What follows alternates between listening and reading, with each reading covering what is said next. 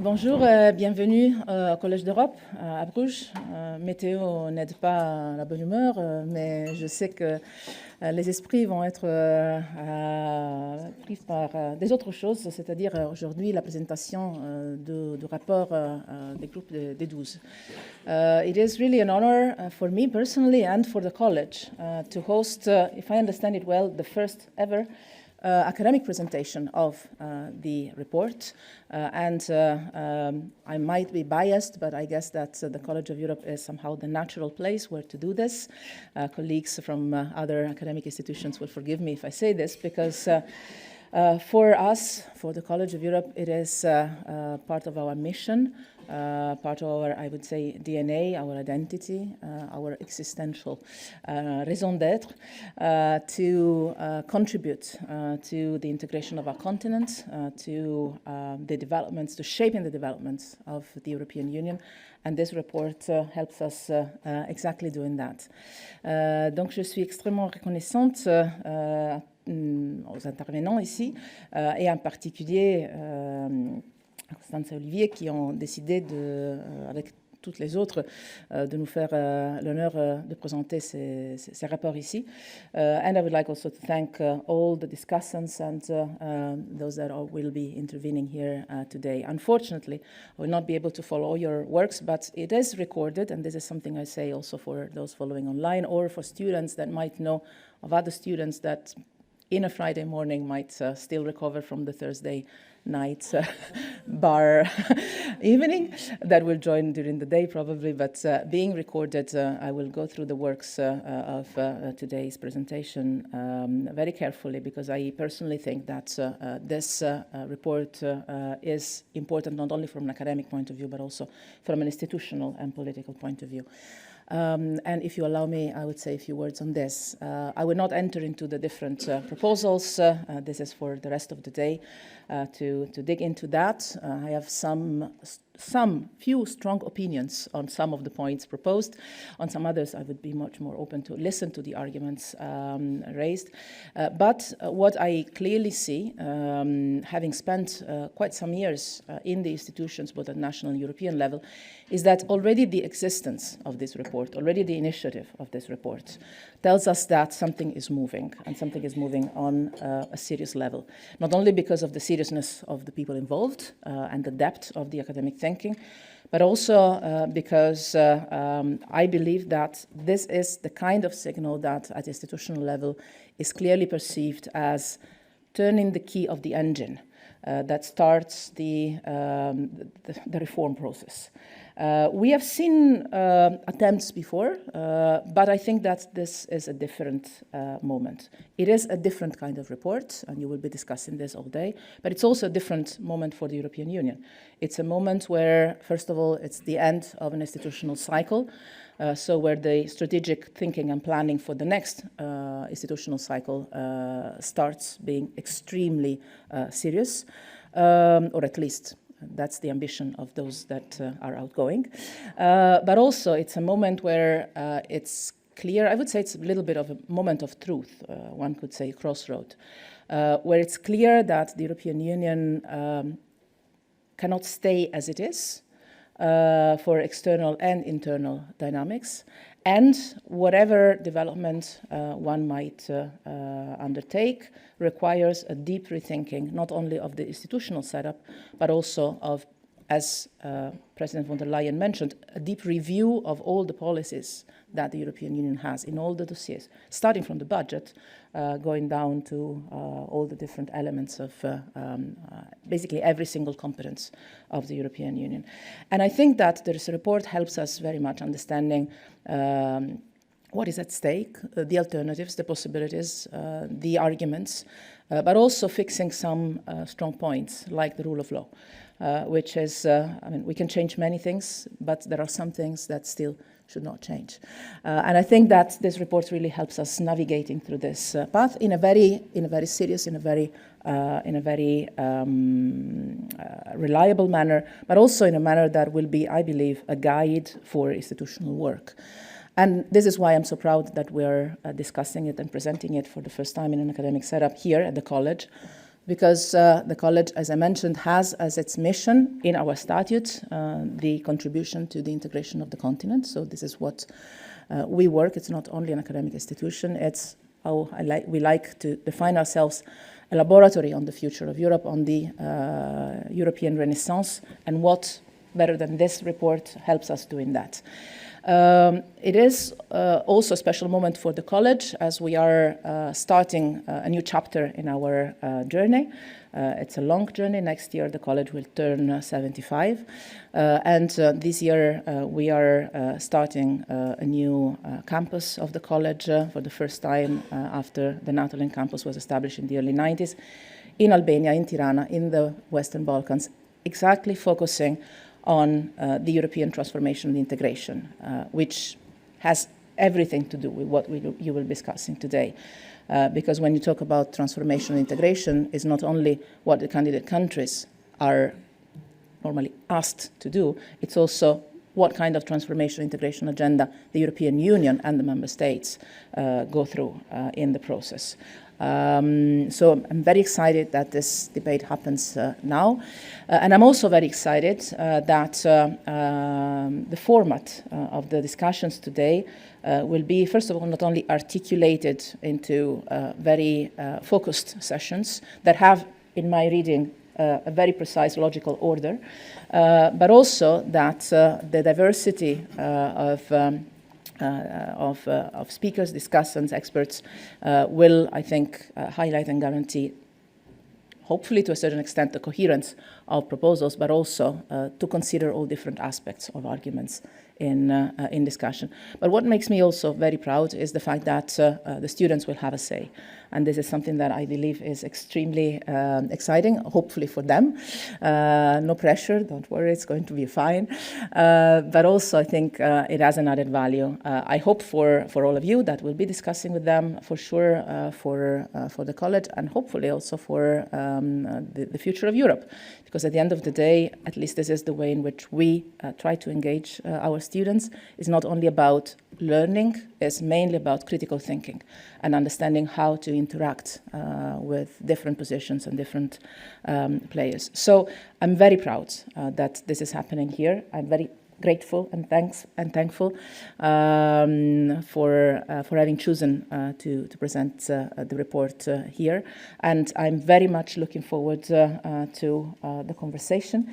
And I want to wish you a very fruitful, interesting, and for sure animated discussion today, and very much looking forward to following this, partially here, partially as it will be recorded online. And I would also like to thank all those that are connected online, that I know are many today. Thank you very much again, and have a very fruitful day. Thank you.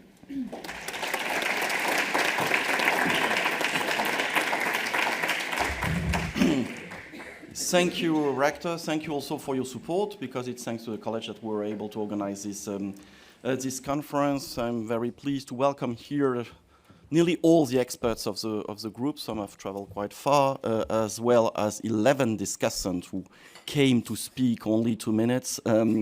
Thank you for your sense of sacrifice, and thanks to the students who accepted the challenge to comment that report. So I will introduce briefly the report, telling a bit how we worked, and then Daniela Schwarzer will speak more about the substance of the report. So just a reminder, this whole thing was an initiative by the French and the German Secretary of State on European Affairs, Laurence Beaune and Anna Lourmann. They work pretty well. People are saying a lot of things about the Franco-German couple not working, whatever, but at least those two work very well together, and they really wanted to start, as the rector said, a conversation about the future of Europe, and had the idea of creating that group of 12, 6 French, 6 German. We had 7 think tankers, 3 professors, and 2 practitioners, younger people, older people. We had no gender balance because we had 7 ladies in the group. We all worked pro bono, and we had very limited means because this was not a big thing. So we had to do everything on our own. I mean, no secretariat, no many means to meet. So we worked mainly via Zoom. And even translation of the report was a bit a challenge. It took 2 weeks to get a French one. Do we have a German translation? We do. Ah, yeah, wonderful. Took 1 month. So for once, the French did better than the German. I'm very happy to see that. We had a precise mandate, but we're very free because our mandate was very large. It was to make recommendation for the EU institutional reforms. That's very vague, and then further indication coming from the ministers were to focus on how to save the rule of law. This was very important to them, how to improve the capacity to act of the EU, and how to organize the enlargement. And we were also told not to go in policies, which is really the missing part of the report, but we cannot address everything, but it's obvious that we cannot think the future of the EU and enlargement without a major reform of policies and the way the EU budget is spent. But we did not discuss that. We discussed a bit the resources because we thought it was necessary to go in that direction, but no policies. So we worked via Zoom, a meeting every 2 weeks, 8 o'clock in the morning on Friday. That was not an easy one. And we produced a very large number of notes that were quoted by each time by one French and one German experts. And this is why we're here, because we had a lot of material which is not in the report, because the objective was to keep the report as short as possible. The target was 20 pages. We failed to do 20 pages, but we had something like 30, which is quite manageable still. And we had a chance for people to read it. We had 3 meetings in presence, the 12 of us in Paris or in Berlin, and we organized a number of hearings behind closed door with people from the institution, from the member states and the candidate countries, and we did not deliver that list because some people didn't want to be mentioned, and we wanted those persons to speak to us very, very freely, but it was very useful to get their views and experience on our proposal. 3 remarks on my side. I would underline very much the independence we got from the ministries. Basically, we never reported to them. We had one meeting where we explained a bit what were our topic of brainstorming. Daniela and I, we went to a meeting of the council in May just to explain a bit what were the topics of focus, but we didn't talk at all about our ideas. And the ministries, they discovered the report when it was finished. So in the cabinet, they were a bit anxious about that, asking us for elements on the report, but the position of the group was saying, no, we delivered nothing, the full report and nothing else. And then, in fact, it's our report and not the report of the ministers, and they did not endorse the report. And when we presented the report, Daniel and myself, to the GAC in September, the ministers, they just discovered the report a couple of days before. So it's really our report, and there was maybe some misunderstanding here, especially on the UK side, because they thought that this was an invitation from the French and the German authorities to join back Europe. And we got plenty of calls of British journalists asking us, so why is your plan for UK? And I was very sorry to tell them that we have no plan for UK. And I remember that guy asking me, so what is the future of UK in the EU? I say, we did not spend 2 minutes to discussing that. Oh, very good joke. So what is the plan? I say, I told you we did not spend 2 minutes discussing about UK, because this is about the future of the EU, not the future of UK. So they were a bit offended.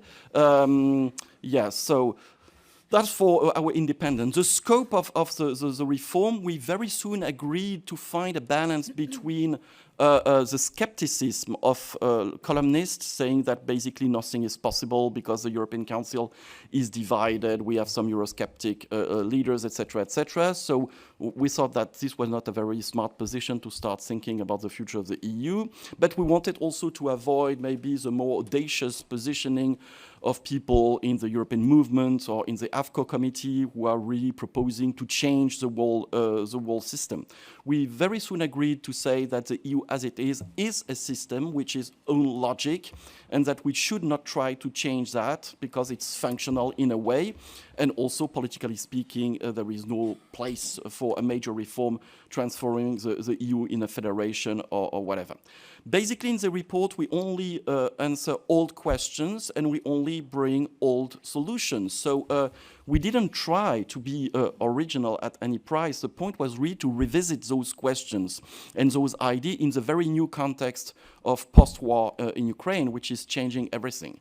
And I guess that's why also the ministers ask us to brainstorm, because now there are new challenges and maybe new possibility, and we see that it's quite impressive to see that there is no one among the 27 now denying that enlargement will happen and that the EU should organize itself for that. So we aim just at clarifying things.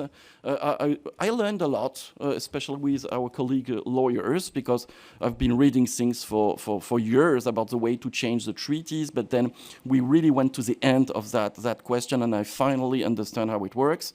And the idea was to be very pragmatic and to propose things that may be useful for policymakers. Last point is to say that journalists, when we talk to them, they always take the skeptic stance and saying, okay, you propose a report, but nothing will happen because you have Hungary in the European Council and so on. But then I think it's a very easy position. And if we go back to the beginning of the 1990s, you could have said exactly the same, that treaty reform is impossible. And you can go back 2005 and everybody would have explained you that it's totally impossible now to have a treaty reform. But each time we had one. We had 4 major treaty reform in the last 30 years. We had 4 ways of enlargement, even if it was difficult. And I think there is more to come. So we try to think the report as a package with elements that will please the various negotiators. There is something for everyone in that report. And if we look back to the past, each treaty was a package deal. So I think this is the solution. Around the table in the European Council, everyone wants something else, and we just need to give a bit of satisfaction of each to each player. I now give the floor to Daniela. Thank you very much. And I think on behalf of the group, let me thank you, Olivier and Federica, for having us here today. We have done a lot of outreach over the past weeks, but this is really the big academic outreach event. And I think we are all very grateful that you are all here. So we will get feedback on our proposals in a structured and, let's say, deep way. So far, most of the outreach has been political. There has been a huge demand, and of course media, as Olivier has said. So this is a unique opportunity, and I really wish to thank the two of you and the College of Europe for this opportunity. I'll pick it up where Olivier left us with our common introduction to not only the report, but also in a way also what happens today, because you will hear many sessions on parts of the report with a chance to have an in-depth look at the concrete proposals. So I will continue with the overview. After Olivier's introduction to how we worked, I'll go a little more into substance. And I think the fundamental decision which we had to make at an early point in our work was, what should the reforms that we actually suggest serve? What's the purpose of those reforms? And Olivier mentioned the mandate, which indeed gave us a lot of scope. But we still needed to develop our own grid, how to select and how to argue these are priorities, because we could have written 100 pages on potential reforms for the EU.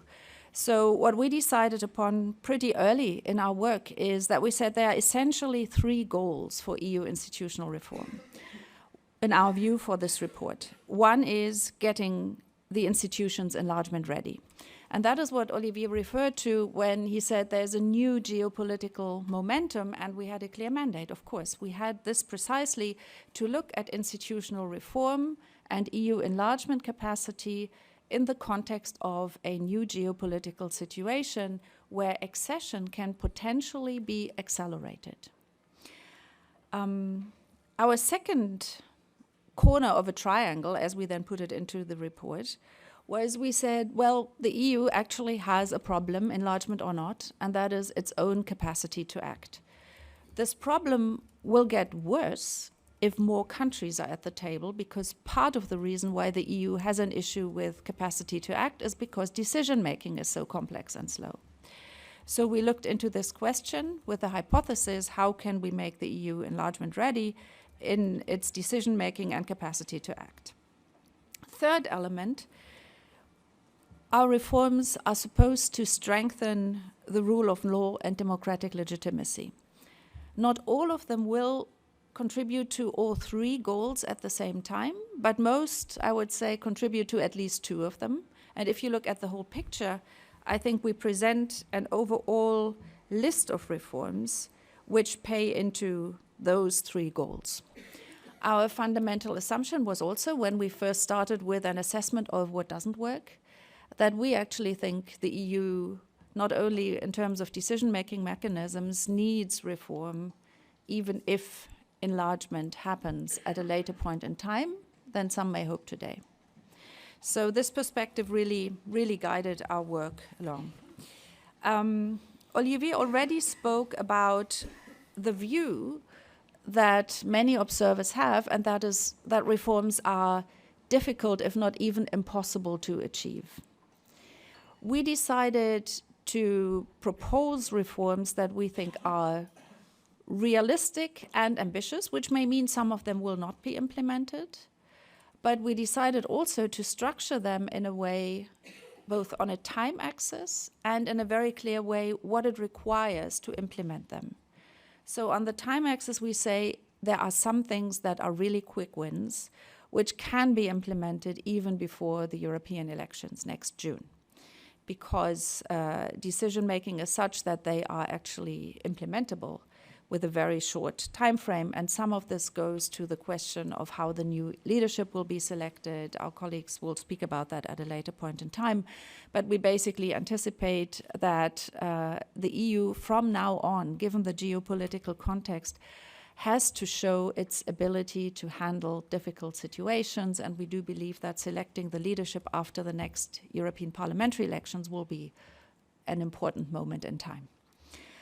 So there are a number of reforms very short term, and then the others are longer term. And we really think, as Olivier said, the next legislators, so the 5 years, should be used not only for the institutional reforms, but also for looking at the budget and policy reforms, which are not part of our mandate, so you won't find much on that. Then the other way we structured our recommendations, and you will find that in the report, is can this be decided by a simple political decision? Do we need a change of secondary law? Or do we need a primary law amendment, so a treaty change? And we actually, once we had finished our work on substance, we went through all of that and tried to structure it in an extra table so you can actually access it that way too. You can ask yourself, okay, what are the treaty reform proposals? What does it, what is there? And does that justify a treaty reform? And in our view, it actually does, which is why we also spend considerable time on the feasibility of treaty reform, despite the skepticism that some observers have with regards to the EU's capacity to actually reform. Now, let me briefly, and we really only have very little time in this introductory panel, go through the key headlines of reforms, and then you will find during the day basically a panel or a session on each of them. When you open the report, you will see that the first chapter deals with rule of law. This was not our thinking when we started our work. I think we intuitively looked much more at institutional functioning. That was also the key topic in the mandate. But then we said to ourselves, this is probably the most substantive and worrisome weakness of the European Union at this moment, that it has not been able to protect its own principles, which all member states signed up to when they entered the EU, against national governments who decide to undermine the rule of law principle. This is not only, in our view, an issue for the country that weakens rule of law nationally, but it is a fundamental problem for the functioning of the single market, because you cannot have the single market as it has been designed in the European Union with the 4 freedoms and the idea of the primacy of EU law if individual countries do not respect the fundamental principles. So given the perspective that with the next accession process, which may be politically accelerated, although we say clearly it needs to be merit-based, we think the risk that the rule of law principle is weakened is very, very high. So you will find, in our first chapter, first of all, our reasoning, and that really is the base for everything that is to follow, because all the reforms, exactly, as we say in the first chapter, assume that it is a union that is based on the rule of law principle. So you will find recommendations there, of which some require a political decision when it comes to budgetary conditionality, and others require a reform of the EU treaty. After that fundamental base, which raises, frankly, a lot of attention in EU member states, and has made some countries, as we have heard, traveling around the EU over the past weeks, really rethink how important this issue is. So after that fundamental part, we turn to the institutional challenges that the EU is facing. So we speak about the European Parliament, the Council, and the European Commission, both with regards to their composition, and in some cases, and in particular when it comes to the Council, about decision-making procedures. And here QMV is a central piece we look at. I will not go into detail now because there's a whole session on that. Let me just say that we are fully aware that this is a very controversial idea to extend QMV. Although it is the ordinary decision-making procedure for many topics, the extension thereof gets a lot of pushback from some countries who fear that they are not represented enough, that they as a small country will lose, that the big ones always rule. And so we have thought that through. And if there's one chapter in the report that will prove what Olivier said, namely that we are independent in our work, you will find it there, because we actually suggest to weaken the relative power of France and Germany in QMV. Our third topic, which I think is also an essential one, is we look at EU-level democracy. As Olivier has pointed out, we are not suggesting a revolution of the system. We respect throughout the report, and you will find an explicit explanation thereof in the report, we respect the fact that the EU today is a carefully crafted hybrid system where you have different channels of legitimacy that feed into decision-making. We have the European Parliament, we have the national interests represented in the Council and the European Council, and then we have the European Commission as the guardian of the treaty and basically protecting the European perspective and all of that. So we suggest no revolution to that setup. However, we do make concrete suggestions on the functioning of the system and some smaller amendments. And I will just give you the headlines. We speak about how the European elections can be made more European through a harmonization of EU electoral laws. We speak about the appointment of the Commission President. We speak about participatory democracy. And I wish to say at this point that we don't only think the EU system has to be more serious about the instruments it has created for itself within the EU 27, but we also argue that those instruments should be used for our candidate countries as early as now. There's no reason to wait and not to use participatory instruments, because accession requires public support, and this is neither given in the EU nor is it given in all candidate countries. So there's a lot of political work to be done, and participation is key. And finally, we, in that chapter, point to the necessity to increase probity, transparency, and the fight against corruption, which basically applies to the whole institutional system, and we make a concrete suggestion here. Now, I wish to briefly point out that we touch on two topics which you will not immediately expect when you read the mandate. One is the competencies and powers of the European Union, and the other one is the EU resource question. We take this from the perspective of our mandate. So we don't go into individual policy design questions that have to definitely be answered before the EU can work with more members, and they have to, frankly, change anyway because of the new challenges the EU is facing. But we look at all of these points from the question of the functioning and decision-making of the EU and how we think legitimate decisions and capacity to act can be increased by redesigning policies and by finding new ways of having a budget that serves the real challenges Europe is facing. Now I have about 1 minute to go, and that's absolutely fine because the last 3 points are so fundamental, I can only give you headlines. You will hear more on this afternoon. I already mentioned we do dare to speak about treaty change, and you will find 6 options how this can actually be done. One of the options I wish to point out, because basically we also consider the scenario that not all countries ratify, which is the biggest fear of governments now. They say either negotiations fail or ratification fails, and both would be disastrous. So we take that case and we say, okay, what to do if there's a risk of failing ratification? So we think through how member states who are willing to move ahead can also move ahead with primary law reform. This may only be needed as an option to discipline minds, but maybe it has to happen. So we go as far as suggesting differentiation through primary law reforms as well.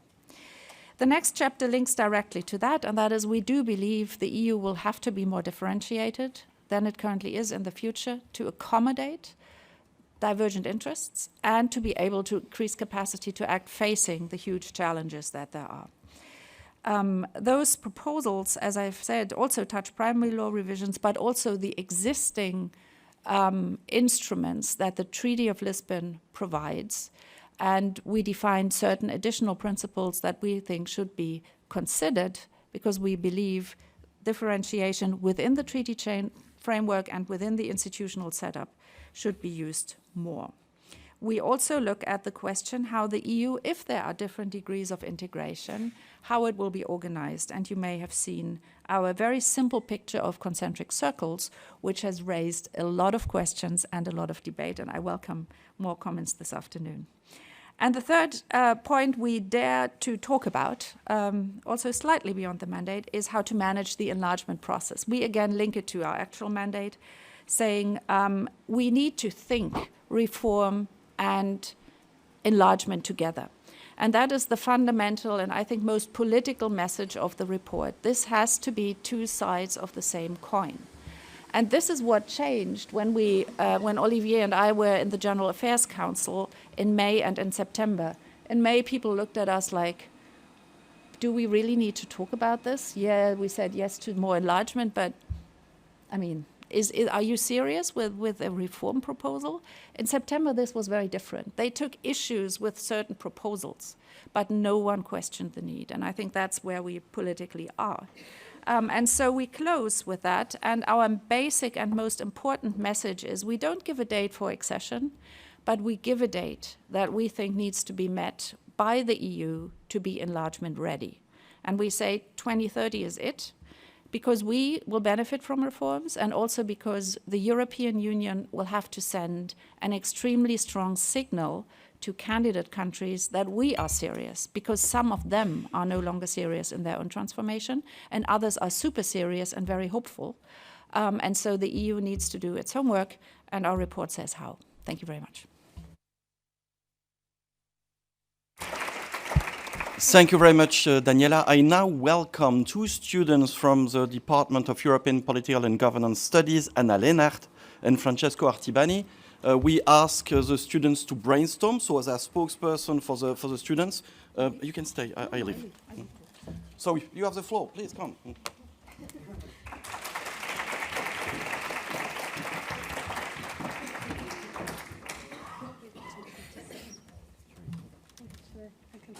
Sorry.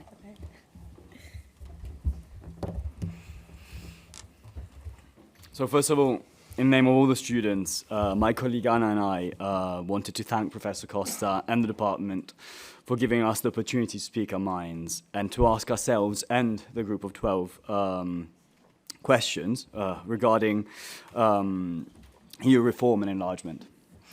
We also wish to congratulate the group for the essential work they have done regarding the future of European integration. A necessary forward before delving in the general comments produced by the student working groups. As 7 groups of students, we worked on various sections of the report, and their outputs vary from comments to questions. And Anna and I shall now present the various outcomes. We shall follow or rather try and follow the chronology of the report. Regarding the rule of law, the general points raised by the working group were how to avoid the politicization of the rule of law and its mechanisms. Why is the European Court of Justice only solicited as final arbiter rather than before, maybe as a recommendative body? Thirdly, is differentiation in the rule of law realistic in terms of jurisprudence and legal disputes? Regarding the reform of the budget conditionality regulation to sanction breaches of the rule of law, the questions are, would it not be preferable to write an ad hoc additional regulation to this purpose? And secondly, is rather the reform aimed at broadening the scope of the regulation 2020-2092 by lifting the strict requisite of proof of a link of negative implications for the EU budget? Thirdly, we all agreed and applaud the proposals regarding the reprogramming of recovered funds for the benefit of end recipients and extending the conditionality mechanism to future EU funds.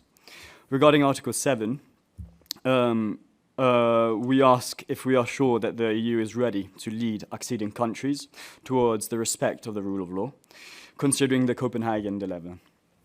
Second, we ask if there is not a risk that the opposite shall happen and that our treaties will not be ready for such a stress test. Thirdly, we ask if there is again not a risk that the mechanism of a lesser form of integration may incentivize the disregard of the rule of law. Fourth, and finally, on this section, we ask how the reform of Article 7 and thus the procedure of formal exclusion of member states for breaches of the rule of law should be designed. Passing on to the enlargement and the liaison there is between the enlargement and the rule of law, we ask if... Is it good? Okay. We ask if they should not first be a priority in the reform and enhancing of the current rule of law mechanisms. Regarding enlargement per se, the first question is more general and it regards NATO and asks if NATO enlargement an additional effective and specific financial solidarity and support in structural reform could be a viable alternative or at least a preliminary stepping stone for closer cooperation. In terms of differentiation, we ask if the 4-tier system risks splitting the political indivisibility of the EU, and if there is not a value in political indivisibility in giving the desired outcomes. And for us, empirical examples were Brexit, COVID, and the answer with the NGU. Thirdly, we ask how the opt-in system for the inner circle for deeper integration would work, and if the system does not risk to slow down policy integration in other tiers. Regarding European Parliament, how does the report intend to incentivize the European Parliament to accept the Cambridge Compromise? And could introducing qualified majority voting vis-à-vis leaving the number of MEPs to 751 reduce the relative weight of acceding member states? Council and compliance. Would it not be necessary before enlargement to re-evaluate the current configuration of the institution in terms of their institutional agreements and resource allocation? Currently, for example, the EU-Eastern Partnership is not regularly convened as they are supposed to. Secondly, is there not an issue of reconciliating general representation in the European Council and the 4-tier system of differentiation? Yes, looking for that. Regarding the Commission, would the Member States accept reducing the college by 2/3 for efficiency? And if instead a hierarchy were to be introduced, is there not a risk of adding a complexity to the institution, to the detriment of citizen comprehension and thus to perceived vicinity? Regarding EMU and the ECB, students ask if there should be an ECB reform to represent the diversity of member state stances on economic and fiscal policy. And regarding powers and competencies, could the inclusion of the European Parliament in Article 122 TFEU procedure slow down the decision-making process? And could an ex post commission NEP scrutiny phase be viable and alternative? For the rest, the overstretching of EU competences and the existing treaty framework is undoubtable in our opinion, and the reform of Articles 114, 122 and 352, particularly after the introduction of the NGEU, are vital. After the Polish elections, we think that maybe the time is ripe for opening the Pandora's box of treaty reform. Finally, I'm concluding here. Resources. The proposal in such regard is again much needed and much agreed upon, particularly the proposals of an enhanced spending review mechanism for efficient resource allocation. Outcomes and qualified majority voting for spending. The questions that arose on this are four. If it is not time for a common internal market for capitals, to incentivize private investment and become globally competitive, we were mainly thinking of the US and China.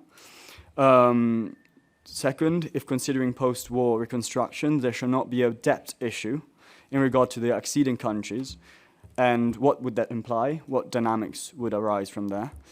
Thirdly, would a coalition of the willing spending not threaten EU budgetary union and thus lead to a lower tier free riding issue? And lastly, would this not remove incentives for lower tier member states to join enhanced cooperation tiers later? I shall now give the word to my colleague Anna. Thank you very much. I will first relay the comments on decision-making in the Council. Regarding the generalisation of QMV, we deem this a feasible approach to deepen integration and avoid deadlocks in decision-making. Negotiating the three clusters together could serve as a bargaining strategy, as some member states will have to withdraw in one area in order to gain in another.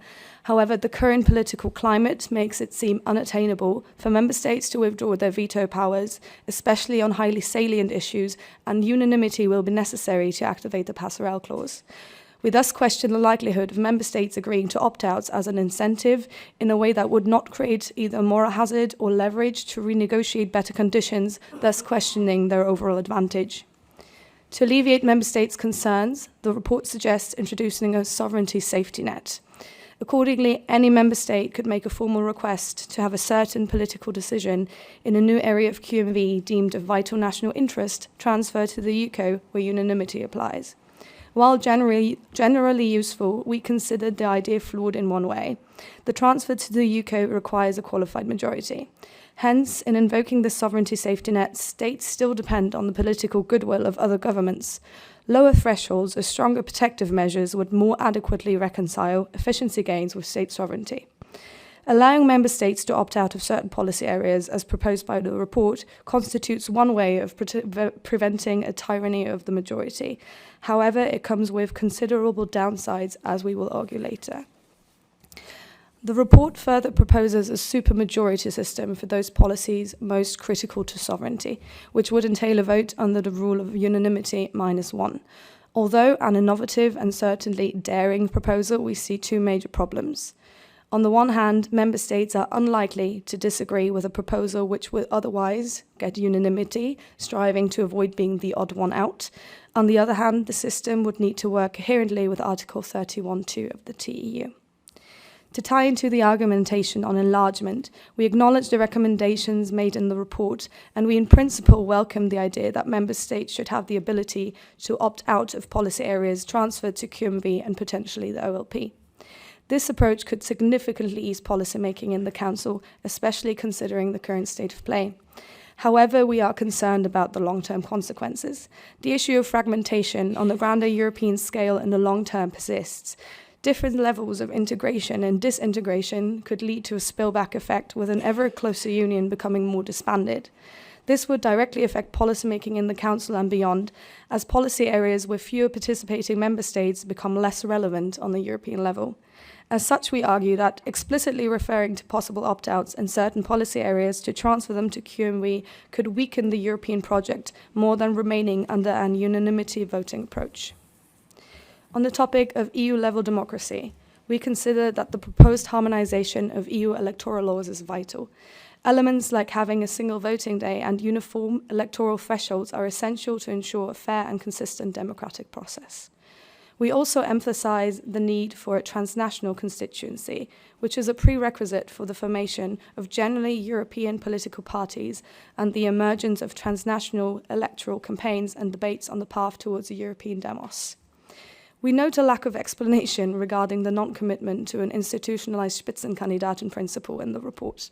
We believe this principle fosters visibility and accountability and should be enshrined in primary law. The recommendations regarding a greater use of participatory elements are appreciated, and experience made during and after the Conference on the Future of Europe should be evaluated. We advocate for giving more binding powers to the European Court of Auditors in ruling in cases of bad financial administration and fraud in EU affairs and strengthening the investigative powers of the European prosecutor. The lack of probity, transparency, and news of corruption in the EU institutions have fueled Euroscepticism in recent years. We share the position of the report on the creation of an Office for Transparency and Probity in charge of monitoring the activities of all the actors working with and in the EU institutions. However, this office must have the necessary powers of investigations and sanctions to be effective. Finally, we will discuss the recommendations on EU treaty reform. The report acknowledges that some recommendations do not require previous changes to the treaties. However, for some areas, reopening the treaties is indispensable to ensure democratic legitimacy. Changing a treaty has acquired a quasi-constitutional character within the EU framework, similar to drafting or amending a constitution in many EU countries. To ensure democratic legitimacy in the reform process, mechanisms like citizens' assemblies in Denmark that actively involve EU citizens throughout the entire process should be incorporated. Drawing from past experiences, such as the Constitutional Treaty, we understand the importance of ensuring that citizens feel represented during the drafting process. This should strengthen support for the treaty reform and prevent possible drawbacks arising from opposition to it. We hope that our comments gave a good overview of our interpretation of the recommendations in the report. We want to thank both the Franco-German Working Group for preparing the report and, of course, Professor Costa for giving us the opportunity to share our opinions, as well as our fellow students for submitting their opinions and preparing these comments. Thank you.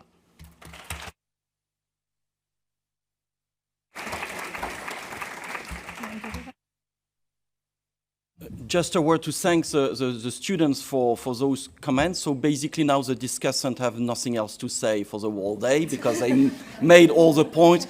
There is no way Daniela and I could answer to all your questions, but the experts will all address your concern in their presentation, and we are very much looking forward to getting a paper from you. Thank you so much. Thank you very much. Before you leave, actually, because obviously it shows first your intervention and the question you raised shows the breadth of the report. The fact that you managed to raise so many issues and even recommendations in such short time. Already the group of 10 has very, very limited time, but it's quite outstanding. And so I would have two questions. The first one is, if you were to select 3 key priorities, what would they be? And the second question would be, to understand a bit your brainstorming, what was the most contentious issue that you debated, where you really had difficulty to come to an agreement, or which was the most debated? Thank you.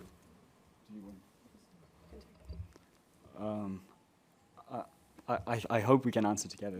Yeah, okay. Because we're also on different sections of it. I found that the rule of law was very much debated, and it was well, it's a preoccupation for students.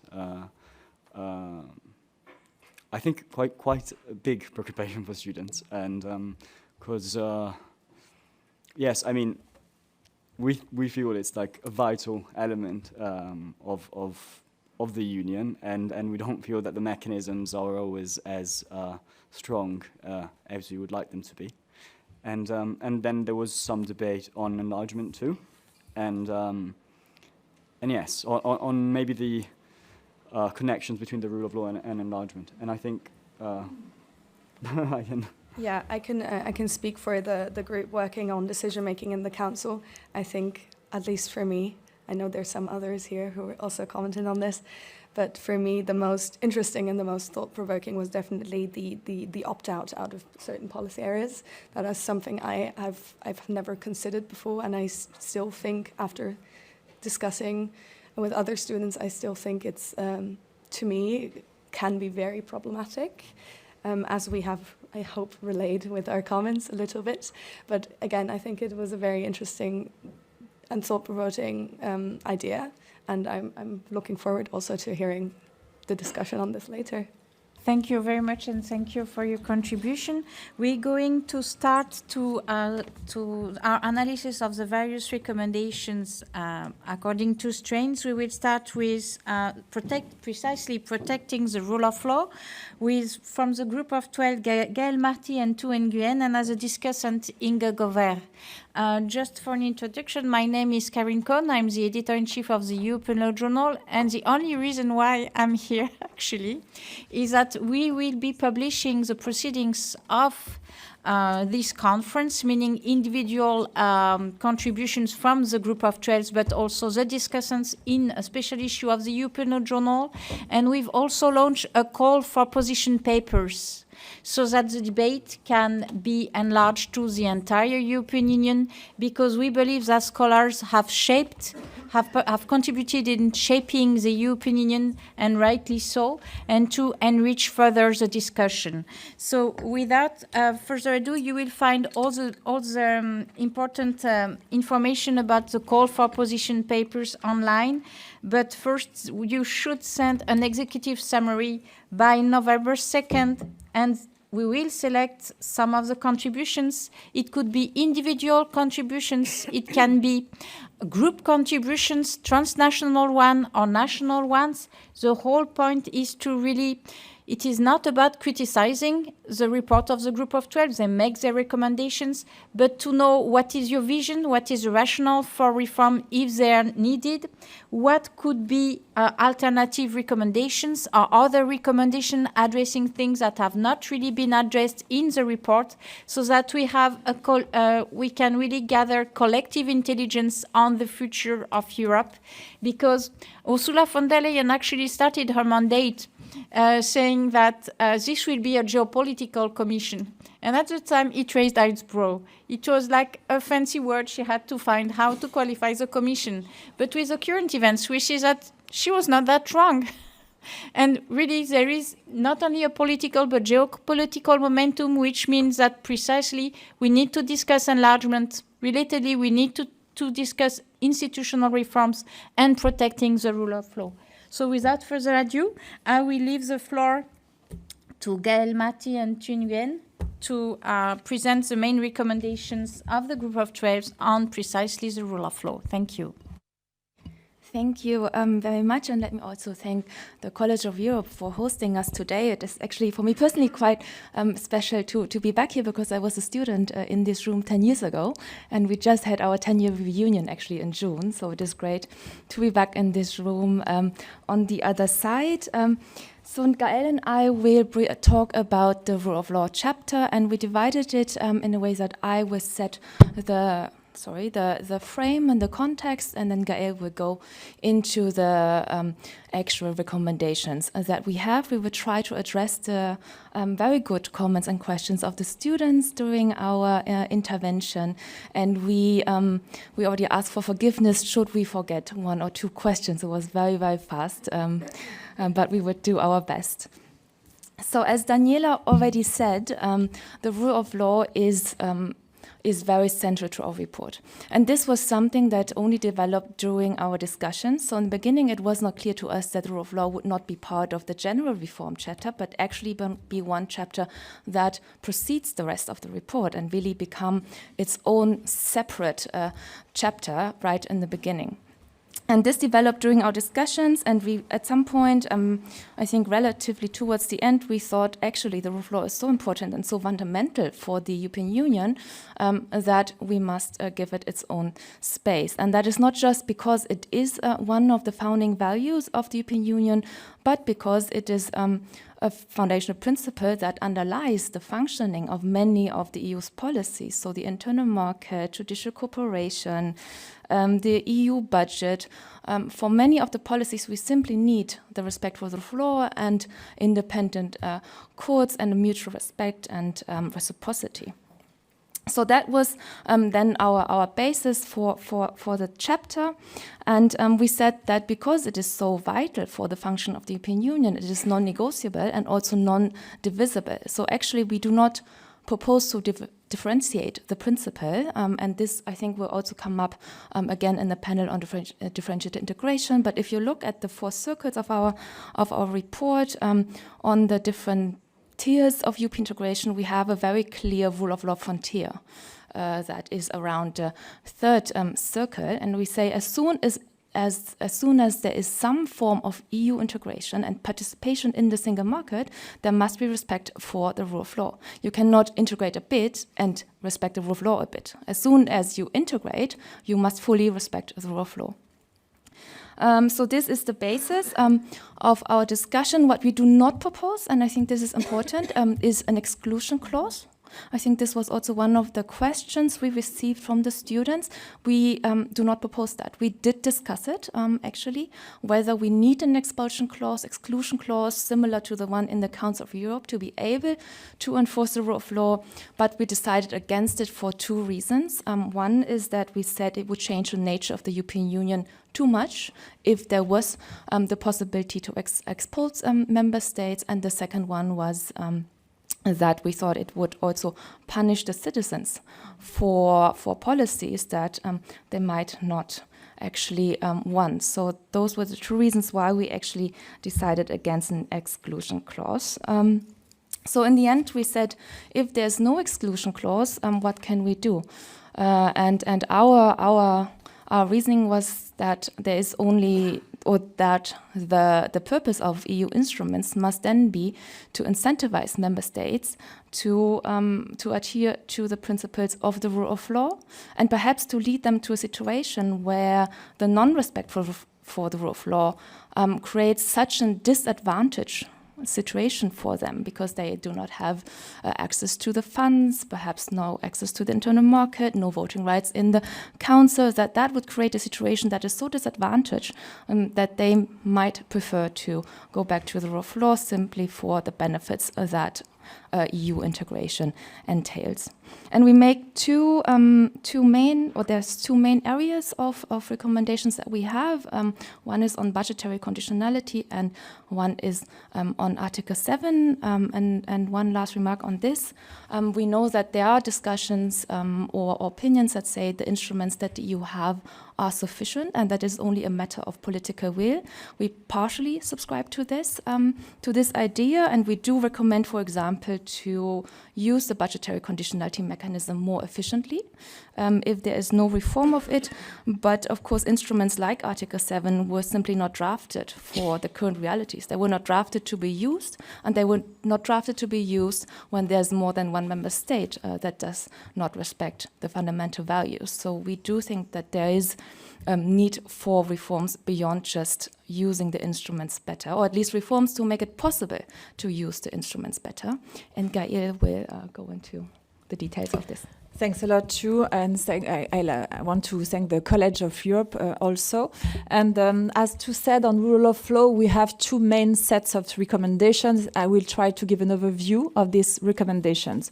The first concerns budgetary conditionality, because we believe in the group that this is the instrument that has proved the most effective so far. So we recommend to extend its scope, which is, as you know, currently limited to violations of the rule of law that have a sufficiently direct link with the EU budget. So 2 options can be pursued in order to extend the scope of the regulation. The first one, and the most ambitious, would be to make this regulation an instrument for sanctioning all the violations of the rule of law, but also of the European values enshrined in Article 2 of the treaty. But of course, such a change would require a treaty change, and so we try to suggest that we can amend Article 7 in order to include such a new legal basis to draft new regulation.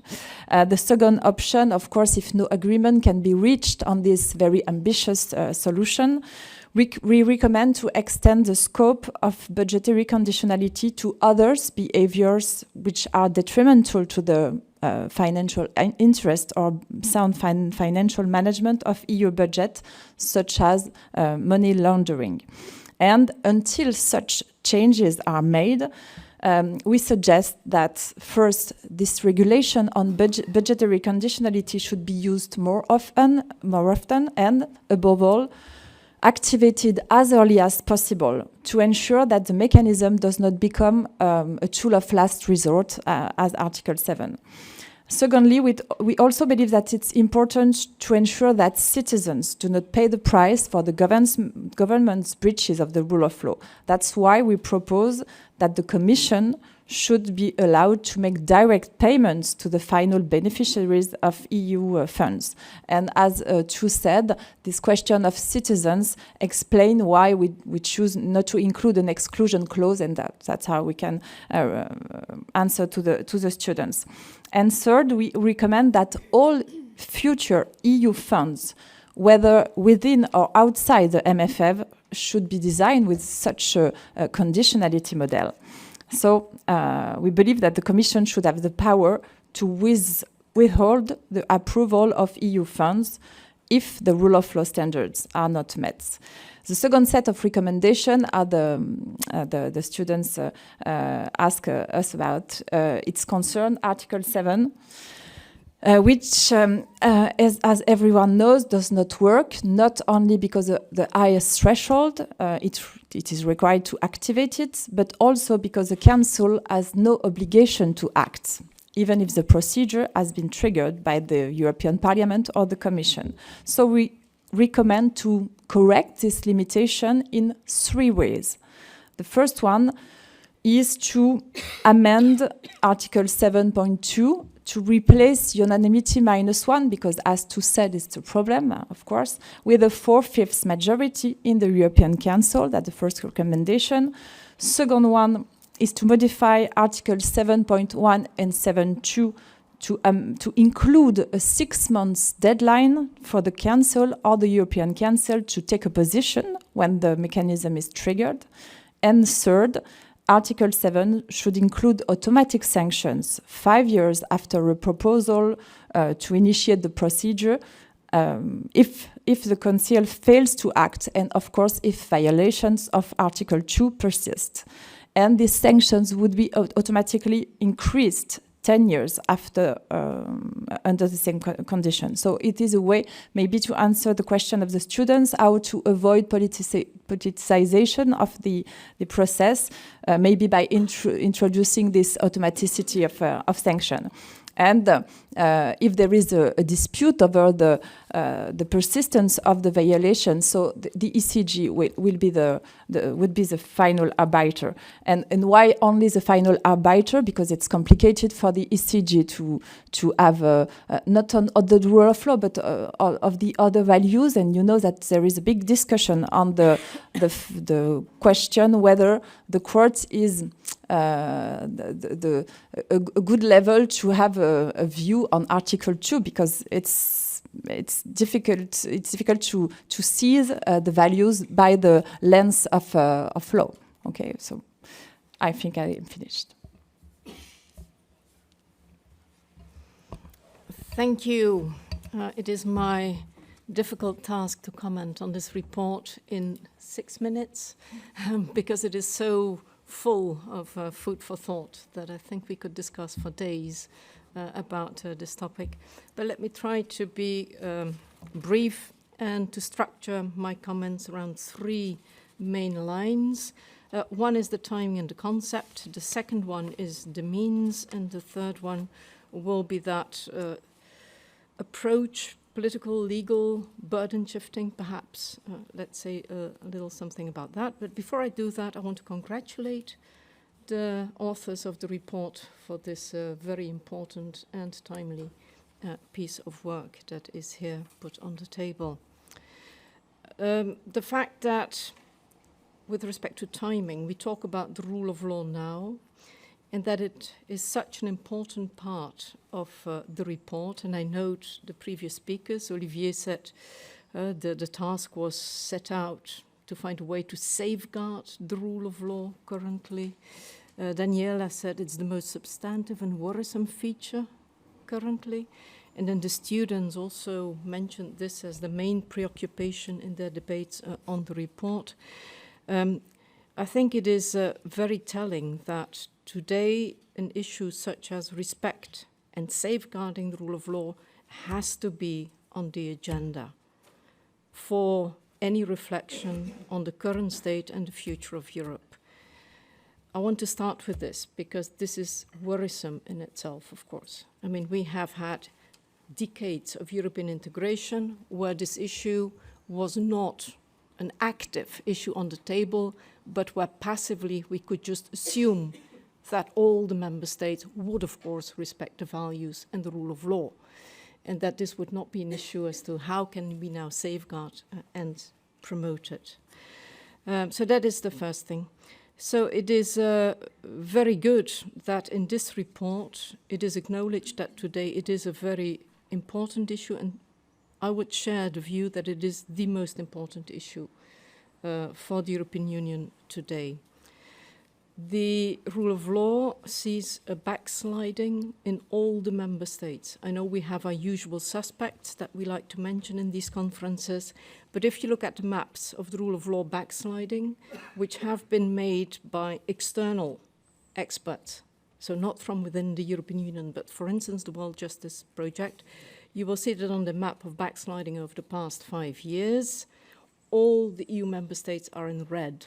Now, it doesn't mean that today we do not have respect for the rule of law in our member states. We do, but we are backsliding. So that is an extremely worrying feature.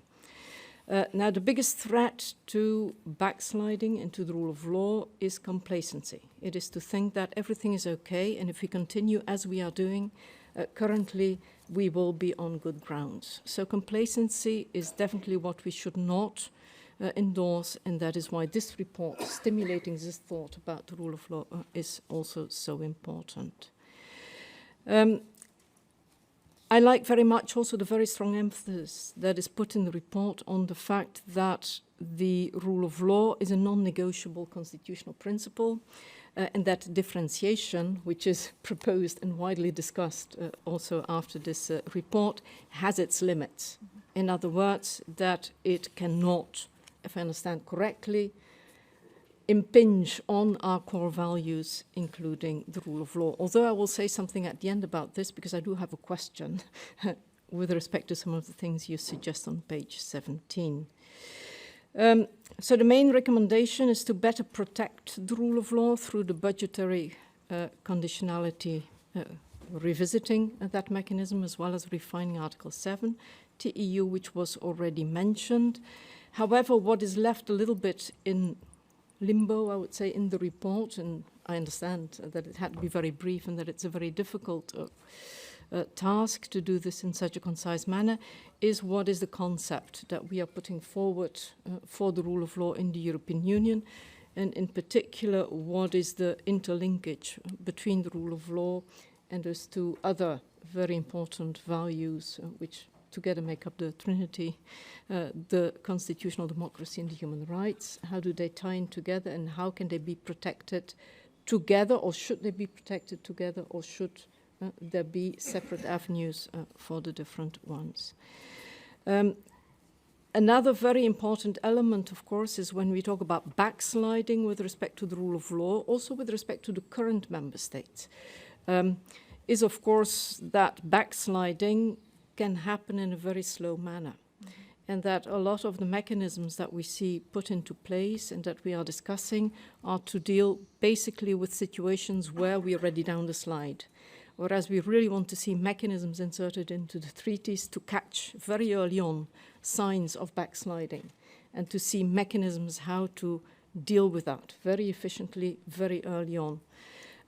In other words, a lot of attention to be paid to the democratic checks and balances in terms of media, also, and not only, I would say, rule of law, judicial control taken in isolation. So also there probably something could be strengthened in the report with respect to how to catch this earlier on. Although through your means you do try, I think, to accommodate that concern a little bit, and I'll say something about that as well. With respect to timing still, also, we all know that there is urgency in view of the upcoming enlargement, which now seems to be a fact rather than a question. Impact of quick enlargement, again, if you look at the map of the respect of the rule of law, we see that the current candidates for enlargement are not respecting the rule of law. To state it very bluntly. So how can you make sure that very quickly they will live up to our standards of the rule of law? Or, and this is a major concern, will we not end up lowering our standards for the sake of enlargement? So this is the biggest dilemma, I think, in view of the enlargement process, and Olivier also mentioned it already. We should not forget, of course, that the pre-accession conditionality is the most important instrument that the European Union has at its disposal to make sure that countries comply with the rule of law currently. We know that as soon as countries become members, we do no longer have that forceful instrument, and then we have to turn to Article 7 to see how we can maintain ongoing respect for the rule of law. So it would really be important not to weaken at least the entry level of respect for the rule of law for the sake of a quick enlargement. That would at least be a recommendation that I would very strongly put also in such a report. I've been told I only have 2 minutes left and I still have 2 points. Okay, so let me then very quickly go through the other 2 points. Second, the means. The means when we talk about the rule of law, safeguarding the respect for the rule of law are various. You have, of course, a proactive means, and then you have the reactive means. I see that in the report, what you do is to reinvent the budgetary conditionality and also the Article 7 procedure to widen it in scope and to catch both elements in one go, which is probably a very good thing to do, and not to have instruments which are only reactive or kick in too late, but that they also can really act as a deterrent up front and to give a strong signal that backsliding will indeed be sanctioned later on, so that you can give the message that if there is backsliding, it will meet with certain consequences. And in that view, of course, inserting the model of conditionality for the budget in general is a very good proposal if that can be materialized, because we know that the long-standing and important idea of hit where it hurts, namely in the pocket, is something that seems to be quite effective. Now, refining the Article 7 procedure, you've already mentioned how you want to do that. So also there we have the deterrent effect, and also through relaxing the procedures, the deterrent effect should become more important. So I guess that would also be a means to take the sort of incentives up front rather than only create the mechanisms ex post. The last point I do want to mention, although I have 0 minutes left, it is about this point of departure, who should be responsible for making sure that the rule of law is respected and safeguarded in the European Union. I think it's a very important one, because respect for the rule of law is, of course, not only a legal issue. It is an issue that touches upon the membership of the European Union as such, and therefore is inherently a political issue, in the same sense as whether or not states comply with the rule of law and our values is a political assessment made at the entry level. In the same way it should be at the exit level. And one of the worrying factors we have seen precisely is that because of the dysfunctioning of Article 7, the EU, the Court of Justice has been put in the front line currently with respect to the enforcement and even sanctioning of breaches of the rule of law. This is not a comfortable place for the Court of Justice to be in. The Court of Justice has taken up that role very well, I think. Most of us would agree with that. Also through the infringement procedures taken by the Commission, also by the preliminary rulings brought to the Court of Justice, sometimes by the courts of the countries which are most concerned probably with rule of law issues. So the court has been playing its role in enforcing the rule of law principle. But to take it a step further and to make the Court of Justice the final arbitrator instead of the political, that would probably be a step too far and would be what I would really call a burden shifting, which might be prejudicial to the institution which is the Court of Justice as such. Thank you. Thank you very much for your contributions. Actually, if the rule of law is a political question, the European Union is supposed to be a political project. Now, what we discussed are the commitments that member states are ready to make and how to enforce them in legal mechanisms, monitoring mechanisms, both for the pre-accession phase and for the member states. So we will be welcoming also your reflection on these topics and further proposals in this regard. So thank you very much. Is there really one person who would like to make a suggestion, recommendations, or question on this aspect, rule of law? No. So we will move on directly to the next topic. Thank you very much to you. We will move on to the size and organization of the European Commission with Sophia Roussac and Christine Verger for the group of trade and Manuel Sapiro as discussant. As you know, Sophia Roussac is researcher at the Center for European Policy Studies, CPS in Brussels, and Christine Verger is vice president of the Jacques Delors Institute in Paris. As for Manuel Sapiro, he is the director of the European Commission representation in Barcelona. Thank you very much.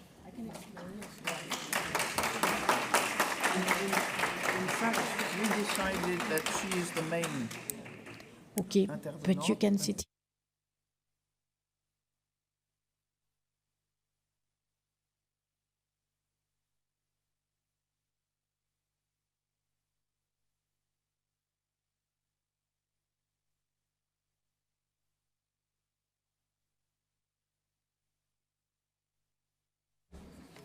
You will say it. Yeah, exactly. So hello, everyone. I'm Sophia Roussac.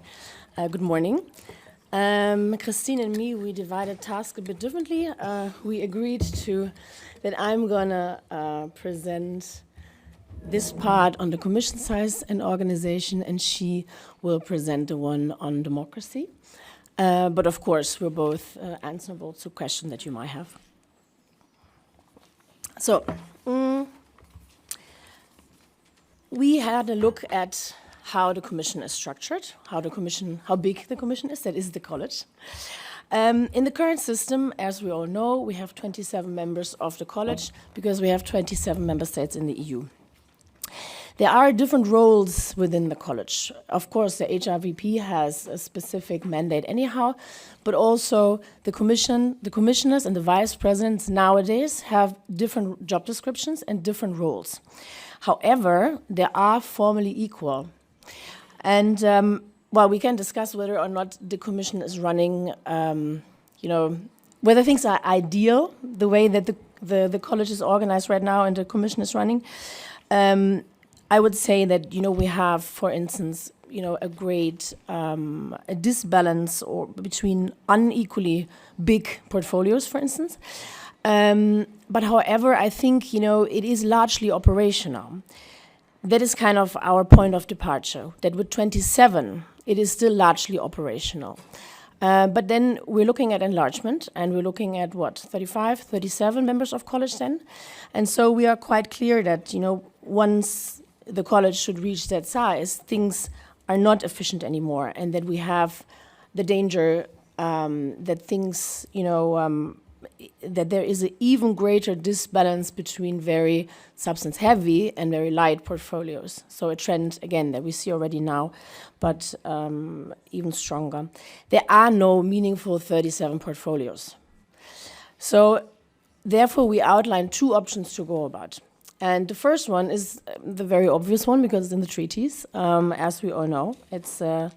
It's in Article 17.5 in the Treaty on the EU, which foresees that the college should actually only correspond to a number of 2/3 of member states. And as we also all know, it never has been activated.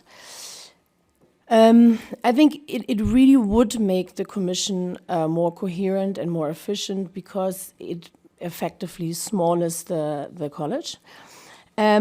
But the problem is that there is no political will among member states. I mean, the Irish didn't want it back then, and I think by now many more member states would not agree to not have a commissioner.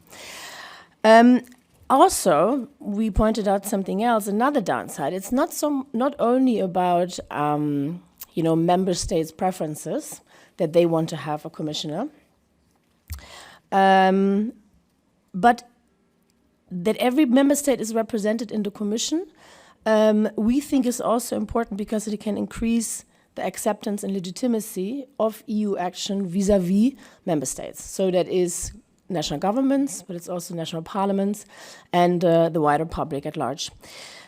I mean, I know that, for instance, for the Juncker Commission, that was very much the rationale behind this vice presidential system also, that all members of college, but especially those vice presidents, go out, leave the bel amont, go to member states, and not only to promote what the Commission and the EU is cooking up, but really also to kind of get a bit of a sense for political atmosphere in member states.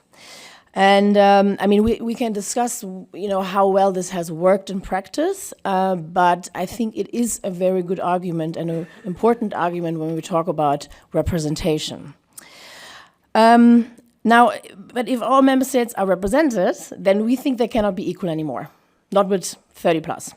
So this is why we outline a second option, and that is to introduce a hierarchy within the college.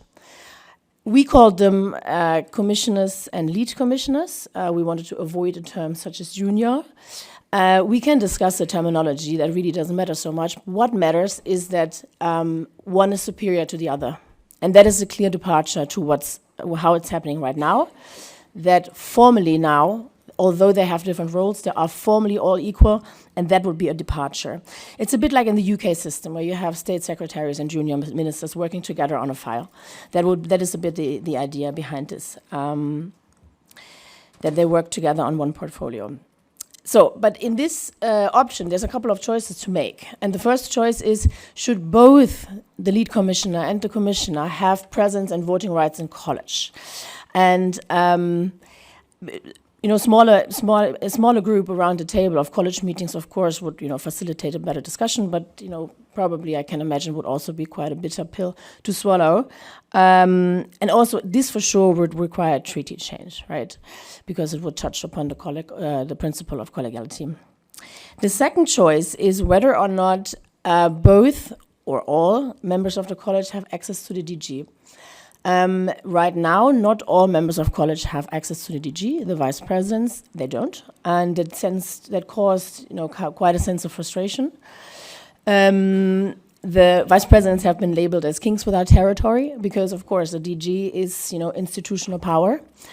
So then that is the question how to deal with this, but it is within the remit of the powers of the Commission vice president, the Commission president to organize this, the president, not you member have states. 2 minutes left, thank you. Yes, I will stick to that. The third choice to make is what we suggest. What could happen is that they switch roles at midterm, And that could soothe member states, that they don't have a not leading role, not for a whole term, but only for a half term. But of course, the downside here would be that it might interrupt, interinstitutional negotiations and continuity. Both options, so either reducing the size of the college or introducing a hierarchy, is probably not very popular with member states. But we believe that there cannot be a continuation of how it is done now after enlargement. So there is a compromise that has to be made, and that compromise is either that member states are only represented in 2 out of 3 terms, or that they're represented in every term, but then only in the leading role half the time. Thanks.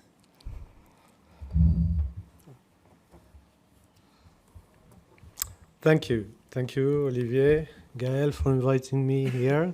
Thank you for your proposals and your recommendations. I'm starting by saying that I'm not here in an official capacity. I'll explain why also a little bit later. I'm here as a dedicated professor to the community of a college and especially the community of the students, building upon years and decades of teaching and friendship here. So thank you again, especially Olivier, for inviting me on this particular topic, which might seem a little bit less sexy, inverted commas, than the rule of law, much more confined, institutionally speaking. It's a topic that we can treat mainly, your last assertion, I'm sure will be debated, but mainly à traité constant, because the traité foresees an escape clause which has been used by the Council itself in order to not have a 2/3 in terms of number of commissioners in comparison to number of member states. So the Council has decided on this, has affirmed and reaffirmed its decision, and has done so for a reason. It is true that the Commission, in the framework of the Convention for the Constitutional Treaty, and I was then working for Paolo Ponzano, whom my colleagues from here, Secretariat General and Legal Service, know, I think, still very well.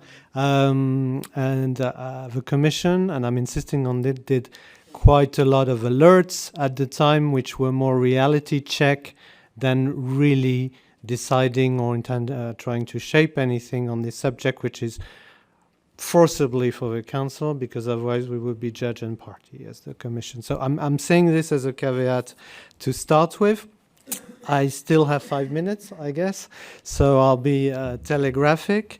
I really liked a lot of things in the recommendation, but I'm not going to have the time to say what they are. We can discuss bilaterally, but the nexus between widening and deepening is, I think, very well retrofitted in your operational conclusions. The principles that have to guide us in terms of operational efficiency, imbalance between portfolios, coherence, and also the link between the size and the composition. Now, I'm in a, I think, easy position. The subsequent step will confirm or not what I'm saying, because I can be on the critical thinking side that the rector just mentioned at the start, and that's why I intend to do, playing the devil's advocate on the options that you propose. So I will start with the first option, which is on the size and the 2/3 as a retained option, even if you do mention that politically it's difficult. I would here have one contention. Size matters, but cannot be separated from the role and responsibility of the Commission. And if we look at, it's not me saying it, if we look at the political sociology of the Commission, and my colleagues here or myself who have been exposed to commissioners, college members know it very well, we have political actors. Increasingly so and constantly so since years as college members, former ministers, foreign ministers in some cases for the last 2 high representatives, even prime ministers in the previous commissions. And that is for a reason. Of course, it goes with the enhanced competences in redistributive and compétences régaliennes that we have as a commission, but it also serves a purpose, That is to make sure the college is, and that goes back to what you were mentioning before, it also explains why we need to have commissioners go out, as you said, to the country they know best. It allows the commissioners to be in touch with national sensitivities and political realities on the ground. And so this allows for an ownership, which is not just that of commissioners, but also of those who can relate and identify to the commissioner, even if not directly elected. There is an accountability and legitimacy issue here. And then the commission can act as a political microcosm of coalitions and cleavages that you would find later on in the policy making after a proposal is adopted in the council and also in the parliament. We have the mainstream political parties representing about 2/3 of the composition of the parliament with affiliation with college members in the council. All this is key to the collegial decision making and the smooth decision making process. So here you have legitimacy and efficiency that play an important role. Reducing the number of commissioners does not sit well with this political and microcosmic, even if it sounds like science fiction, microcosmic dimension of the college. Second option, the hierarchy within the college. Well, I understand where you're coming from. I think this is very risky business. And I'll explain why. And the main reason is the one you very rightly pointed out, which is that this breaks the equality between commissioners, and this equality is at the root of collegiality as we have framed it. Of course, we read a lot of things about, and you could argue, and you might argue, that collegiality is already in danger because of enhanced powers of a president, so greater differentiations between the college members. We can have a discussion on this. I would actually tend to disagree. But the fact of the matter is collegiality still permeates all the structure and the culture of a college. And you see it in the preparation of a decision making. It's for a reason. Of course, it's for Article 17.1 of the treaty, aiming at independence, and 17.3 for independence, 17.1 for the pursuit of the general interest. And this collegiality is everywhere. As guardian of a treaty, as was mentioned before, it is there in the decision-making process, preparation cabinet hebdo. It is there in the interinstitutional preparation of negotiation, and Enrico would know best than anyone else here. It is there also in the international negotiations, and we have also the SecGen at the centerpiece of this collegiality. So people who think collegiality is slowly but surely disappearing in the college should think again, and we should, sorry, it was? 0. Okay, that's not a lot. I'm concluding in 1 minute. So those people who think collegiality is being given away should think again. And we are at a juncture where this could have a very disruptive impact. It's not the same thing to speak about differentiation of functions, to have a vice president coordinating, steering, and programmatic, and the lead commissioner responsible for a DG, than to have a hierarchy and forego the voting rights in the College of the Attendants. I will not speak about the third option, which was an interesting, well, it's a sub-second option, I would say, the switching role. To conclude, in bullet style, 3 conclusions on the basis of what I said. Size serves purpose. Differentiating roles within the Commission doesn't mean hierarchy, and it doesn't mean so for regions, but for a reason, collegiality, efficiency, legitimacy, as we mentioned. No silo approach. As a third conclusion, we cannot politically, in terms of political realism, even if this is an independence report and its added value is in part in this, we cannot put aside the national perspective, the national political interest. It's not a coincidence that the composition and size of a commission was always discussed in relation to the weighted votes and the double majority in the Council, and also the composition of the European Parliament. It's not a coincidence that the treaty itself, also the escape clause that has been activated, and that it was done after the Irish referendum. So it was a contrepartie to everything else I mentioned, and especially small and medium-sized. I use what you use in the report. Small and medium-sized member states are very, very vigilant on this. Thank you. Thank you very much, Manuel. Thank you very much to Sophie.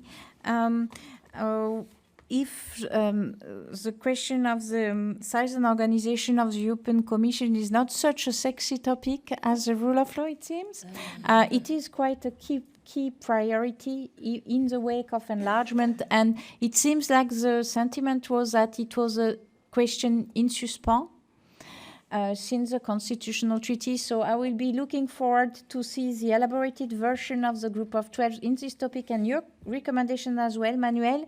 Without a further ado, yes, on your own vision.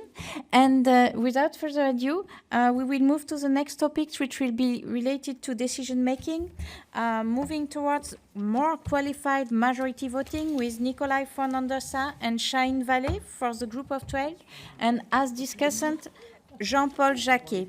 So, thank you very much again.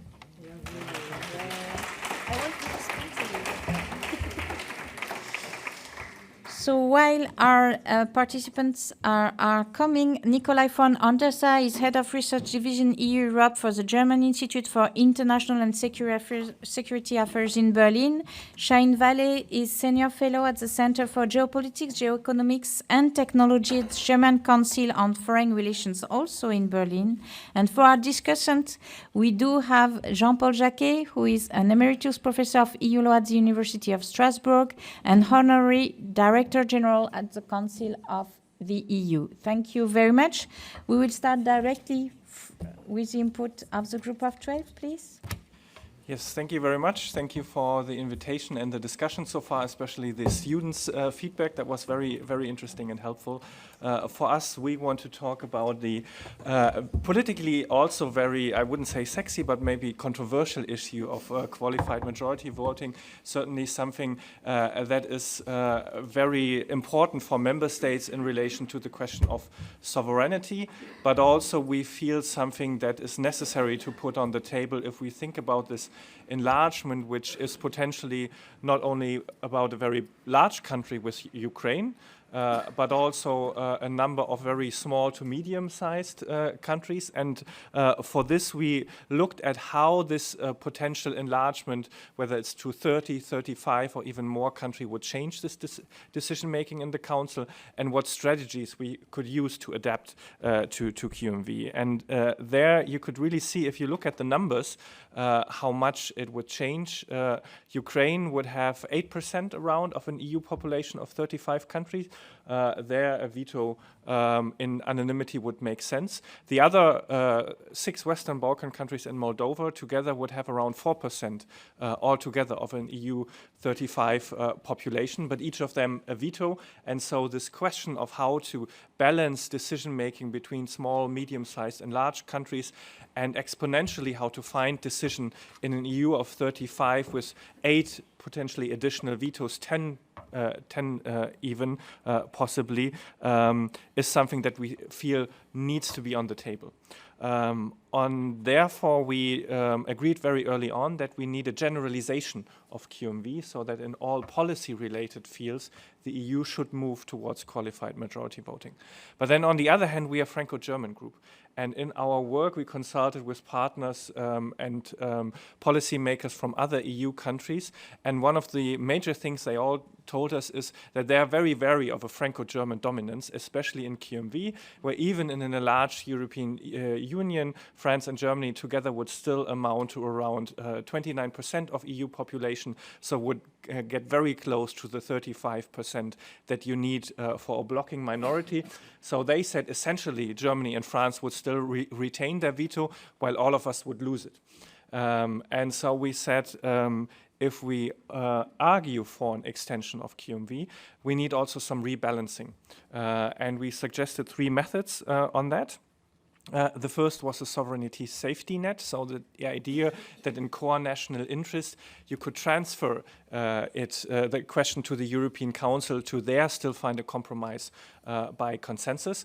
And here, interestingly, we had the student feedback just this morning on whether this would be sufficient to safeguard national sovereignty. And we indeed had quite a big discussion on what kind of sovereignty safety net we should propose. There are several emergency breaks in the EU treaties already.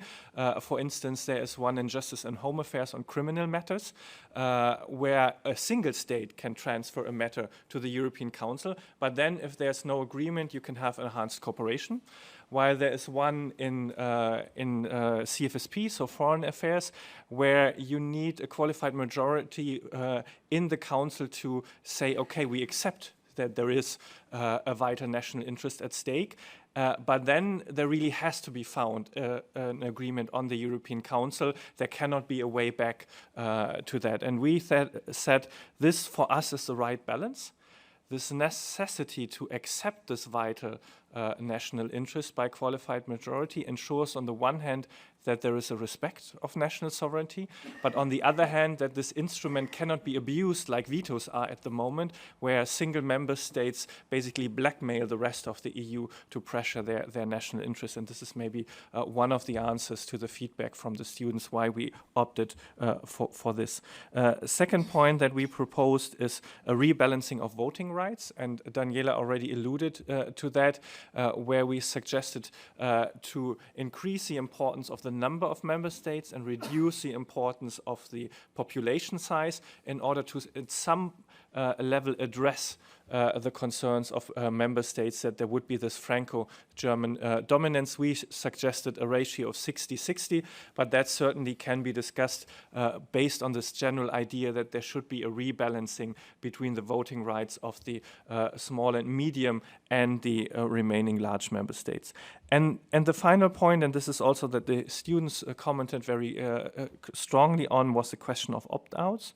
We certainly saw that as an option of last resort for member states who cannot support and do not want to support the transition to QMV at all costs. We know that regardless of whether you use treaty change or passerelle clause, any transition to QMV requires anonymity in the first place. So we need to find an agreement with all current 27.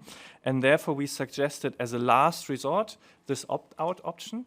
But with the very much idea that we need to face these member states with a choice. And saying if you opt out, you can only opt out of the whole policy area. So not like the UK could on the Lisbon Treaty, where they could pick and choose basically on every individual decision on which to participate and which not, but rather have to make the balance of costs and benefits of whether to opt out of the whole policy area or go through with a change with the rebalanced voting rights and the sovereignty safety net.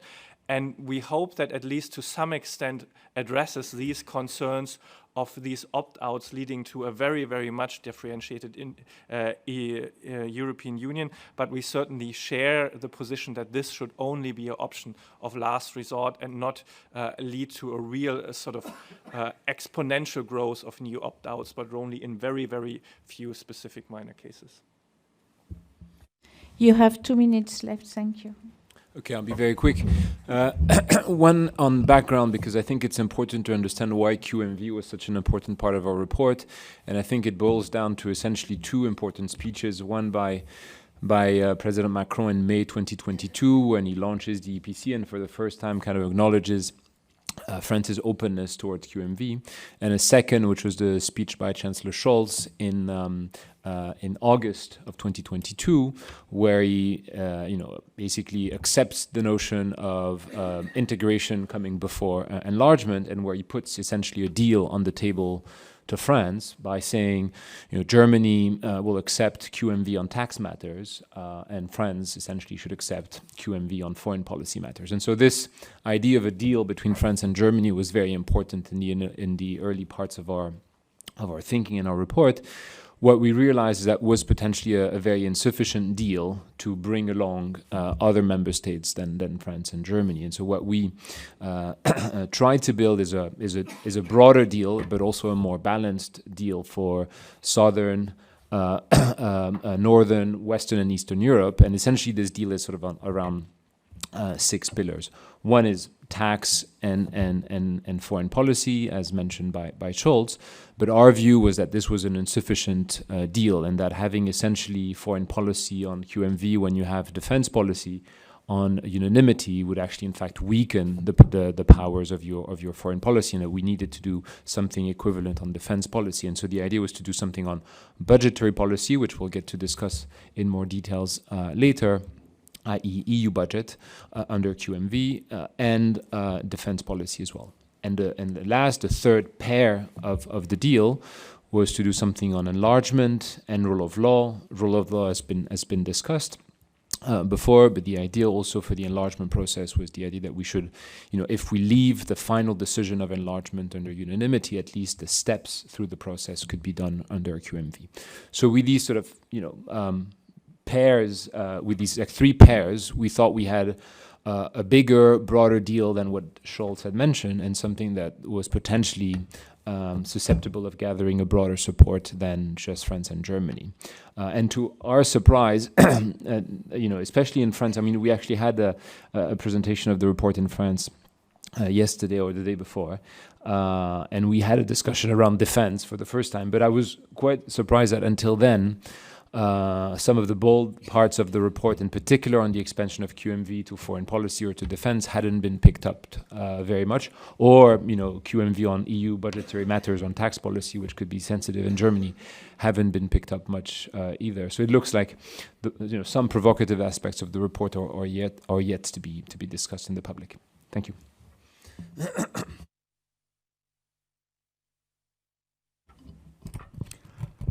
Thank you. Few brief observations of this part of the report.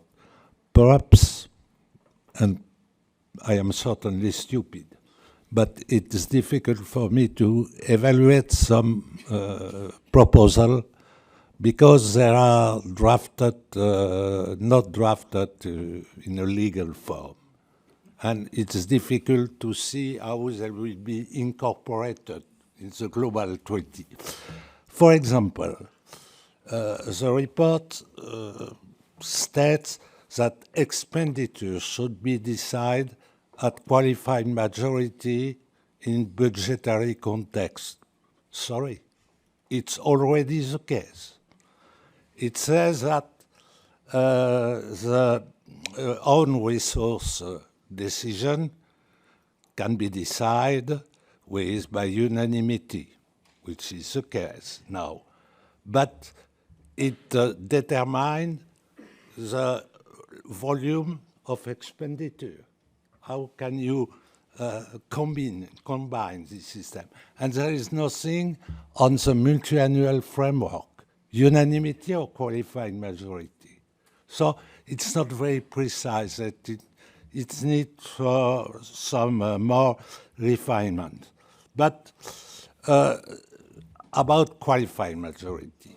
The move to qualified majority concerned a very limited number of matters outside CFSP, social politic, and fiscal harmonization, which is the main part. And the main problem concerns CFSP. I share your view that that qualified majority voting is and will be essentially a means of facilitating consensus building, without ruling out that it will be, in some cases, useful, but in very few cases, according to the practice in the institution.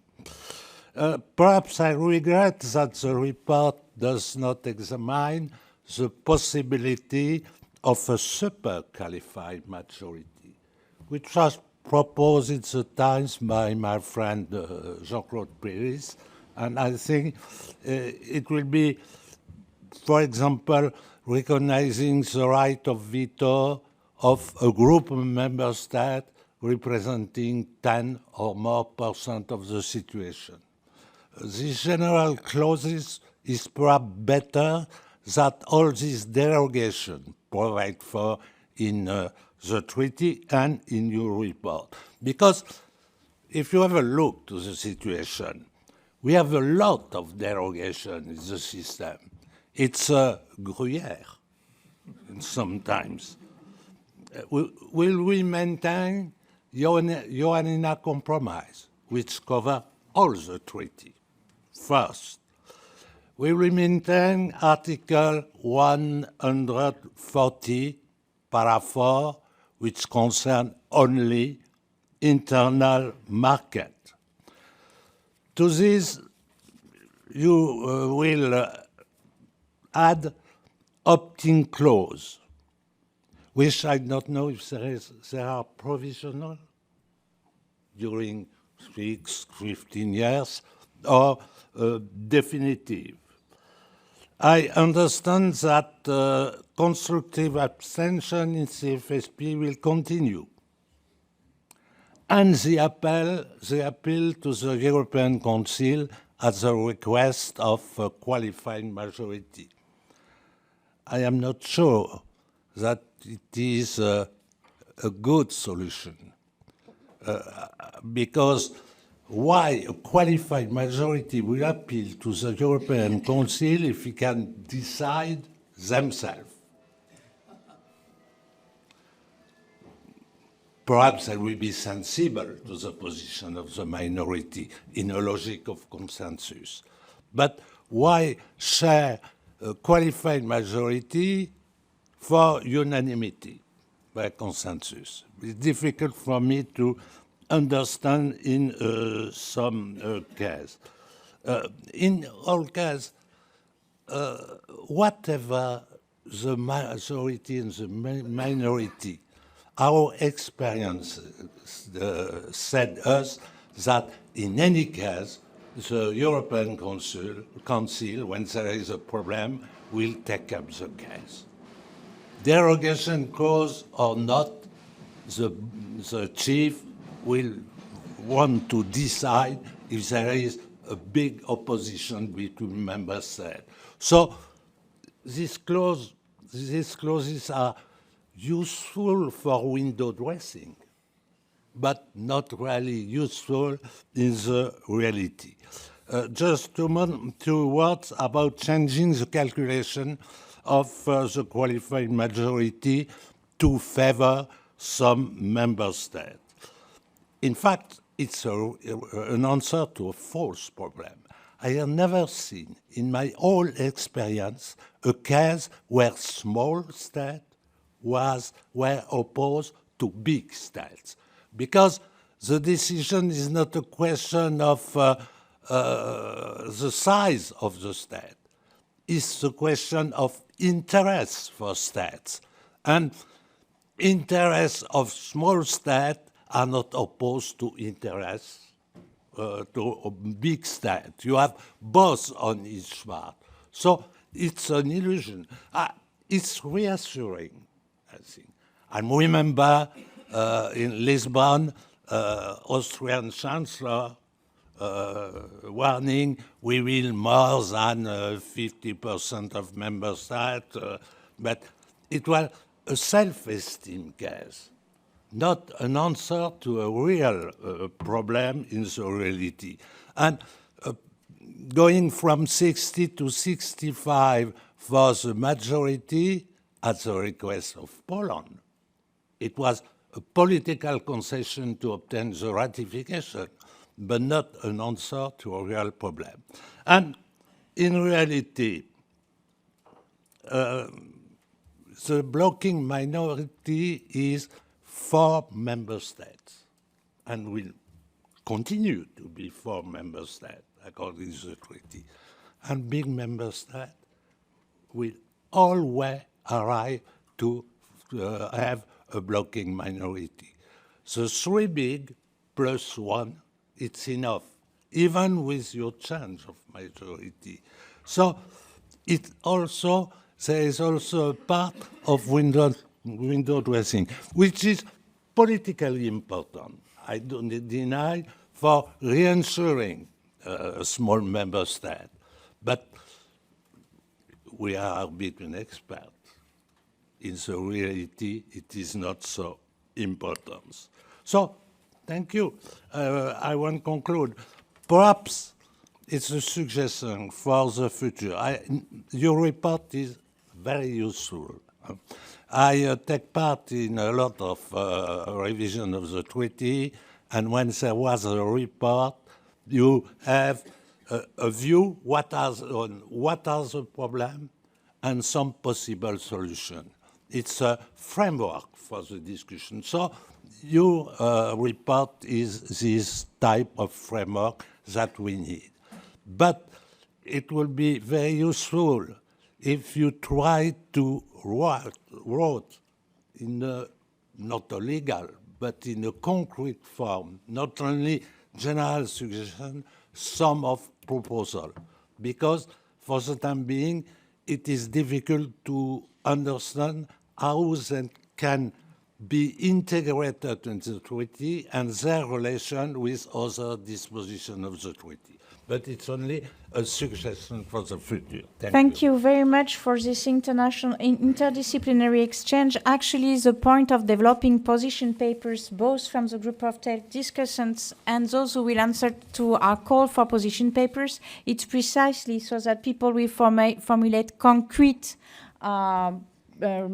suggestions for changes, if need be, with a rationale for it. So thank you very much. We can continue the brainstorming during the coffee break, and we will gather again at 11:50 sharp with a very important topic as well, enhancing EU democracy and issues of probity and transparency. Thank you very much. So Christine, the floor is yours. Thank you. Thank you very much. The issue of democratic legitimacy at the EU level has always been a crucial one. We all know the expression democratic deficit, which is so often used, in particular by those who are either critical to the functioning of the EU or blind to the fact that it's also a national concern and not only a European concern. We, in our report, as was said before, we acknowledge that the EU has taken already important steps to improve this. We all know direct elections to the European Parliament, strengthening of its powers, in particular in the Lisbon Treaty, enhanced role for national parliaments, participatory instruments, although very difficult to implement, such as the Conference on the Future of Europe. And we suggest 4 sets of measures without changing the EU's political system, which is, as we said before, a hybrid one, and we acknowledge that it has to remain as such, or relations and balance between its institutions. 4 sets of recommendations. The 4th one, I won't mention it too much because it's a topic for Olivier: probity, transparency, and fight against corruption. So first of all, harmonization of EU electoral laws. We know very well that member states have not succeeded so far to agree on this, although very substantive reports have been produced by the European Parliament, are on the table since years. The European elections, as we all know, remain largely national elections. There are, in fact, 27 national elections, and the common electoral framework offers only a bare minimum in harmonized rule. And what we say is that we just really hope an agreement can be found in the next legislative cycle in order to be implemented starting in 2029, although there are many still resistances, and in fact, a very conservative approach, not only by the national governments, but also by the national parties, who find still it more easy to campaign along their national cultures, and for many of them don't want to strengthen the European dimension of the European elections, and they want to strengthen the European political parties. Although those parties now play quite a substantial role, in particular in the designation of candidates to the presidency of the Commission. Second issue, which is more, maybe not sexy, but more popular, is the appointment of the Commission President. so-called the Spitzenkandidaten system. The EU is based, as we know, on a double legitimacy, the one of the member states represented in the Council and the one of the citizens represented in the European Parliament. And it's clear that the Treaty of Lisbon concerning the appointment of the President of the Commission leaves too much room for interpretation, although it's been clearly stated in the treaty that the European Council proposes and the European Parliament elects. And the results of the European elections have to be taken into account. We decided in our group not to enter into this debate whether the Spitzenkandidaten is good or bad. We acknowledge the fact that it has taken place in the past, and we all know that in 2019 it was not a real success, and we think that it will probably continue to exist.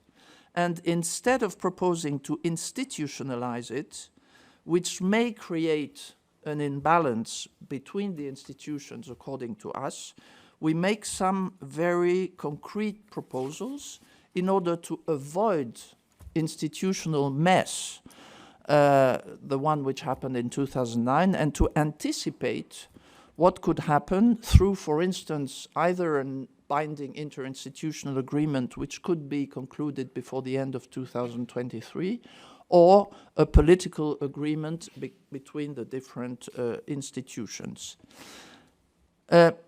In the end, we all know that the President of the Commission will be elected by a coalition and not, as it's often said, only by one party.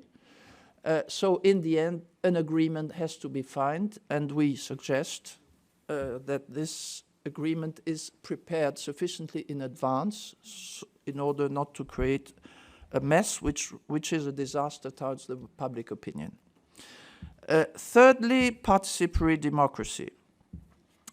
Representative democracy is nowadays not enough.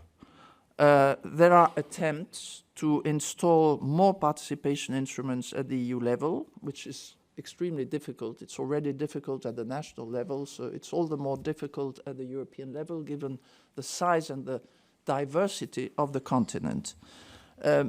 Even if emerging technologies such as artificial intelligence could create in the future new opportunities for multilingual pan-European citizens' exchanges. So what we propose is the following. First, that existing instruments be more closely tied to EU decision-making. Second, that citizens' panels be institutionalized. And thirdly, which I find extremely important, it was already mentioned this morning, that these instruments be employed to prepare for enlargement. And I think it's really a question of credibility vis-à-vis the public opinions if we want to ensure that candidate countries make the civil societies of the candidate countries are more involved with the civil societies of the member states in order to get an ownership before formal accession takes place. And the fourth recommendation concerns probity, transparency, fight against corruption, but this is for Olivier to develop on this. Thank you, Christine. Out of friendship, let me be a bit critical on your proposal and for the shape of the debate. So first proposal, harmonization of EU law. It seems to be a very relevant idea like that because we want integration and we want this to work under equal condition, the EP, so the harmonization seems very logical. But I'm wondering if this is not a false good idea for three reasons. First reason, there are huge differences in size between member states. So there are reasons for differences in electoral system. And if we harmonized, well, typically it would probably require that big member states should have regional constituencies. And we've seen with France, because we had both in France, that in case of regional constituencies, the saliency of European election was more reduced. Second reason, there's an issue of feasibility. Member states governments wants to decide electoral issue, and we know why. So it would be a difficult task, and it is actually. And third reason, well, the EP works. It works well. It's a fantastic machinery in terms of efficiency. So we don't need this reform to make it work in a way. So I'm wondering if it's not a false path. And you put aside a bit quickly in the report the issue of transnational lists, which is still interesting, especially if we are talking of a limited number of seats, 28 seats for instance. Second, regarding the appointment of the Commission President, what you propose is very precise, a bit complex, but sometimes we need complexity. I'm wondering if we could not think of something much easier in a way that would be a reform of the Article 17, saying that the European Council has to make its proposal for the President, not only, I quote, taking into account the elections to the European Parliament, this quotation, but suggesting that the European Council should choose the president within the family that win, within the family of the main group, which would be a compromise, because it's not the Spitzenkandidaten, you don't impose who they will choose, but you impose the family, which is what has been done in a way with Ursula von der Leyen last time. And it could be a win-win position. We put aside the obligation of the Spitzenkandidaten, but still there is a further parliamentarization of the EU. Regarding third, participatory democracy, I think we all support your call for more citizens panels, especially with the new technological devices that could allow to organize them more smoothly. But maybe you are neglecting a key issue, which is the initiative for this panel. And I think that drawing rights to the group within the European Parliament or to the European parties, the parties at the European level, could be a key progress for the implementation of panels. Rather than calling for new rules that would say we need to take into account panels and in the end of the day, decision maker do what we want. If we give the EPP the right to call for a panel on the EPP is a political group, EP is the European Parliament. EPP, exactly. The European... So, le Parti Populaire Européen. The EPP. Let's give him the right to call for, depending on the size, 1 or 2 panels a year. Not to organize them, but to decide of the topic. For instance, restoration of nature. If we grant the radical right, the right to call a panel on the Pact on Migration and Asylum, in that case, I can bet that there will be politicization, interest around the panel. And this is an experience we have from France, from the convention of citizens randomly selected. It works well, but the problem is that it's only Macron that decides if there is a consultation or not. So I would push you to go further in the call for more panels with this issue of who can initiate them. And, well, we can have a parliamentary solution depending on the size with the right of initiative. To conclude, let me add three points, things that could have been evoked in this issue of democratization. First, you don't mention national parliaments, and I think we are at a turning point with national parliaments for technological reasons, not political reasons, but technological reasons. Now national parliaments know how to work with Zoom, thanks to COVID, and maybe they have the possibility to dialogue with the difference of languages, thanks to artificial intelligence, sorry. So maybe we can have a development of their discussion with compulsory, deeper consultation, compulsory consultation by the Commission, remotely, online, without using the framework of the European Parliament. because it does not work, because the European Parliament is judge and jury, juge et partie, and cannot organize the participation of national parliaments. First point. Second point, maybe we need an agency. I know it's fashionable to propose agency on everything, like numéro vert, but, well, what about an agency for democratic development that would be in charge both of the organization of the citizens panels and of the dialogue of national parliaments without the European Parliament? I'm not against, but the European Parliament is involved as an actor in the process. And third, you have been very cautious in the report to be reasonable, and that's the beauty of the exercise, not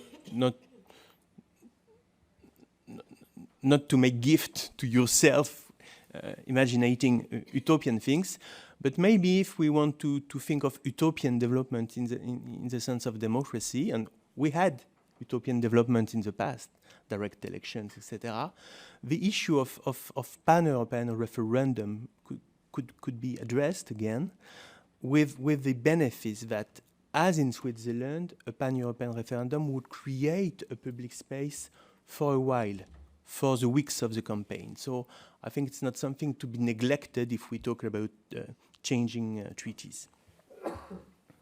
Thank you very much. So it's quite interesting how you see how the topic is being renewed by new technologies, so that you can formulate some proposals which are both realistic and ambitious.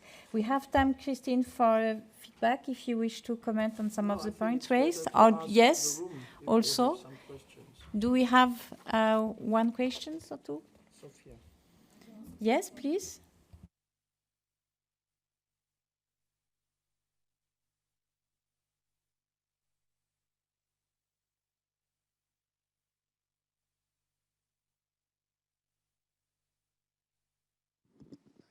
Thank you. The problem with participatory democracy elements is that they are depoliticized, that they are true technocratic, that, and so I think the answer to have another, agency, another bureaucratic body here, I don't know. But I just wanted to have one quick point about your very first, thanks by the way, for your candid comments, they're very useful. The very first one you raised about the EP elections, where you basically said, what's the issue? The EP is working fine. I agree with you on the institutional point, but the reasoning behind this recommendation was not to make the EP work better, but to give more visibility to the elections and to increase turnout. So it was more kind of targeting national level, to explain the transnational dimension of elections, to raise the stakes and to increase the interest. Thanks. Anybody else? Very quick comment to contextualize your conversation about the Europeanization of the political. I was in this room in 2020 when I was a student, and for the first time I heard about the possibility of having a European electoral system that would have somehow obliged each individual national party running his own candidates for the European elections to tell the electors which was the political family in Europe of reference. Fast forward 24 years, and you see that we haven't made much of a difference. There has been, however, an incremental Europeanization. If you think about 2009, 2014, 2019, something has happened. European political parties gained some visibility and had to position themselves. But now we assist to a de-Europeanization in 2024. We don't assist to any effort by these European political parties to position themselves across the border. So we are not only not making advances, but we are actually going back. And if you look at this diachronically, I found it extremely troubling due to the nature of the challenges the European integration is facing. How is it possible that there's not yet a European political system capable of staying with the same speed of the socio-economic integration that has happened over the last 20 years, right? So there's a gap there. How can we fill it up by going outside of this kind of conversation, whether we should have transnational Spitzen or others? Pervenche Perez? And we will conclude with Pervenche Perez and Calypso Nicolaidis. No, thank you very much. Just a quick reaction to your proposal for a treaty change that the European Council should choose the president among the first group. I strongly oppose this proposal because it would kill any possibility for a coalition. And you have to think that a coalition might be needed. And if you speak about a coalition, it also means that the smaller group can get the lead. So I don't think it's a good proposal. Very much, Calypso. And especially you can be a situation where you don't want to give the chair to the presidency to the first political party and avoid it at any price. Yes, hi. I'd like to first of all praise the report. In fact, I already had the opportunity to comment on it on Zoom with lots of German citizens. So it's great, but I also wanted to take the floor here as the chair of the parallel and sister group on bolstering European democracy, and we launched it yesterday. And I dare to do that because also we share wonderful and amazing rapporteurs, Nikolai and Sophia, and to make a couple of comments on your report in light of our report. Basically, to make the overall point that these two are so complementary. They really, really go together, and we can talk about what this means for the next steps. But so on European elections, just to echo Pervenche, probably on our end, we have the same concern, but on our end, we insist on process rather than one recipe or the other. Olivier's idea is not bad, but it has the problems Pervenche said. So for us, we have, we're more, how should this go through an electoral college, or what process should happen just after the elections? And we may put these two en regard. Similarly, in harmonization, yeah, there are problems, and I tend to agree with Olivier, so we start with like 101. Why not the same date? And that's it. If we got that would be great. And indeed, it's also true that when we talk about European democracy, national parliaments, transnational lists should be on the table too, or at least we put it on the table. And I think this is an important conversation. And finally, on participatory democracy, then why not have a much more institutionalized system? So probably the group is a bit too shy. And why not in that context? Yes, Olivier, neither of our groups suggests an agency. And, maybe it shouldn't be called an agency. We can find a better name. But I think that's a great idea. And the two groups should gang together and propose that. Thank you very much to all of you and for the contribution. This is precisely the purpose of this conference, to be able to do some collective brainstormings and enrich the discussion and the debate to arrive to some concrete proposals for what need to be done in order to have a future-proof European Union. So thank you very much, Olivier. Thank you very much as a group of 12, represented here by Christine Verger. We will now switch to promoting probity and transparency, a very related topic, with Olivier Costa for the group of 12 and Alberto Alemano as a discussant. Thank you.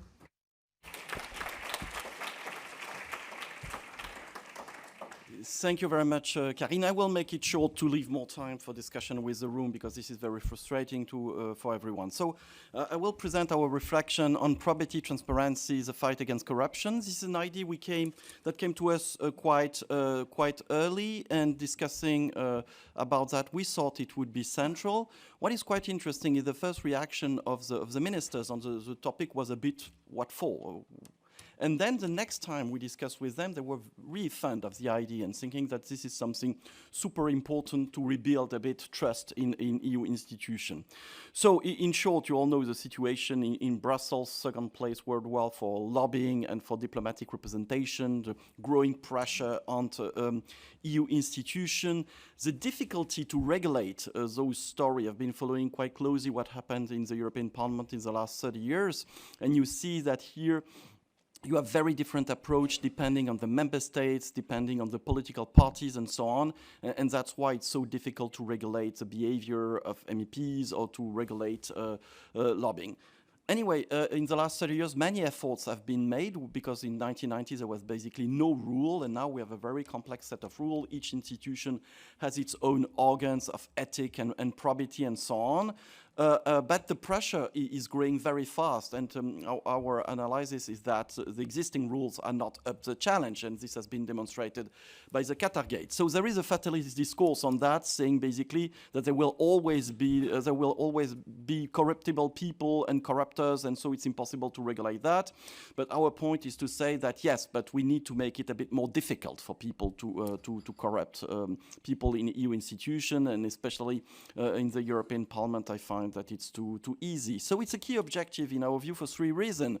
First of all, it's a matter of legitimacy for EU institutions. There is a real handicap of EU institutions when it comes of gaining confidence from the citizens, because you don't have all the narrative with the nation or the constitution and all that makes that people in most countries are quite attached to the institution. You need to build that link between EU citizens and EU institution, and this is about the capacity of the institution to deliver public goods, but also to work in a very transparent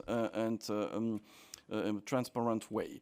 Also, the EU has a problem of image, the image of a bureaucratic system very much driven by lobbies and unknown, unelected experts. This all is not very good, and there is also very strong populist discourse against representative democracy in general and EU institutions more specifically. The second issue, an important thing, is the EU independence. EU institutions need to be protected from influence of lobbies and now influence from foreign states. The European Parliament has did a great job in the last year with a special committee on external influence, and they proved to be right, because Glucksmann was a bit mocked at the very beginning, and then with the Qatargate, no one is now challenging anymore the fact that some countries are trying to gain influence on EU institutions using all sorts of tools, hybrid intervention, and open corruption, which is detrimental to the public policies that are made by EU institutions, but also detrimental to the image of those institutions. And the third challenge is credibility. It's impossible for the EU to enforce the principle and values of Article 2 in member states if it does not work well. Remember the very nice tweets that were made by Viktor Orban just after the Qatargate. He was so happy with that situation. It is the same regarding candidate country. How can the EU ask candidate country to make so many efforts on the rule of law if things are not clear in Brussels? And also, how can the EU continue to promote at global level democracy, the rule of law, etc., if things are not clear in Brussels? So we consider that the proposal by the Commission is not up to the challenge. We consider also that the internal reform that has been started by the European Parliament are not up the challenge, and so we propose the creation of a new office for transparency and probity, or call it whatever you want, that would be in charge of monitoring the activities of all the actors involved in the EU sphere within the institution or working for EU institution. This could be done via Article 15 of the Treaty on the Functioning of the EU, which is about good governance and the participation of civil society, or Article 298, which is about good administration, and this would be ordinary legislative procedure, quite easy. Then if we want a stronger organ that would have more capacity, more resources, and the possibility to act in front of the Court of Justice, we need maybe to use Article 352, as a subsidiary power article, or put that in a treaty reform and then make that a new office a real institution. The point here is to have an organ which would be totally independent from the institution. The OLAF is not, the ethics bodies within the institution are not, and when you look how it works in the European Parliament, basically the body never sanctions anyone because it is composed by members from the institution, and there is a bit a game, je te tiens, tu me tiens par la barbichette. I say some words in French because people are complaining on Twitter that it's English only. And so no one wants to sack the other political family. So we need a body that would be independent, that would be composed not of people delegated by the institutions, but by independent experts like us. Yeah, we have enough to do, but maybe it's nicely paid. And with a lot of legal, budgetary, human resources. People are talking very much about the French model, la Haute Autorité pour la Transparence de la Vie Publique. I think it's a good model of independent body, which is really capable to be proactive, not waiting only for complaints to monitor the activities of that or that person, but being able to inquire, to check the evolution of the patrimony of actors, and so on. And there are plenty of bodies that are dealing with the question of probity at EU level, maybe too many. The Ombudsman is doing that, the Court of Auditor, and then the OLAF and the Court of Justice and those ethics bodies. So why create a new one? I think it's a matter of image, it's a matter of consistency, it's a matter of having one rule applying to all the actors of the EU institution with a consistent application of the rule, because if you compare the various institutions,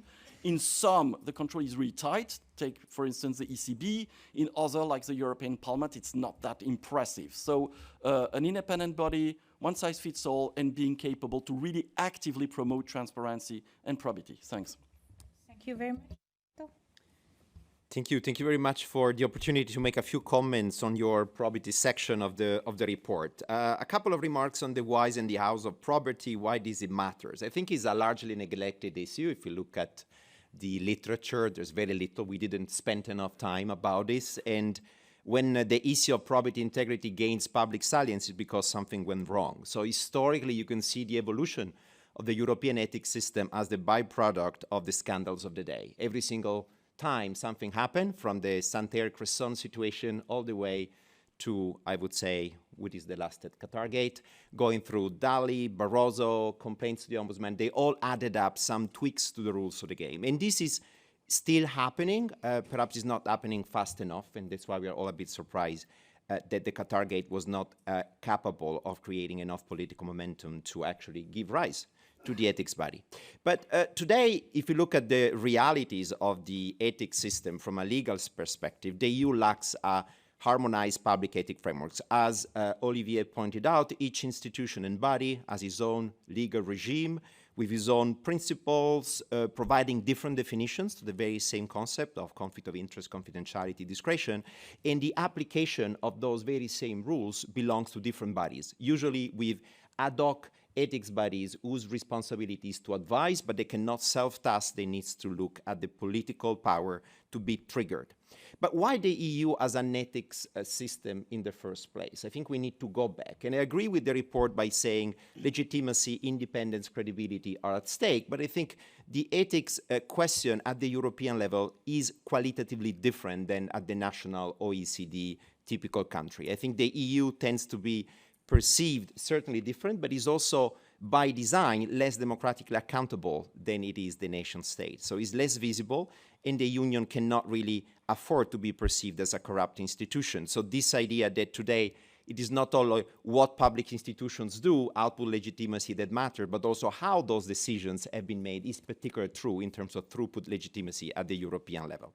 So how this EU system, so fragmented, that emerged out of crisis score against the existing frameworks within the OECD, against other European member states? Well, the group of 12 reports clearly say this is not good enough.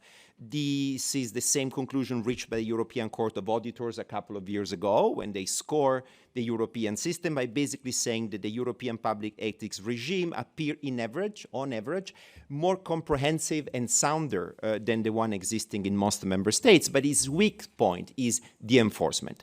The political and not legal responsibility of the President of the Parliament, of the President of the Commission, render this system de facto not applicable or not applied. So you can look and examine so many instances in which we had breach which were manifest of the various confidentiality, discretionality rules applicable to members or former members, where there has been no action whatsoever. because of the lack of accountability on the enforcer. So we have this question of who guards the guardians, quis custode custode, who is checking out, and it's only basically the European Ombudsman. So what to do about it? And I think this is the normative part, which is most interesting. To do what, right? Two options. We can establish a new office, and we're going to be talking about this as proposed by the report, or we can also entrust this authority to a pre-existing institution. And over the last few years, I had the chance to examine to what extent the European Ombudsman could gain further competences, or OLAF, or the European Court of Auditors, and we basically reached the conclusion that this add-on approach does not appear recommendable because it would alter the nature of this institution. The Court of Auditors about auditing finance, basically declarations, but not necessarily looking at conduct. So the idea of a new dedicated body is not entirely new. It has been advocating for Transparency International over the last 12 years, I would say. It was then picked up by the same Ursula von der Leyen at the very beginning of her mandate. Is in the political priority in the letter that Jourova received, and there got further momentum in the aftermath of the so-called Goulart affair, when a French designated commissioner paid a very high price for a misuse of the rules of the game in terms of ethics in order to basically push back. So it gained momentum. The Commission didn't deliver. The European Parliament went forward. It put a lot of pressure on the Commission and say, hey, this is our model. And that model doesn't look very different from the one of this report, but it's probably slightly weaker. Before then, the Commission finally, a few months ago, said, this is what we propose, a very lax system, basically a forum in which each institution would be discussing what are the right standards we want to propose. So how this proposal coming from the report look like? I would say the group of 12 presents a third model, which has its own autonomy. Is the first time in which we envision a body that would be based on a real legal basis. It would not be an interinstitutional agreement, so basically an interinstitutional body, but it would be something that is based on a regulation, most likely. And it would be based perhaps on this Article 298, Public Administration for Europe, very little use, I guess only once, or the 352 residual clause, but of course this requires unanimity. Why we didn't do this in the past? Well, this model, which is largely inspired by the HATVP, so this French model, was very much pushed back by the European Parliament. Basically, legally, the question boils down to whether the freedom of electoral mandate would justify the possibility for elected officials to be subject to external scrutiny by a body whose members do not contemplate the participation of elected officials. So the idea is that basically elected should be free to inform their opinion without being subject to any external scrutiny, and any compression, even reporting meetings, would be perceived as a breach of that. So that's where we are now. We see 3 proposals on the table, including yours, which is the most ambitious. I welcome this third proposal. I think we need to have even more and to further refine them and trying to keep political momentum, so this idea would feed into some of the European political manifestos, and the probity and integrity issue will also be part of the next electoral campaign. This is important because at the time in which the Qatargate scandal seems to have lost political momentum, it has been forgotten. Everybody in Brussels tells you, well, people will forget, they probably already forgotten. I don't think personally that the average European citizen has forgotten that. This perception of Europe is going to stay with us for a few years, so this is very damaging. But there were many promises made by political leaders mid-December, and those promises have not necessarily translated into anything. Final point, as a legal scholar, I don't want to walk out of this by giving you the impression that if we get the right rules and the right enforcement, everything is going to be fine. It's really about social norming, creating new political culture through systems and mechanisms that create the incentives to basically behave. And this has to be handled in a way which is very sophisticated and very crafted, but we never really give it a chance. So this is about time to become serious on probity at the European level. Thank you very much. Do you have any comments or inputs from the room? Yes, please. Are there several of them so that we maybe can take several of them at once? No, we start here. Yes, please.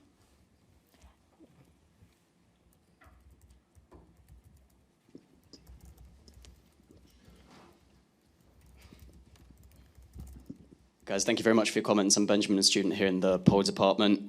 So myself and Francesco, who you heard from earlier, we went to an event at the European Week of the Regions, a roundtable organised by OLAF, which was about a week ago. There were some people, officials from Unit A1, and some people from the Belgian Federal Office, and they were talking about probity at the EU level. And the two limits that they identified, drawing a bit on what Professor Aleman has just told us, were firstly budgetary restraints for existing offices, and secondly a lack of incentivization of transparency from a constructivist social level within these institutions. So whilst I completely concede that the OTP, this proposal, would improve the output legitimacy, do you think that throughput-wise it's missing the core problems with a bureaucratic quick fix? Thank you.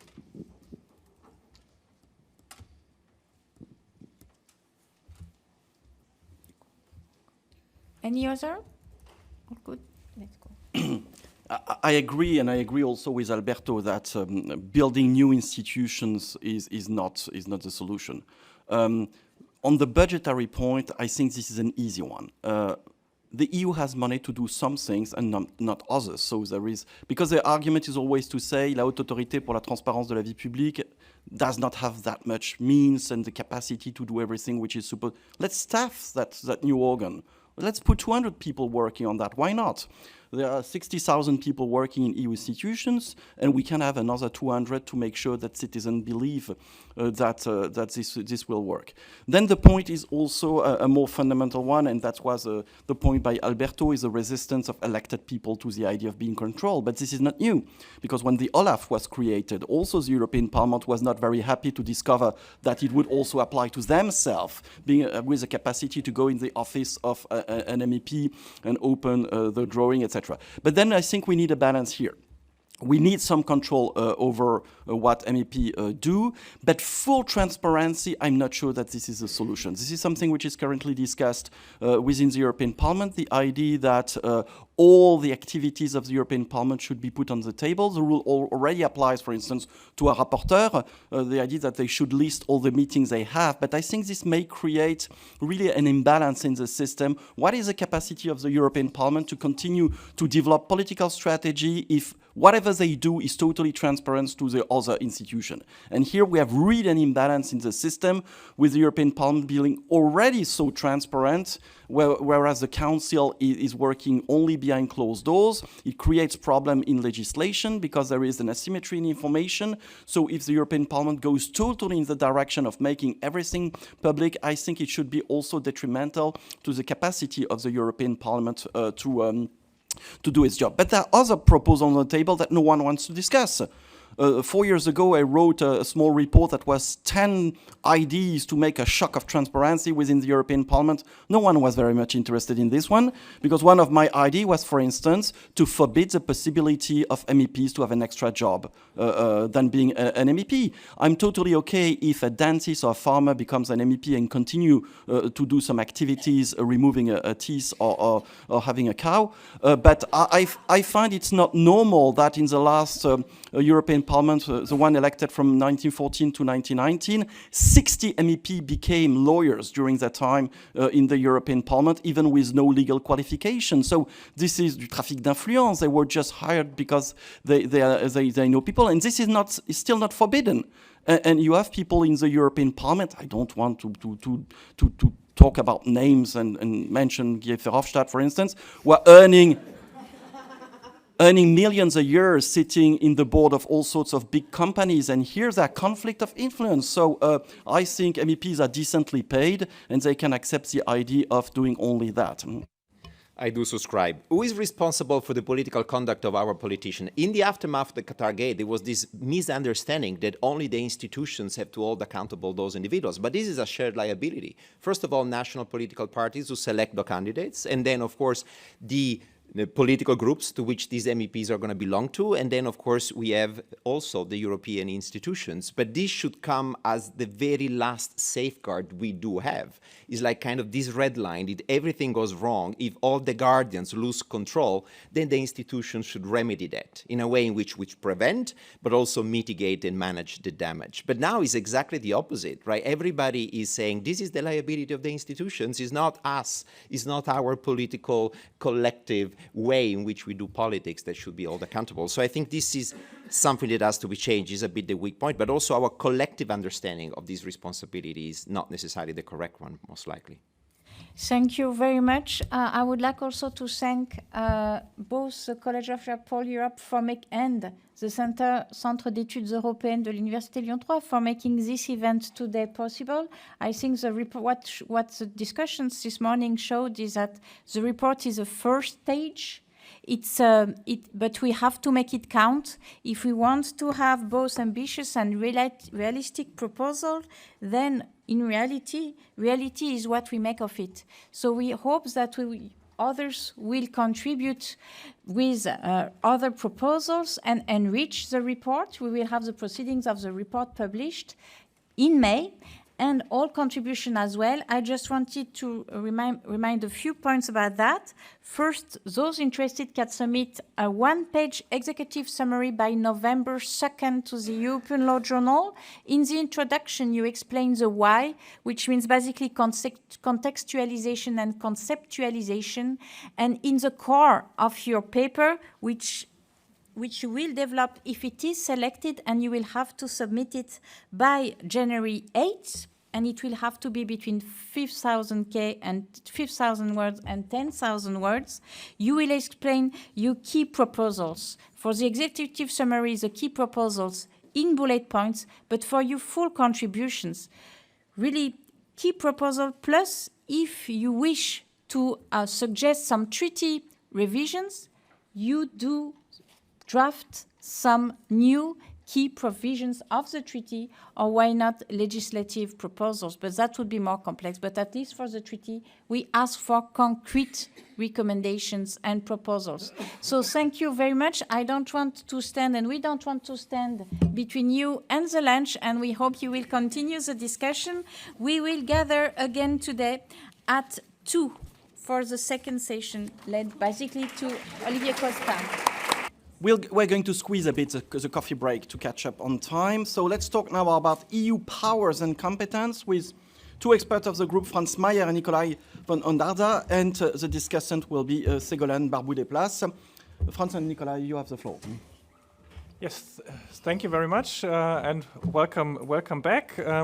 We will very quickly go into our ideas on competences, possibly so that we can also have a very short discussion afterwards. So I only want to make 2 points from our report. First, that following our theme of that we see the hybrid EU and do not call for the fundamental revision of the EU architecture, we are also on the conviction that the competences of the EU are broadly appropriate. We also look back to the, for instance, subsidiarity exercises the British, the Dutch have done in the past, where the overall conclusion was that the EU competences as they are broadly appropriate. There could be some discussions on minor revisions, but for us, the question of competences alone did not justify treaty change.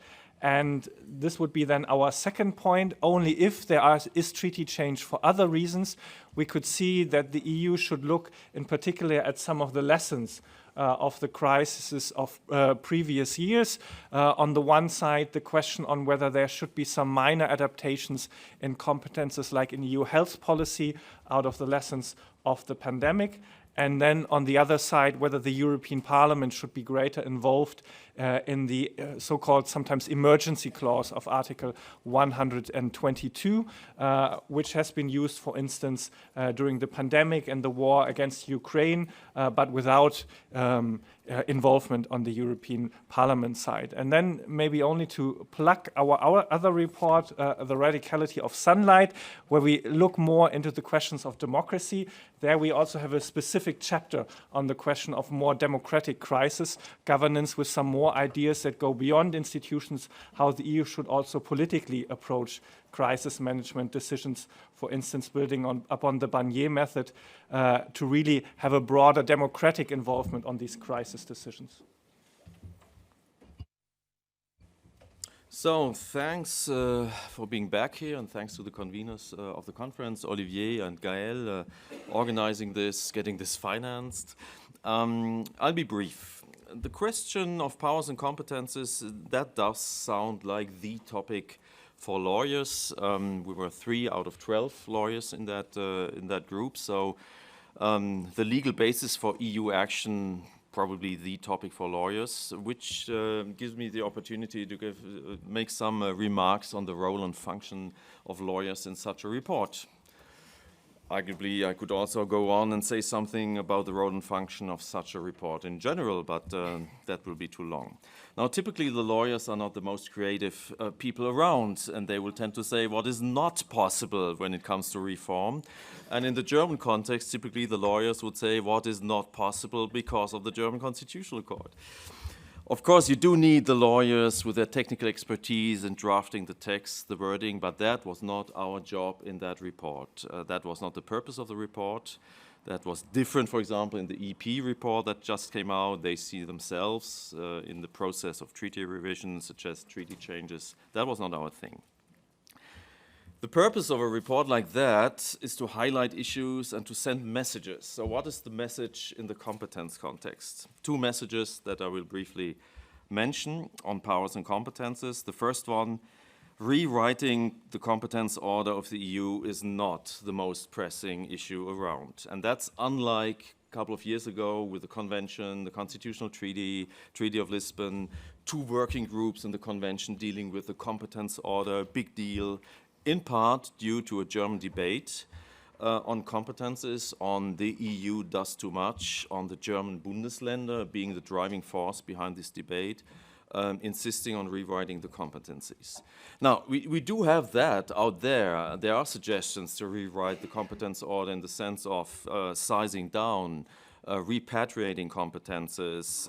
We are not against, we just don't see what that could be. As you say, there were reports from the Brits elsewhere, and we just don't really see what could be repatriated. If we happen to open the treaties, we may adapt the wording of some of the provisions. We may consider bringing in the European Parliament in Article 122, but that's something addressed to the students. Intervention from this morning. We are quite cautious about how to bring in the EP in that context. We basically say it may have some role, that's all we say. The second message, it's not a new idea to argue that competences actually don't really matter. What really matters is who decides on competences. And what really, really matters is who has the ultimate say on competencies. And the German Constitutional Court has been vocal in claiming that role, and you all know the Weiss case and the conflict around it. In German, the Weiss case is PSPP, actually. And this conflict is far from settled. There's still some tension out there, and our message here, again, the report's about message, our message is the Court of Justice, the European Court of Justice, is the court of competence. And there have been some misunderstandings of our report. We do not suggest an additional competence court. The authority of the ECJ must not be challenged. What we believe is that the creation of some kind of joint chamber of the highest courts and tribunals of the EU could structure the dialogue that is already existing, of course, between the European and member state courts. But this would be an entity without the authority to take binding decisions. It would just be an additional forum for mutual understanding, and that's it. So that's all from my side. Thanks. Thank you, and thank you very much for the invitation to discuss this very thought-provoking report and for having taken the risk of making proposals. So you made the hard job, and so we have the easy one to make comments and critiques, so thank you very much for that. Before discussing the 2 main suggestions that you made in the report, I just want to take 1 second back to what seems to be an assumption and a starting point in the report. You conclude that the EU is not or has not stretched or even exceeded its competence. I think it could be debated. It seems to me that the students this morning also raised the same issue. So, of course, I don't want to open this very complex debate now, but I think we could take dozens of examples, and just to take a recent one, when I see the recent directive on adequate minimum wages, it seems to me that there is an issue on whether the right legal basis was used. And interestingly enough, several parts of the opinion of the Council Legal Service was blacked on the matter, on the specific matter of the legal basis. So questions and debates remain, I would say. So I would have maybe a more nuanced conclusion, but and maybe another way to put things, and maybe that's a question that I wanted to ask the group, is whether indeed the main question is whether the EU is exceeding or not exceeding its competence, or the main question, in particular for member states, is what is left of their capacity to exercise their exclusive competence. We know that through this formula of the retained competence, there is so much intervention, and member states are so much constrained in their capacity to exercise their exclusive competence. And it seems to me that many discussions and tensions between the member states and the EU at the moment come from that. So it's less a question of what is the distribution and the allocation of competence, but more about the definition and the possible limits of the scope of application of EU law.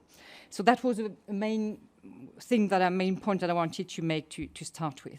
Now on your discussion and your proposals on the competence in times of crisis. For that, I probably have less remarks than questions. And for lack of time, I will put that in a rather simplistic way. First, and maybe to be just for the sake of discussion and to be a little provocative, do we really need a treaty change for that? Hasn't the EU shown that finally, at the end of the day, it always manages to find a solution to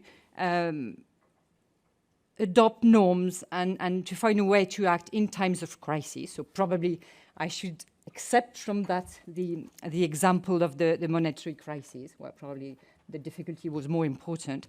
Or maybe to put the same question but in a different way, I would ask whether what we need to prepare the EU for crisis is to amend the treaty or to adopt secondary law instruments. It is what the EU is currently doing a lot. We've got a lot of secondary law instruments adopted or proposed to prepare for coming or next or future crises, whether in the field of migration, of course, with the main regulation proposal that is part of the Migration Pact, or whether, just to take another example, all the legislative package in the field of crisis management and deposit insurance. So there are just couple of examples, but just to evidence the fact that I think we must ask what would be the best level to act and to prepare the EU to face possible crises.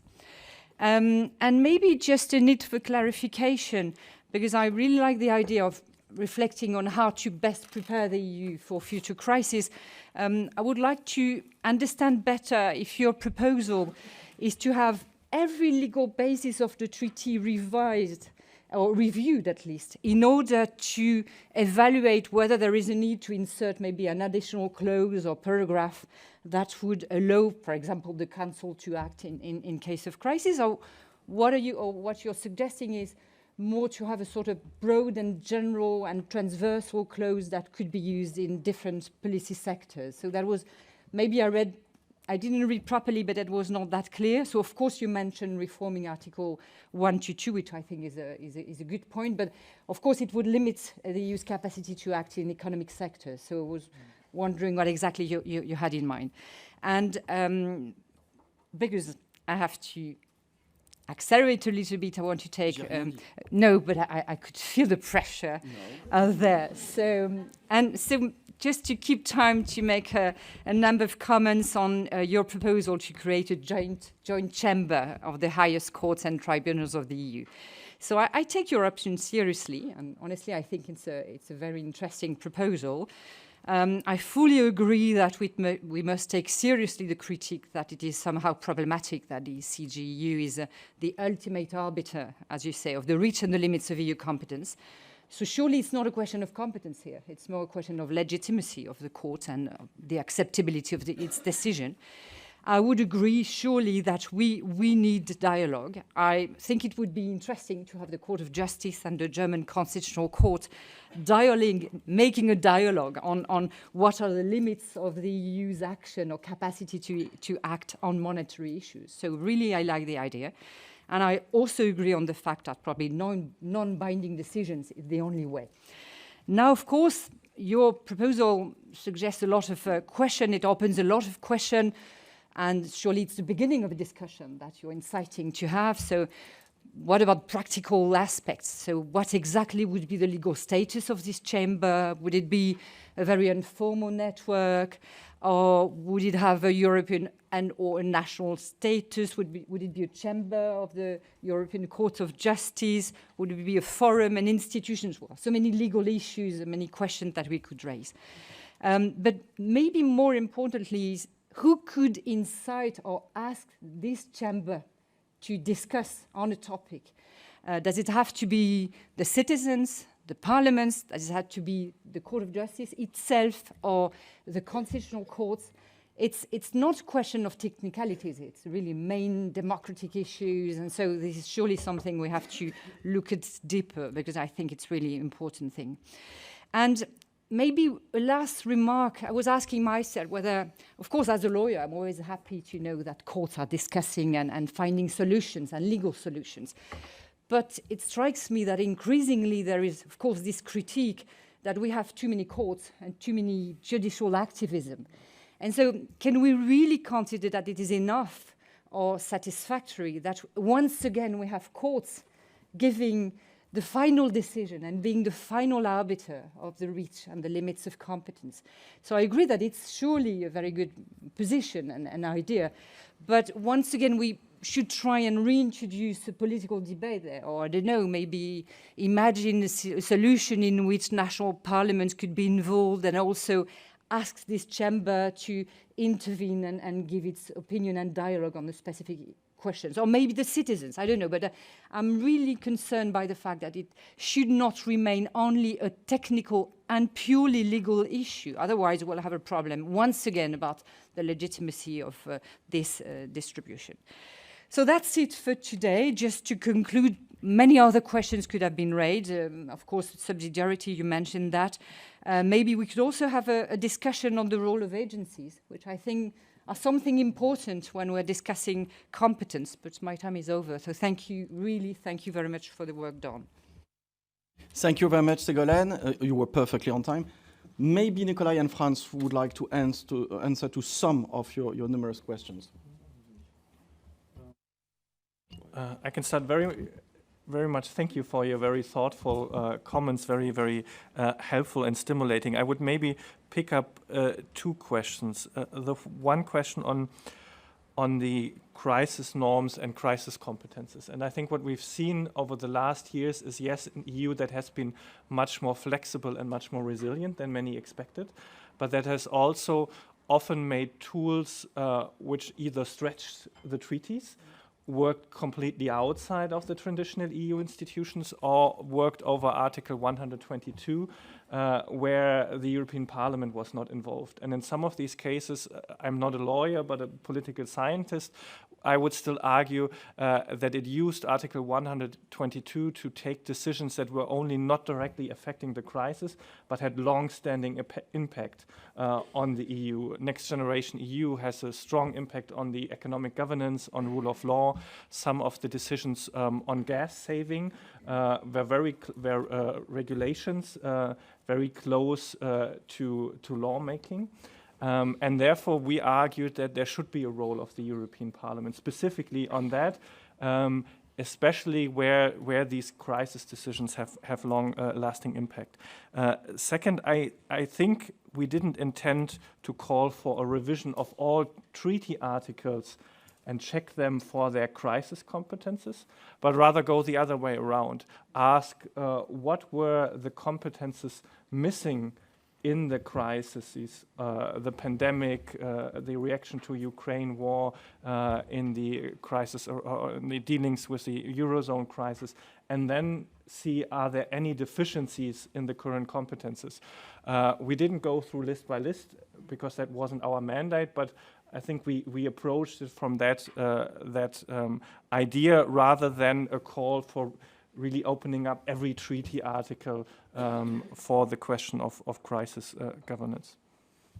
Yeah, thanks. Just to really confirm that, we didn't suggest at any point to review the entire competence order.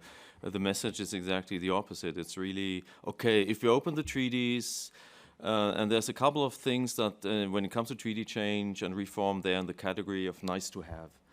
would be nice to have a more clearer legal basis for banking union, and then you would need to change Article 127, right? But the system basically went along even without that nice to have thing, and so it is true that overstretching some of the competences during the crisis was an issue, and overstretching competences outside the crisis may be a debate. So we are not saying there are no issues and problems. All we are saying is, considering that it's a major thing to engage in formal treaty revision, we'll get to that in another panel, right?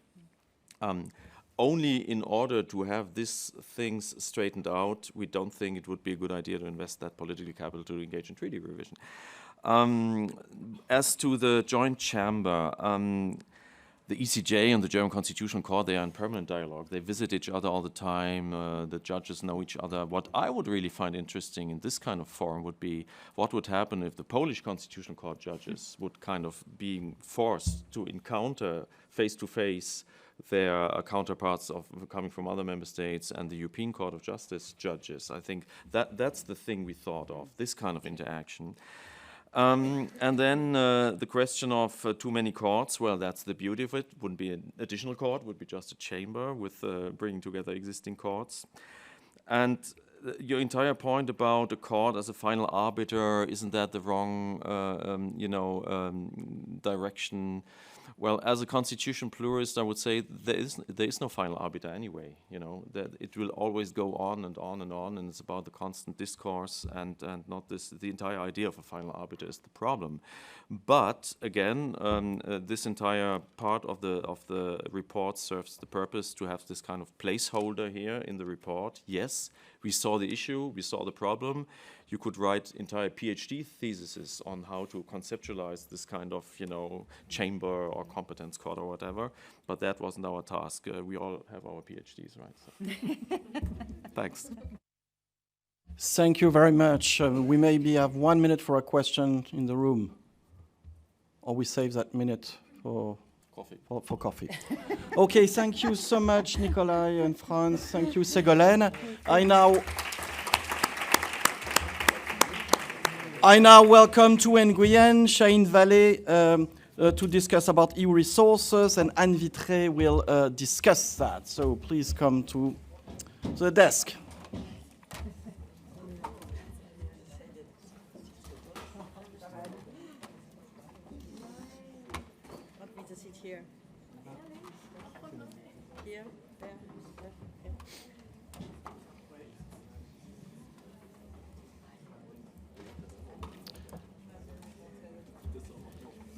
So, dear Chu, dear Chahine, you know the rule of the game. The floor is yours. Thank you, Olivier, and I will again start this time. So Daniela already mentioned it in the beginning. Of course, the task or the mandate of our group was the institutional reform of the European Union, not so much policy reforms. Nonetheless, we decided to look at budgetary issues from an institutional perspective, because we think that the reform of EU policy and the distribution of funding and the budget question is actually going to be one of the largest internal challenges of the European Union. And this is both because of the demands that the European Union is facing when we look at financial stability, health, energy, digital transition, green transition, and then, of course, enlargement and the question what will happen with the common agriculture policy and the cohesion policy once the new member states enter.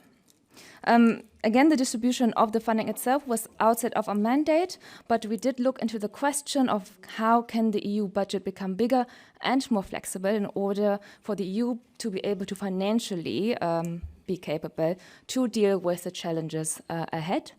And Chahine will talk a bit more about the actual reform proposals we have. Thank you. And there was a comment in the previous session about some lack of clarity in our text on budgetary matters, and I concede that it is true in part because, as it was rightly pointed out, we didn't want to write things in an extremely legalistic language, and in particular that creates a confusion because we refer to the MFF and the EU budget interchangeably, which I think is acceptable in the broader public, but maybe not in this room. And so essentially, I think the reform proposals revolve around 3 or 4 ideas. So first, there's one thing that we mentioned in passing, but which we think is very important, was to bring under EU law intergovernmental instruments that have been created over the last 10 years, and in particular, the ESM. It's good to remind ourselves that this was actually a commitment when creating the ESM, and a commitment that hasn't been fulfilled. The second point was to increase the size of the EU budget, not only in nominal terms, but also as a proportion of GDP, even though we accept that this, can only be done under unanimity. And so this is unchanged and basically has to happen through an own resources decision ratification in every member states. What we thought was very important, however, is that the budget in terms of that the MFF would be aligned to the terms of the parliament, so that each parliament can vote a budget, and that the flexibility would be achieved by having essentially the MFF on the spending side, so not on the size, basically being decided under qualified majority. Our view was essentially that there cannot be an intelligent reform of the EU budget under unanimity, and that a reform of the EU budget under unanimity would essentially lead to sacrifice all the genuinely European programs in favor of essentially programs that are just transfers between member states. And so this, to us, was an important part of the proposal, which we believe is quite controversial because it's a potentially important settlement for member states to agree to renounce their veto rights on the EU budget. But having played some part in negotiating one MFF in the past, I really struggle to imagine how we can negotiate an MFF with a more heterogeneous group of countries and a much larger group of countries than the one we have today. So I really think that it's implausible to have a reform EU budget under unanimity with 35 member states of such a heterogeneous nature. And last, another provocative thing that we have in this section, which surprisingly hasn't gotten a lot of attention, in particular in Germany, is that we have, once again, a non-extremely legally airtight formulation, but we open the idea of a permanent, or at least an easier borrowing capacity for the EU. And so I hope this room excuses us for the vagueness of the language, but it served some political purpose. Thank you. Thank you very much, Tu and Shaheen. You can now see how it was possible to work with those guys, because they're so efficient and so much capable to respect deadlines and timing and so on. Thank you so much. And the floor is yours. Thank you, Olivier. I will try to be as good as my predecessors. Thank you for the invitation to contribute to this really high-level conference. Congratulations to the authors of the very good report. And congratulations as well to treat the budget, because I'm glad to have the opportunity to respond to this chapter so early, let's say, in the process. Too often in the past, budgetary issues have been left behind institutional issues. Le financement suivra. And there it blocks. As an anecdote, I would like to recall that when I was invited to explain the functioning of the EU budget to President Giscard d'Estaing, who was chairing the convention in the years 2002-2003, he could not believe that there was no provisions for the budget in the treaty, as former Minister of Finance on top. So his immediate reaction was, we create a Title II. Financial provisions, which for the first time in this Treaty of Lisbon, gives clarity and visibility to budgetary issues, regrouping under the same title resources, expenditure, annual, multi-annual procedures, budgetary control, fight against fraud. Okay. Now, let me comment your fantastic work under 3 points: spending, financing, deciding. Spending. About the increase of the budget in nominal size, I think it would be misleading to believe and make candidate countries believe that accession means more money. Article 16 of the MFF regulation provides for a revision, yes, there, in case of enlargement. But if one looks to what happened at the last big bang in 2004-2006 enlargement, in fact, the existing cake was just shared into the new number of member states. We had 3 summits to decide on budget: Berlin, Laeken, Copenhagen. And in fact, they decided, member states, that the existing funds dedicated to acceding countries would be just internalized. And they become structural funds, agriculture, for all, just as a reminder. Now, concerning the 1% GNI, without being pessimistic, let me just recall that this percentage remained unchanged since 1980, despite successive enlargement, despite new competences given to the Union, despite crisis, and despite the fact that the volume of the budget has increased because of their wealth due to the European Union budget.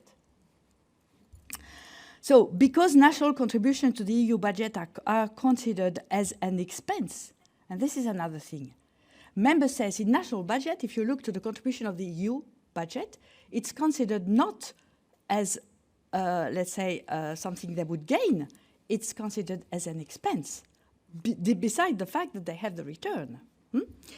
So member states always prefer not to increase their permanent contribution, but rather to finance extra needs with temporary external funds like Solidarity Fund, Emergency Aid Reserve, trust funds for Turkey, for Syria, for Ukraine, and so on and so forth. Or to provide loans via the EIB. This is another trick they like, not to increase their contribution. And to give, of course, the EU budget as a guarantee. This works. So, of course, the concentric circles you propose in your report could open new forms of financing as well, notably for associated countries or coalition of the willing, for example. Now, of course, this galaxy of external funds also puts in danger the principle of unity of the budget, recalled in Article 20 MFF regulation, and I think it is an important principle for European integration, unity of the budget. Maybe in your future circle, you could imagine that the core circle, the union budget, could serve the core circle. I mean, this is an idea maybe to reflect on. Now, point 2, resources. I'm a bit more optimistic because we have a common debt, as you know, to pay NGEU. We have contracted for the first time in history a common debt. And we have to reimburse this debt from 2028 onwards. So new own resources must be found. Legislative proposals have been made already, and some already adopted. Plastic weights, ETS, CBAM, at least from the legislative side. Now, of course, we have to make member states accept in the decision on own resources adopted by unanimity that these resources would go to the EU budget or partially. It's another step. But, of course, the AAA granted to the EU budget, which makes the euro bonds very promising on the market at the moment, would be compromised if the EU would not be able to reimburse its borrowing. And in the perspective of enlargement, not only the own resources will be necessary, but new form of borrowing, like you are proposing, could be institutionalized, like you suggest. First and last point, procedures. I will not talk about the legal aspect of procedure because Jean-Paul Jacquet did it already very well and better than me. I will just have a few, let's say, practitioner or political words on it. MFF decision-making about QMV for spending. Don't forget that member states have been practicing this for at least 3 financial frameworks, are extremely conservative. You know, it's the power of the purse. They will not abandon it like this. And EU institutions are very much looking to keep their prerogatives. So personally, I think that the sui generis balance of the triangle, Commission, Budgetary Authority, Parliament, and Council, with different interests, should be preserved at least in the core circle. Finally, and last point, for the 5 years institutional and budgetary cycle could be shortened, as you suggest, but you should know that it is extremely difficult. We tried. It didn't work. Commission is against, otherwise they would work on MFF during 5 years. Council says, oh, we have an agreement now, stop. Let's be quiet for 5 years. And even the Parliament, who would have an interest, like a legitimate interest, like you say, rejected it in plenary, the 5 years term. So yes, the treaty provides for it, at least 5 years, but I think it will be difficult, especially because we have so many crises and unforeseen expenditure. So I believe that the mid-term review, which is now on the table, is maybe the less bad solution. And I think that's it. Yes, for the very last point, I know it's not in your mandate, policies. Which kind of policies after enlargement? Well, I think that historical policies like agriculture, structural funds, environment, fisheries, education can be reviewed, certainly, and rebalanced within 30 or more member states, but they should continue to be considered as common goods. I think this is very important as well, and financed by the EU budget. Thank you very much. Thank you very much, Anne. Maybe a word of answer from you, Shane, or two? I won't answer everything, but I'll pick up a couple. So you sound skeptical about going beyond 1% of GNI, and at the same time, you rightly say that we are already going beyond that with the midterm review. And so my hope, so I'm a bit more optimistic than you, my hope is that the midterm review that we're in principle going to agree this year will basically take us through the 1% of GNI and will demonstrate that the EU as it is, with its enlarged competences and with the enlarged needs stemming from Ukraine reconstruction, for instance, will have to go beyond 1% of GNI. On the governance, I take your point that there will be an enormous amount of resistance by member states on abandoning their veto rights for spending. And at the same time, short of that, I think we will have to have a budget that is very inefficient and that carries on policies that should be reformed profoundly. I mean, I think, we cannot reform basically the common agricultural policy under unanimity rules. I think this is just very unlikely to happen, and yet we must reform it. And I think that's it. And last, I think your point on borrowing is very important. I think one thing that is not very well understood is that if we don't have new resources in the next MFF, we will have a very, very substantial reduction of EU budget spending, right? Because we will need to spend some money to pay back the debt from NGEU1. And I don't think this is understood everywhere, and I think this is critical. So in the absence of an agreement on a new borrowing facility or on own resources, or ideally both, we're actually looking at a sharp reduction of the size of the EU budget, which I don't think anybody is prepared for, and which would be nonsensical at a time of EU enlargement as well. I don't know if you want to. Okay, thank you so much. Any question in the room? Yeah, over there. If we can have a microphone, we need it because for our online followers. You just can say who you are before speaking. Thank you. Hi, my name is Willemijn Krans. I'm from the Netherlands studying Pole. My question was why the solution would necessarily be more resources. What also Madame Vitré already said, there might be a lot of people arguing against that, member states, such as my own, the Netherlands. So if you talk about the common agricultural policy, for example, we're talking about reforming, it probably has to be reformed with enlargement. Would there be a different solution than just more money, increasing the budget? Like if you would look at more protectionist measures, for example, with import of other countries outside of the EU, so still protecting your single market, but not having to increase your budget by creating an equal playing field with non-EU member states. Thank you so much. Who wants to answer this one? So no, there are there are alternatives to having a larger EU budget, which is to do a very thorough spending review and try to cut spending in a lot of areas where we find these policies to be inefficient and the use of EU money to be inefficient.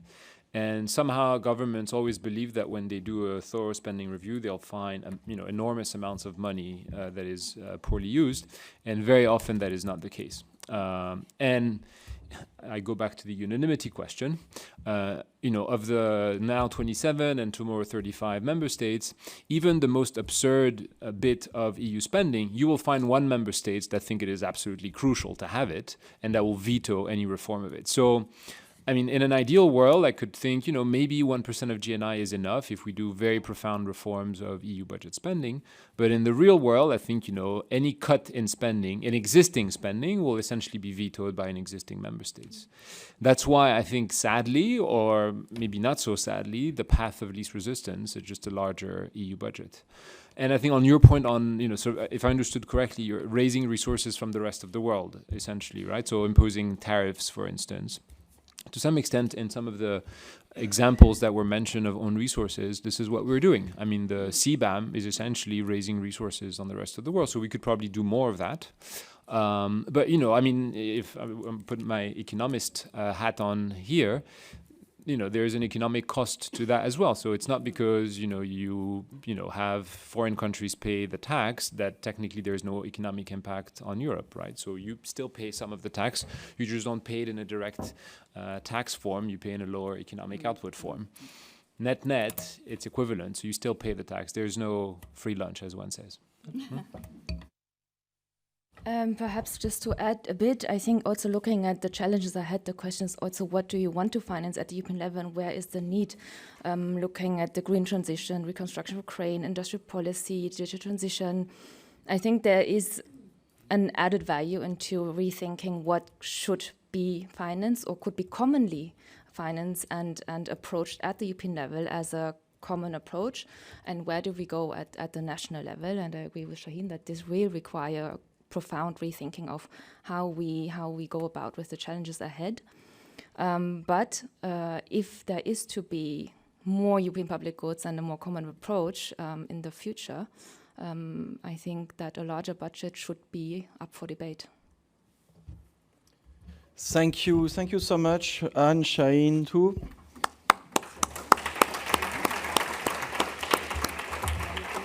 I now welcome on stage France again and Gaël Marty. Discussant is Dominique Ritling. Please.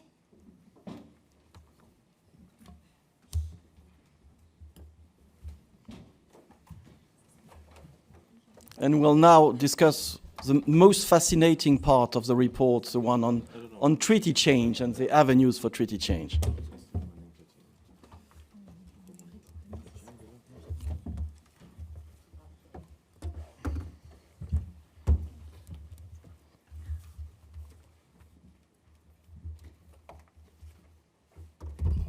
I'm beginning? Okay.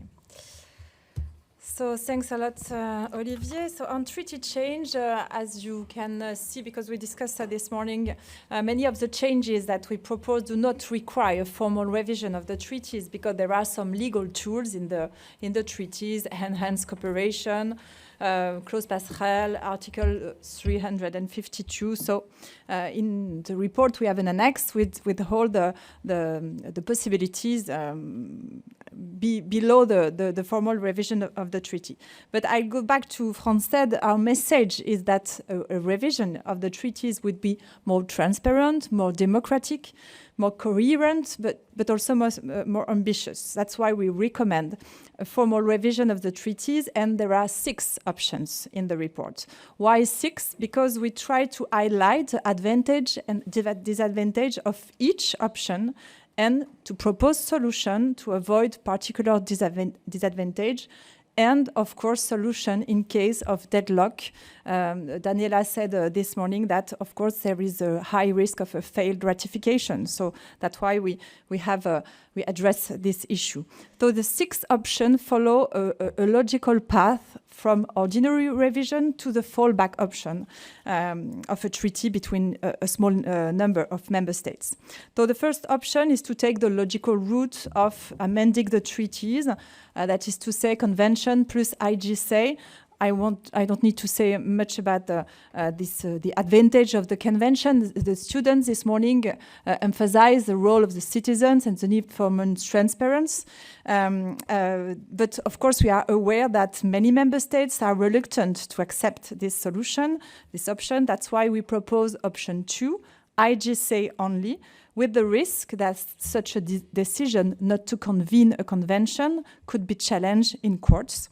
So an alternative scenario could be to use the accession treaty as the vehicle to incorporate the changes required by the enlargement, and this is option 3.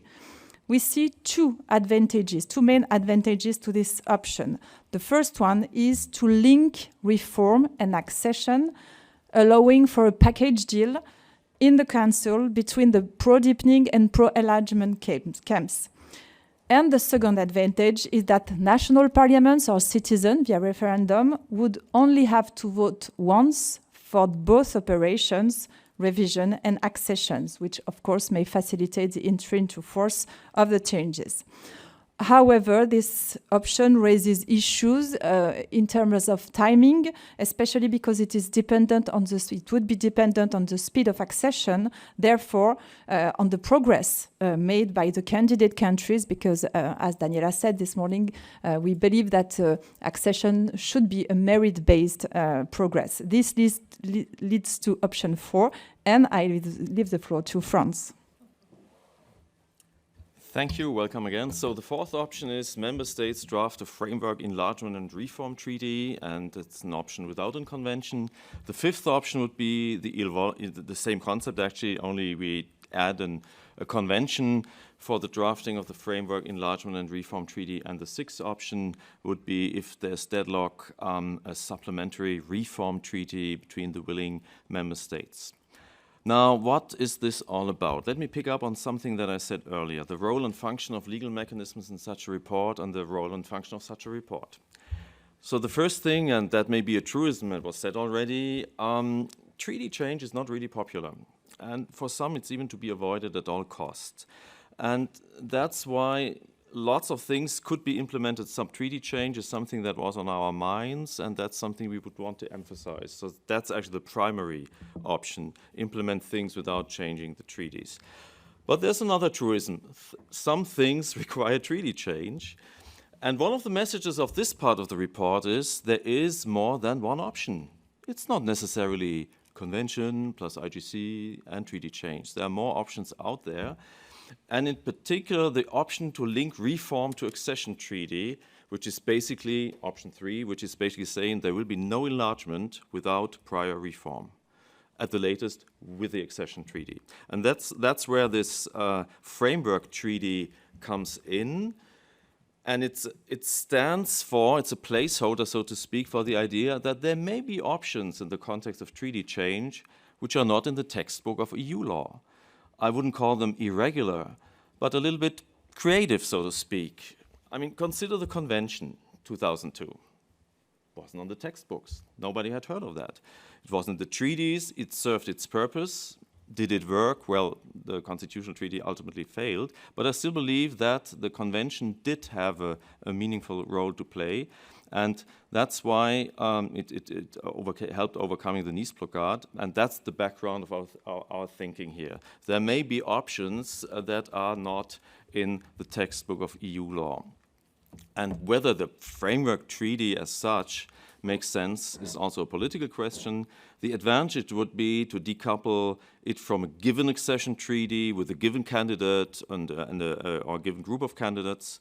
It would be a sequenced approach. Well, as to option 5, again, that's not in the textbook, but it's basically about adding a convention to option 4. And there again, looking closer at the convention, it turns out there is not much that is carved in stone about the conventions. There's a lot of flexibility here on how to use the convention, where to bring it in. So option 5 stands for the role that the convention could take, and there the wording matters. We consider the convention could add transparency. We don't speak of legitimacy, which it still may have something to do with, but that's not our emphasis. Our emphasis is transparency. Well, on option 6, that's the fallback option, the coalition of the treaty willing, so to speak. It's related to differentiation, so I'll pass that on to the next panel, and their 20 minutes. Obviously, there are major legal questions out there if we turn to that kind of thing, but here we do have blueprints, and the blueprint that we put into the report was the ESM. That turned out to be controversial, and Pervenche still hates me for that, but actually it's just an example. It's an example. We could also take the fiscal treaty, you know, just a treaty outside. So don't misunderstand that as the ESM as some kind of particular intergovernmental thing is the thing we're heading for. It's just, again, some kind of placeholder for a concept. Thanks. Thank you very much. Thank you for the invitation. Well, as time allocated is very short, I will today focus on what is, in my view, the most original and also a bit puzzling, to say the least, proposal made to change the treaties, that is to revise the treaties through accession treaty. It is original and puzzling at the same time, because reforming the European Union and enlarging the European Union are legally distinct, so of course politically connected. Yet the proposal of the report is to legally link both by using the route of Article 49 instead of that of Article 48 for revising the treaties. What is expected by the group of 12 from such a formal link is that a deal between the pro-deepening and the pro-enlargement camps would be easier to reach. Well, the idea to link the reform of the EU to accession may, according to the report, take two forms. Either that of an accession treaty, which would entail the amendments to the founding treaties that the reform of the European Union requires, or that of a framework and enlargement and reform treaty whose draft could possibly be entrusted to a convention. France has just said that we should be creative and even think of devices that are not in the textbook. But yes, but at least under one condition, that it is not forbidden by the textbook. And I think such a formal link is legally questionable for three reasons.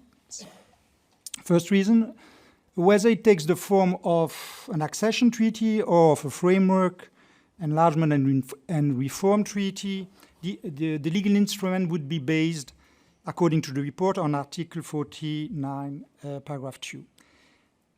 Yet only an agreement between the member states and the candidate state can be concluded under Article 49, which is not the case for the framework, enlargement and reform treaty. Second reason, the amendments to the founding treaties that an agreement based on Article 49 may provide for shall be limited to the adjustment which the accession entails. And some of the treaty amendments proposed by the group would clearly not fit with the meaning of adjustment. Last reason, the procedure for concluding an agreement under Article 49 differs from the treaty revision procedure laid down in Article 48. In particular, Article 49 gives the European Parliament a right to consent, which is not the case for the ordinary revision procedure, except regarding the choice between convention and IGC, nor is it the case for the simplified revision procedure. So resorting to Article 49 would thus amount to a misuse of procedure. Well, so in my view, it's legally questionable, and moreover, it's not useful, not necessarily useful. And I will explain why. As just said, the ordinary treaty revision procedure of Article 49 could not be avoided to provide for the amendments required by the reform of the EU that go beyond the scope of the adjustments entailed by accession. At the same time, the treaty revision procedure could also link reform of the EU and enlargement. In other words, in a treaty revision carried out pursuant to Article 48, could be included elements of reform destined to improve the efficiency and the democratic legitimacy of the European decision-making process, and, where appropriate, to increase the competence of the EU. But at the same time, could also be included in this revision all the amendments necessary to make the EU institutions enlargement ready. That is, to organize the representation in and the participation to the EU institutional system of the candidate states to EU membership. Thus, we would have the sequenced approach with actual accession treaties being decoupled from the treaty revision, even if the latter would be done with the view to accession. And this has already been done in the past. As is well known, the Treaty of Amsterdam had failed to address the institutional reform to cope with prospective Eastern enlargement. And this was the mandate given to the IHDC convened in Nice. It had in particular to deal with the composition of the composition of the Commission, of the to deal with the extension of the qualified majority voting and of the weighting of votes in the Council. And so the outcome aroused dissatisfaction with respect to the deepening of European integration. The Treaty of Nice made the institutional changes necessary for further enlargement.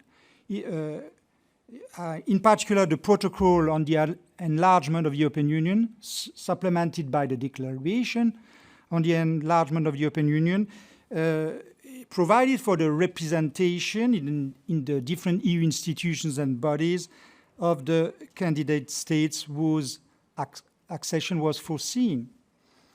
And last argument about the usefulness, the treaty revision procedure of Article 48 would not be more cumbersome than the procedure of for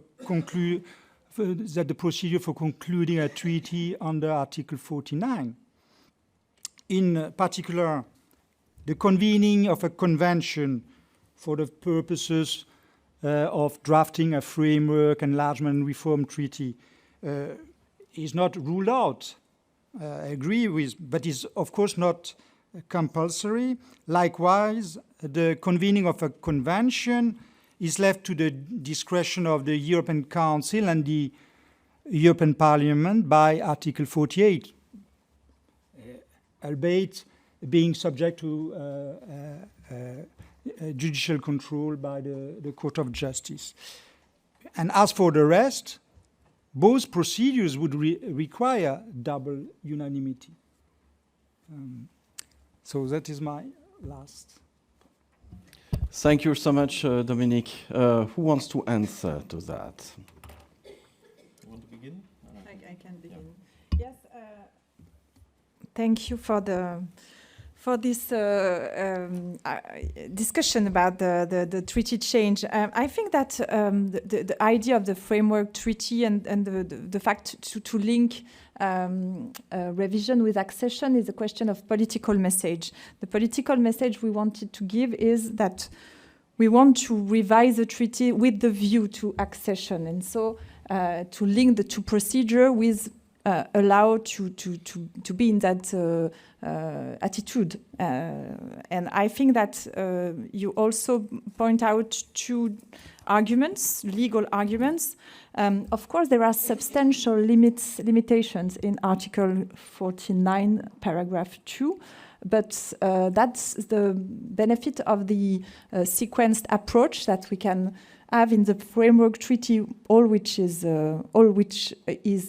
deemed necessary for the enlargement, and in the specific accession treaties, what is specific to the candidate countries. And what about the procedure? Of course, the Article 49 gives the right for the European Parliament right of consent, but it's not. I think that it could be added on the procedure. It's not. It's something more than it is requested in Article 48, but nothing prevents from adding the consent of the European Parliament, to my mind. I think that the two procedure can be combined. Yeah, just to briefly follow up on this in 4 points. First point, I didn't say we should be creative. I think what we try to say here is we should leave room for creativity if the necessity emerges to turn to unconventional solutions. Second point, Article 49, accession treaty changes which such admission entails. Come on, we are lawyers. I mean, you can put so much into these provisions. I mean, it hasn't been tested. Arguably, you look at health, and health is a very limited EU competence, as we experienced pretty painfully during the pandemic. And so the idea we would probably want to change the treaty here and give the EU the powers and competences to have the power to approximate law, like harmonization. How is that something that admission entails, one would argue. But on the other hand, depends on the candidate states. Maybe there are candidate states where this health policy issue is particularly relevant, and so I believe there's a lot of stuff that you can argue here. My third point, I admit, and it's in the report, there is a legal risk, of course. There's a legal risk, and it will at some point be a question of balancing. Is it worth taking that legal risk? And obviously, as a German, I always tend to think this will end up in Karlsruhe, and what will they say? Somebody will find a way to bring that to Karlsruhe. But still, it may be worth taking the risk. And as Gael said, there may be options like combining 48 and 49, and then, and that's my fourth and last point, isn't all this ending up in some kind of legal mess? And that is reminiscent of what was said about the Maastricht Treaty, right? Deirdre Curtin famously wrote about the Maastricht Treaty and the aftermath. It's a Europe of bits and pieces, and she was extremely unhappy with it. But the funny thing is that something like 30 years later, quite recently, the same Deirdre Curtin had to admit that actually somehow the legal process was able to sort it out. So in retrospect, she was not that skeptical with the entire Maastricht process, which was a mess, actually. I mean, EU treaty, EC treaties, different entities, that even for lawyers it was impossible to understand. But still, somehow things were sorted out, and that's a little bit also the message that we have here. The legal process will sort it out, no matter what politically will happen. Thanks. Thank you very much. We are running out of time. My proposal is this one. On the program, we had now a coffee break of 20 minutes, which is far too long. My suggestion, we take 5 minutes to get for a cigarette, a pipe for Jean-Paul, grab a coffee and start... and start again in 5 minutes with the next panel, then we can keep the timing and leave plenty of room for discussion. Thank you.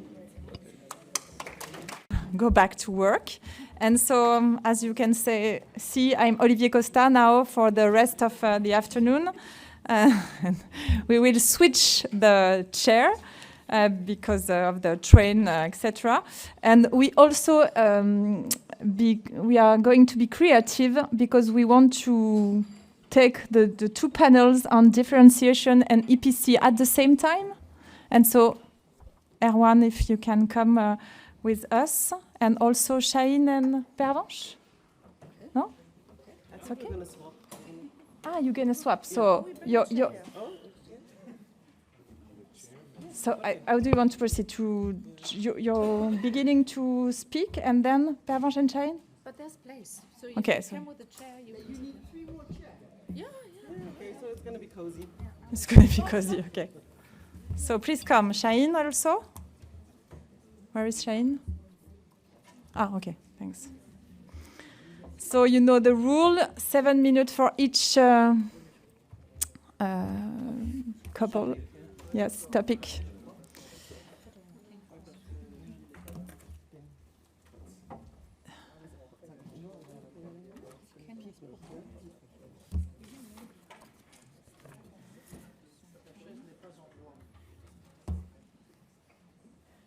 What's the main word of the report? Flexibility. And we are going to begin with flexibility and differentiation with Daniela Schwarzer and Funda Tekin. You have the floor for 7 minutes. Okay. Well, hello everyone. I was just saying that I'm really happy to finally sit on this panel and can seek the stage in order to share some of our thoughts on differentiated integration that we have in the report with you. I'm just going to give you a bit of context information and a bit of how we conceived it and conceptualized it, and then leave the floor to Daniela. Because I think it is very interesting that the differentiated integration part was, I think, the one that was perceived very broadly, very fast. Which I think is linked to the fact that we have a huge graph on that in the report, and it's very colorful. But I think it's also controversially discussed, and I'm not sure whether it has been really been perceived or realized that the things we put out there are not entirely new, but we had the feeling that when we had our discussions, and this is actually the chapter that made it into the report last. So it was basically the section that we introduced last, because we had the feeling that thinking from the inside out that we also had to have some considerations on differentiated integration. But differentiated integration has always existed in the European Union, and for that it is also yeah, as I said, the concepts that we put out there are not entirely new. And I think it is also very clear, because that was one of the questions, that we, of course, aim to not have l'Europe à la carte. So the unity of the European integration and the European integration process is very important to us. And so far, differentiated integration has rather helped European integration than threatened it, because we actually also see some more consolidation trends currently than differentiation. But we think in the future differentiation needs to take place, and we have some principles that we think are important to then actually consider, so that it does not be transformed into l'Europe à la carte. So we need to respect the acquis communautaire and the integrity of the EU's policies and its actions. I think that is very clear. And also that we have certain areas where you even have to comply with certain additional criteria, like, for example, Schengen. It's also important that we use, or the EU uses, the EU institutions for differentiation, so that you do not go outside the institutions and then kind of have a frizzing out of the coherence of the European Union. It needs to be open to all EU members. And I think that is also important in terms to have some sort of multi-speed idea within it. And it was the question of whether opt-in procedures from the students would actually slow down the European integration process. I don't really see the threat of that, because we had opt-in and opt-outs, with the UK and Ireland protocols in the Schengen area, or in the area of freedom, security, and justice. And so again, it has already been applied. So I think this is something to be very aware of. And I think it's also important to realize that opt-outs, although there might be the option to opt out. We just had a discussion with a Danish representative the other week, and she really advised against using opt-outs. So I think member states might not actually be too keen to actually use opt-outs, but still the option to have opt-outs there either can discipline the integration procedure or actually then allow member states not to participate in certain sense. And I think if you think it that way, I think it is also good to have the opt-outs option there. But still, and then the idea, of course, is that sharing decision-making powers and costs and benefits. So those who participate should have the benefits and also the obligations, of course, and those who are not should not benefit from either the right of decision-making or also the budgetary parts of it. And then it's make sure the willing can move ahead. Well, this links also to the idea of the opt-outs or the additional treaty that was already mentioned in the previous session. And if we have a group that actually moves ahead, we then also think additionally it is important to then have not an exclusion clause from the entire European Union, but from the inner core. So you don't have a permanent right to be within the inner core as long as you do not comply with the requirements that are linked to that. And I'm going to leave it to Daniela. Okay, 1 minute 45 left. I will try to be super short.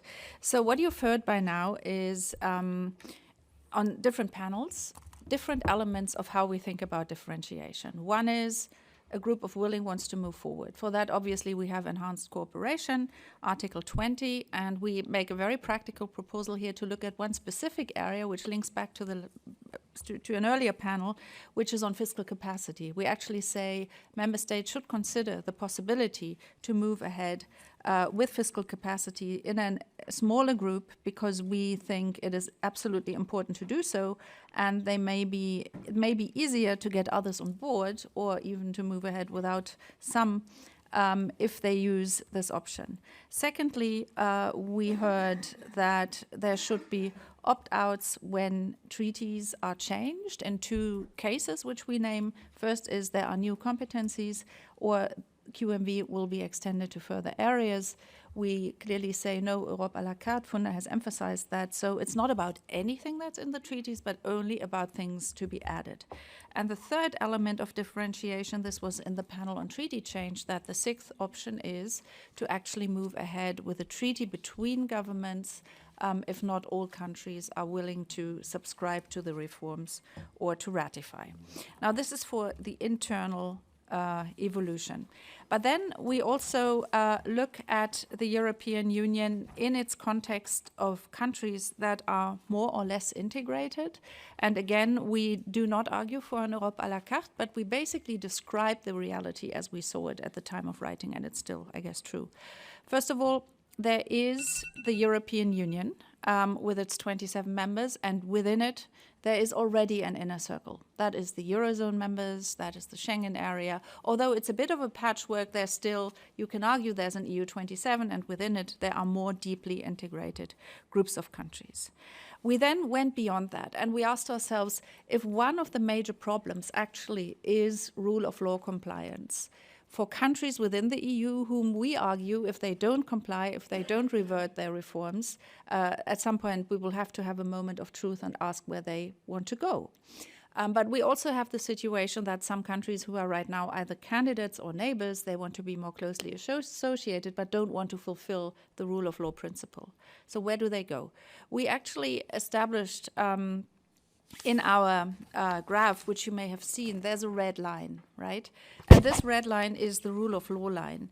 And within that, we have defined an associate membership, which requires them to fulfill the principle of rule of law.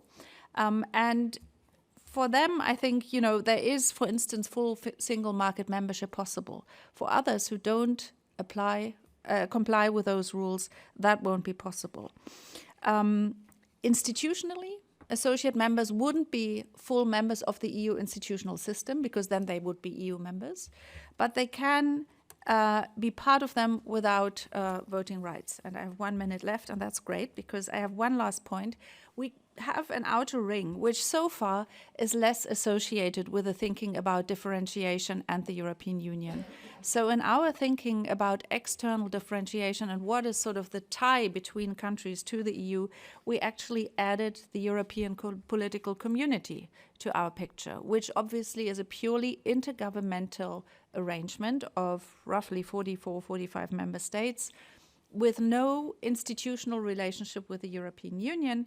But we do say that there we see a very strong potential to structure relationships on a continental scale, maybe even develop policy together, use existing EU policy and their external dimension to organize more closely for geopolitical reasons on a continental scale. And with that, over to either Shaheen or Pervenche, who speaks first. Thanks a lot.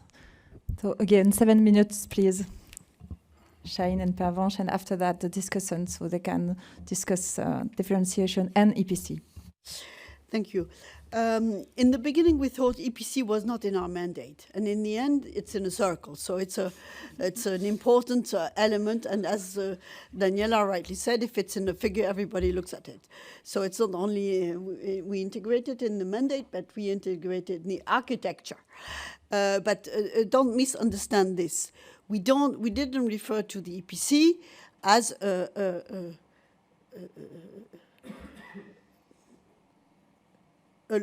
in the logic of an EU institution. It is something else, but that is important for the whole dynamic of the EU because we have introduced this red line.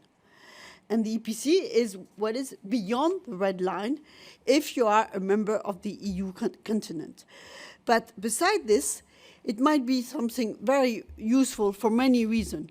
For example, and of course, one of the contests of the EPC has been that for accessing country or candidate country, it could be like a second-class institution or a waiting room.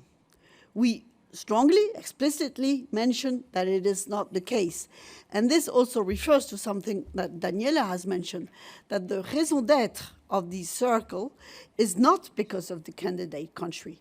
It is because of the current member state of the Union. So it's a dynamic like this and not like that, which is very important to understand why we needed this EPC for current member state to do their choice. And if they choose not to respect rule of law, they have no access to internal market because this is the price to pay for the access to internal market. And then they are more than welcome in another forum, which is a forum where member states are on an equal statute. Of course, the agenda for this one is very much about geopolitics, which to my understanding, is something that European countries must discuss all together. It's better. You can see me and I can see you. No, I just took a couple of things to add. Maybe by way of background, there was not a lot of Franco-German divides in this group, but the one that existed, at least in the beginning, was actually around the EPC. In general, the Germans were like, what is the EPC? What do we care? And the French were like, no, it's important, it matters. Some French, that's true, not all the French. Yeah. And this is not completely true because, in fact, there was already a division inside the German group because Daniela, Franz Mayer, myself, and Jean Pisani-Ferry had written something around the EPC before, and I'll mention that in passing. So just by way of background.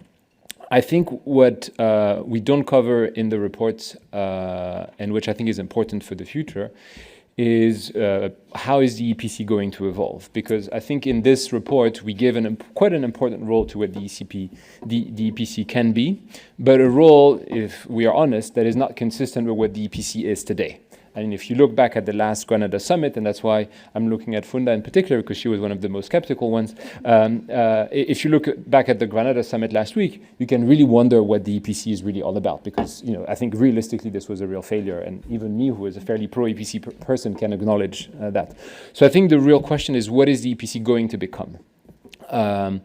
If it stays an informal meetings of head of states without conclusions, without press conference, without policy cooperation, without budget, without any deliverables, I think the EPC cannot serve the purpose that we have described in this report. And so that's why, for us, it's important that the EPC evolves into something more meaningful, more institutionalized, that defines policy areas for cooperation, that maybe has a permanent secretariat, eventually potentially a budget, or at least could draw partly on the EU budget.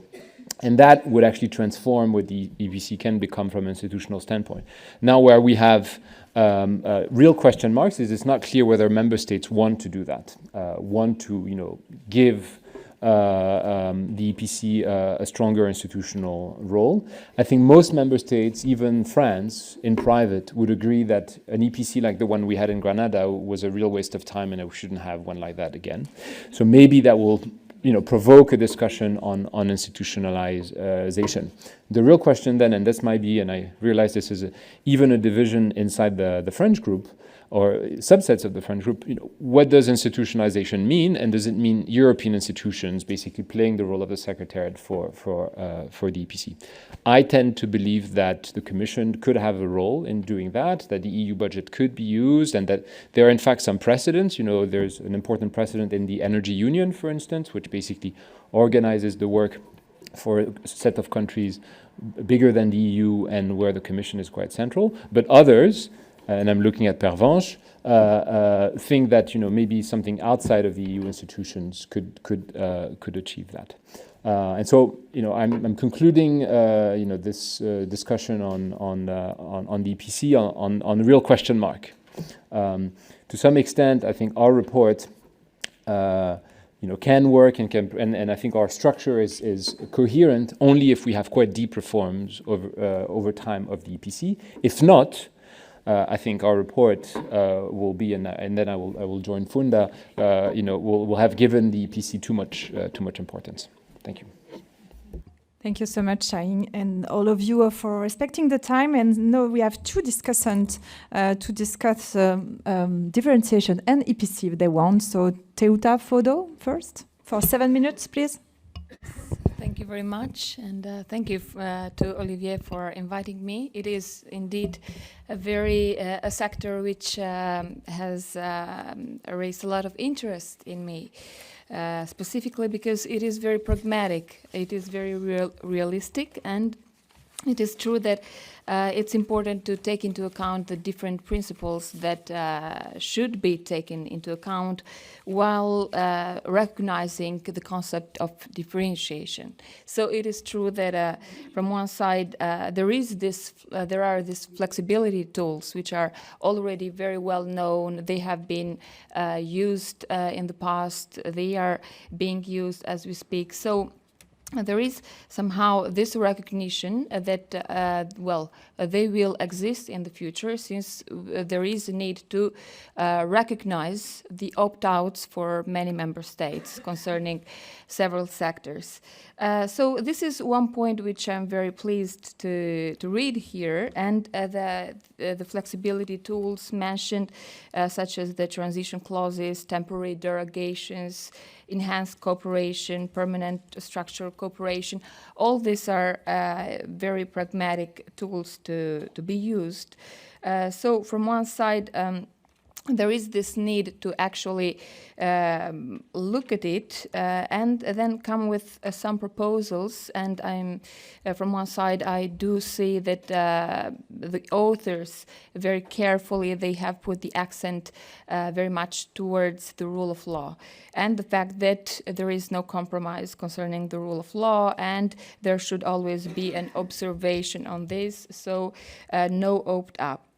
Anyway, one of my main concerns concerning the rule of law, and this is one of the main topics that I would continuously discuss, is, well, first of all, the definition in itself. From one side, it is true that there is a very clear concept definition in the treaty of what rule of law is and what the member states are expected, but we have seen that in practice, when it happens, and we have seen the case with Hungary, well, the sanctions to be applied are very complex, are very difficult to actually come up with a decision like how they should be implemented.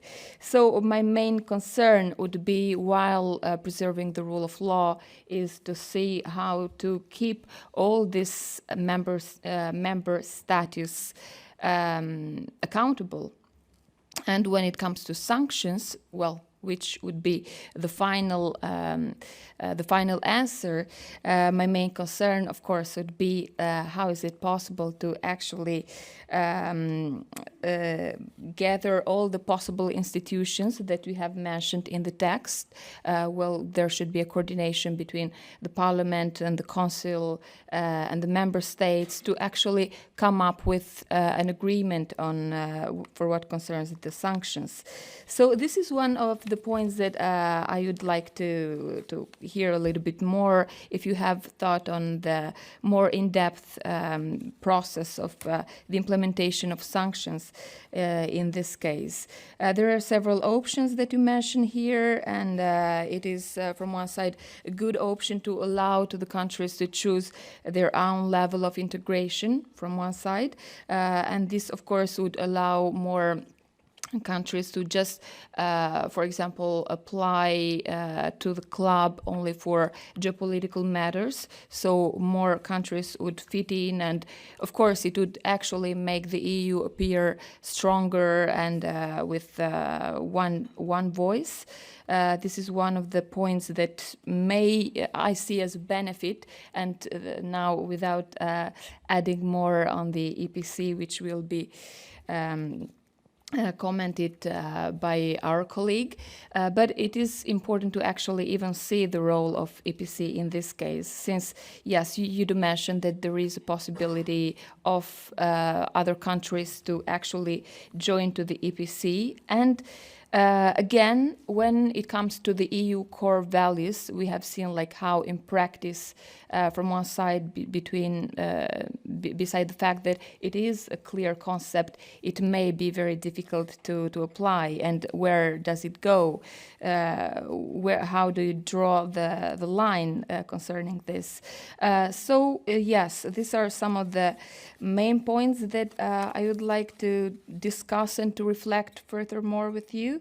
And one of the recommendations that you give to propose a mechanism to ensure that willing member states can continue moving ahead even if a member state that initially joined a pioneer group for integration no longer subscribes to its goals.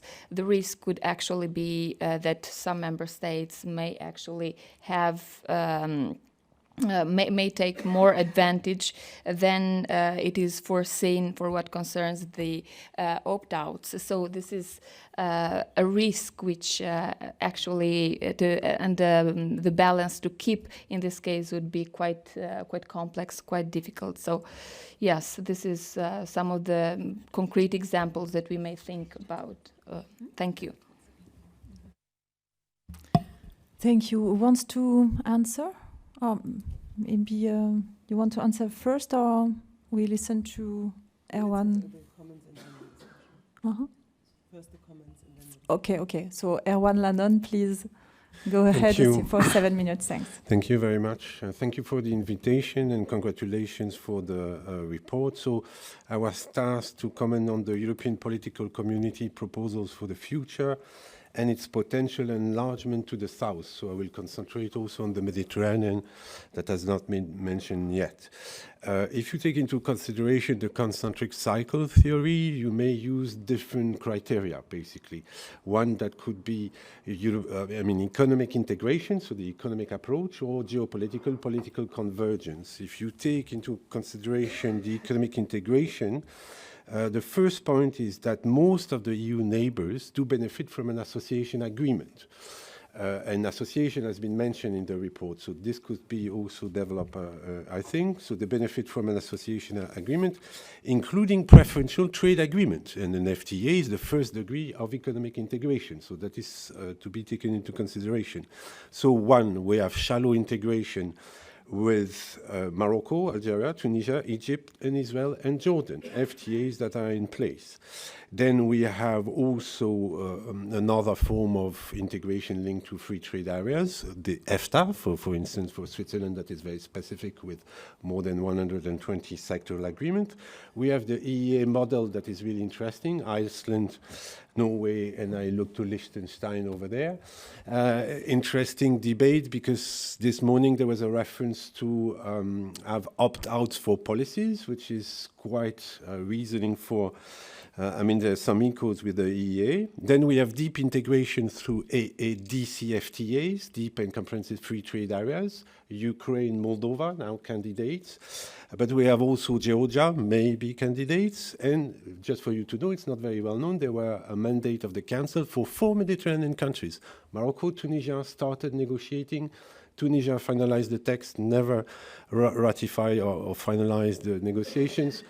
Jordan was also in the mandate and Egypt was in the mandate. I'll come back to that later. We have the Balkan countries, stabilization association agreements, including FTAs, but they are all candidates or potential candidates. Then we have customs union.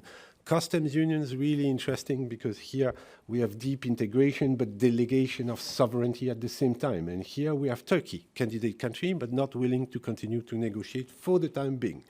We have also San Marino and Andorra, and all those agreements include essential element clause referring to the rule of law, by the way. So that's legally binding. It's an association agreement that has been ratified.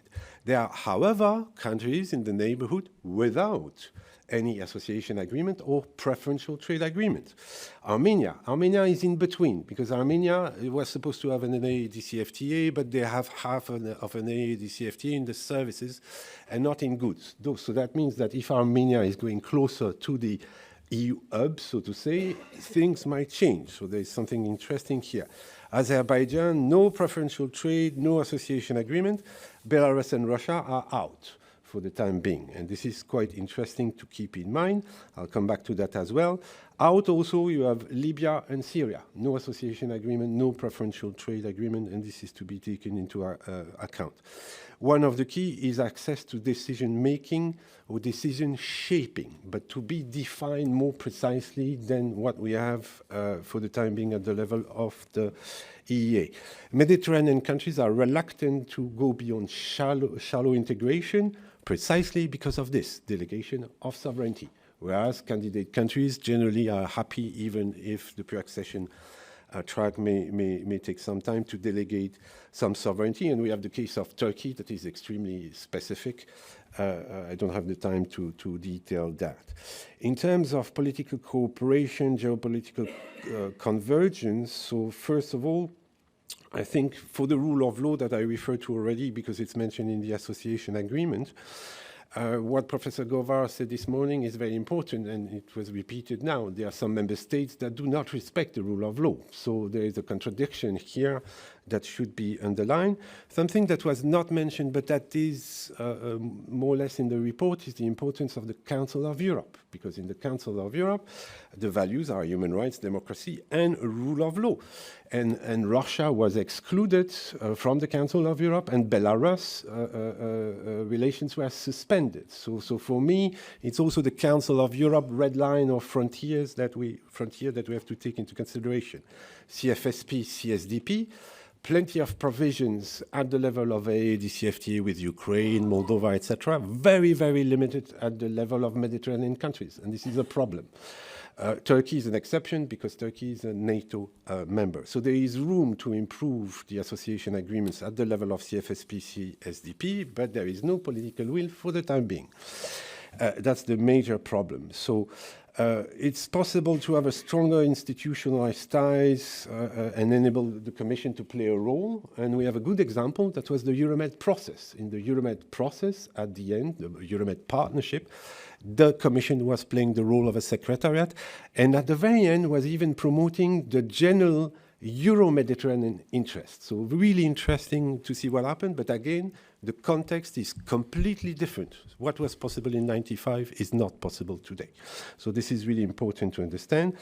Including membership in the Council of Europe under the minimum common basis you refer to, that would exclude the Mediterranean countries. However, there is a neighborhood policy of the Council of Europe, and that should be underlined because Morocco and Tunisia, and to a lesser extent Jordan and Egypt, are more and more associated. Let me quote the Council of Europe, very interesting sentence here. The common legal space between the region and Europe is progressively expanding through increased commitments of southern Mediterranean countries towards the Council of Europe Convention open to non-member states.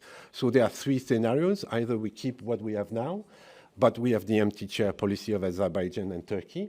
But I mean, to me, it's important to have a framework for political dialogue and that it remains really not too institutionalized. There could be a danger of contamination effect. For example, what is going on in the Middle East. That we have to be aware of this. Second scenario, more institutionalized. Again, a link with the Council of Europe could be of interest. Scenario 3, enlarged European political community with a strong institutionalization. This is not going to work, I am afraid, in the current context. Last word, if you draw concentric cycle, never forget the one that is next to you. There is one with Russia that is called the Eurasian Economic Association. There is another one that is called the Shanghai Cooperation Organization. Have a look to the members, to the observers, and to the dialogue partners. Plenty of neighbors of neighbors here. So we should take into account, I think, concrete examples and also what is going on in the periphery. Thank you. Thank you so much, Erwan Lannon. Maybe who wants to answer? We have 5 minutes to discuss.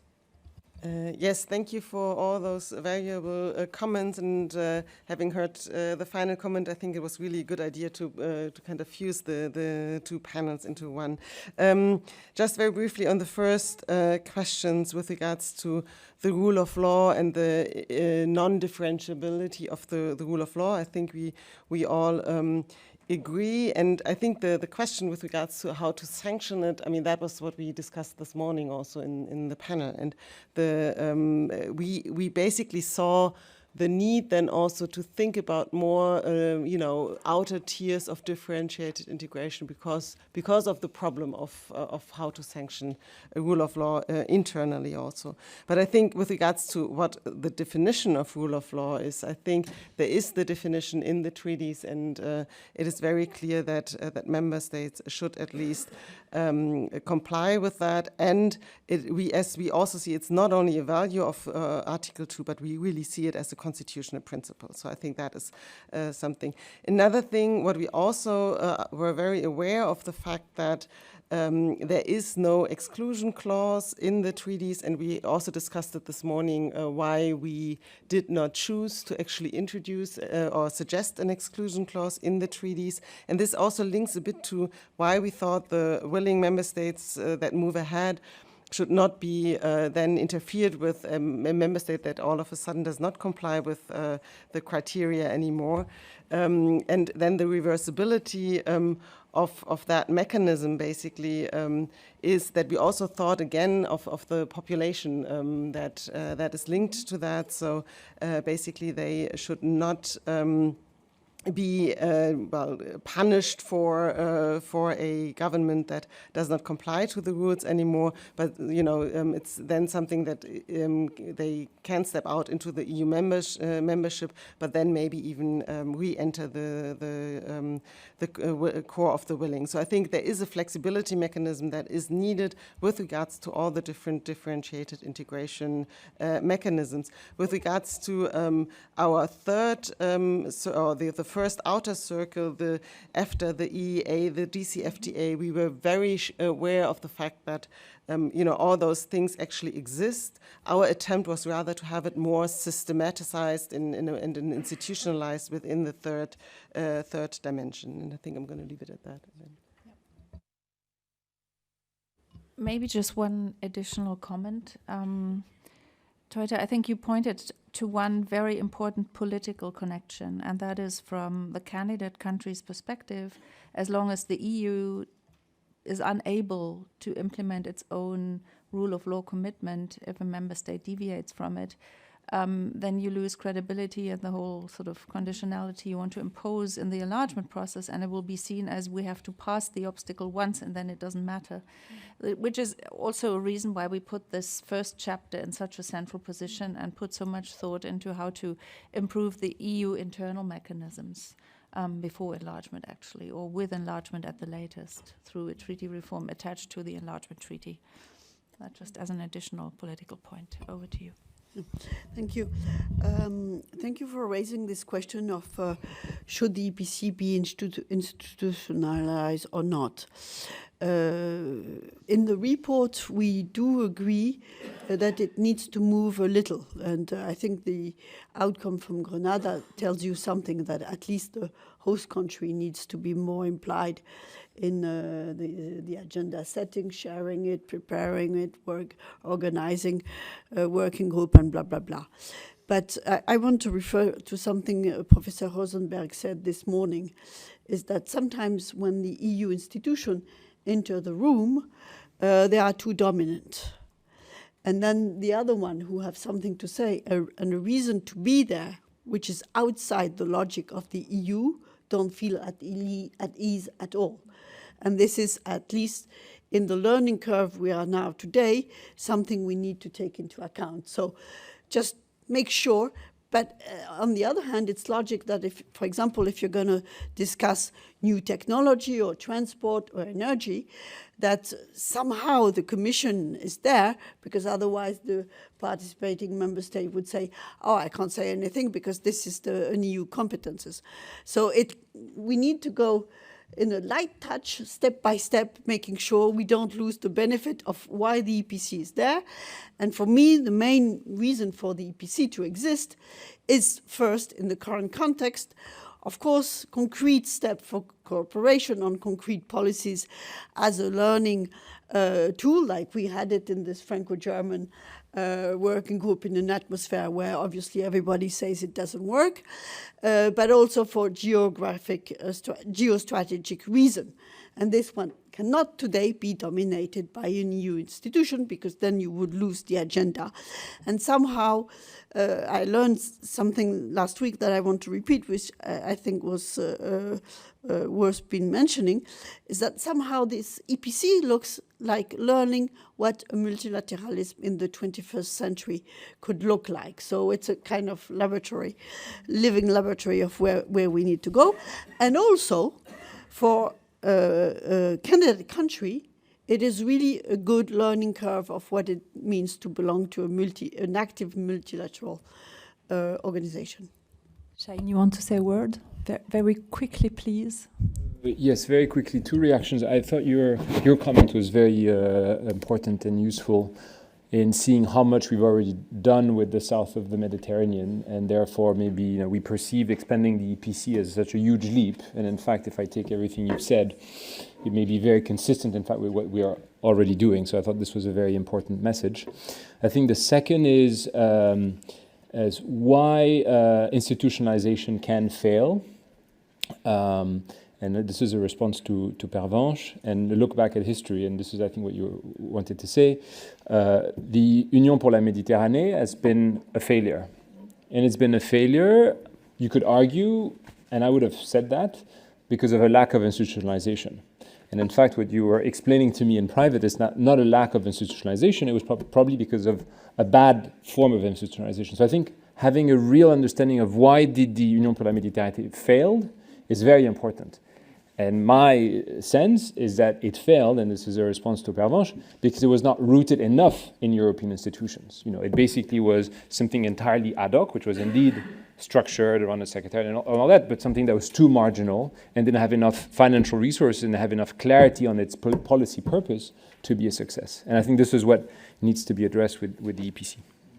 Thank you so much, all of you, for this very rich discussion about differentiation and EPC. And so we can make a big... yeah, just after maybe. Okay. Then Pervenche and Funda, you're staying with me. And Pierre Mirel, if you can come, for the last panel on enlargement process. So I will ask you to be strict on time because we have 5 minutes. We are 5 minutes late.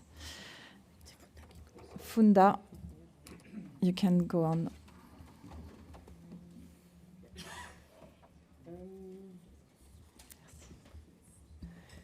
Yes, so now from differentiated integration to the enlargement question, although again, our circles were not perceived as an alternative to enlargement, but rather a thought from the inside out, just mentioning it again. With regards to the enlargement process, as mentioned this morning, this is also something that is not in the stricter sense of our mandate, but still something that's very necessary addition to our report.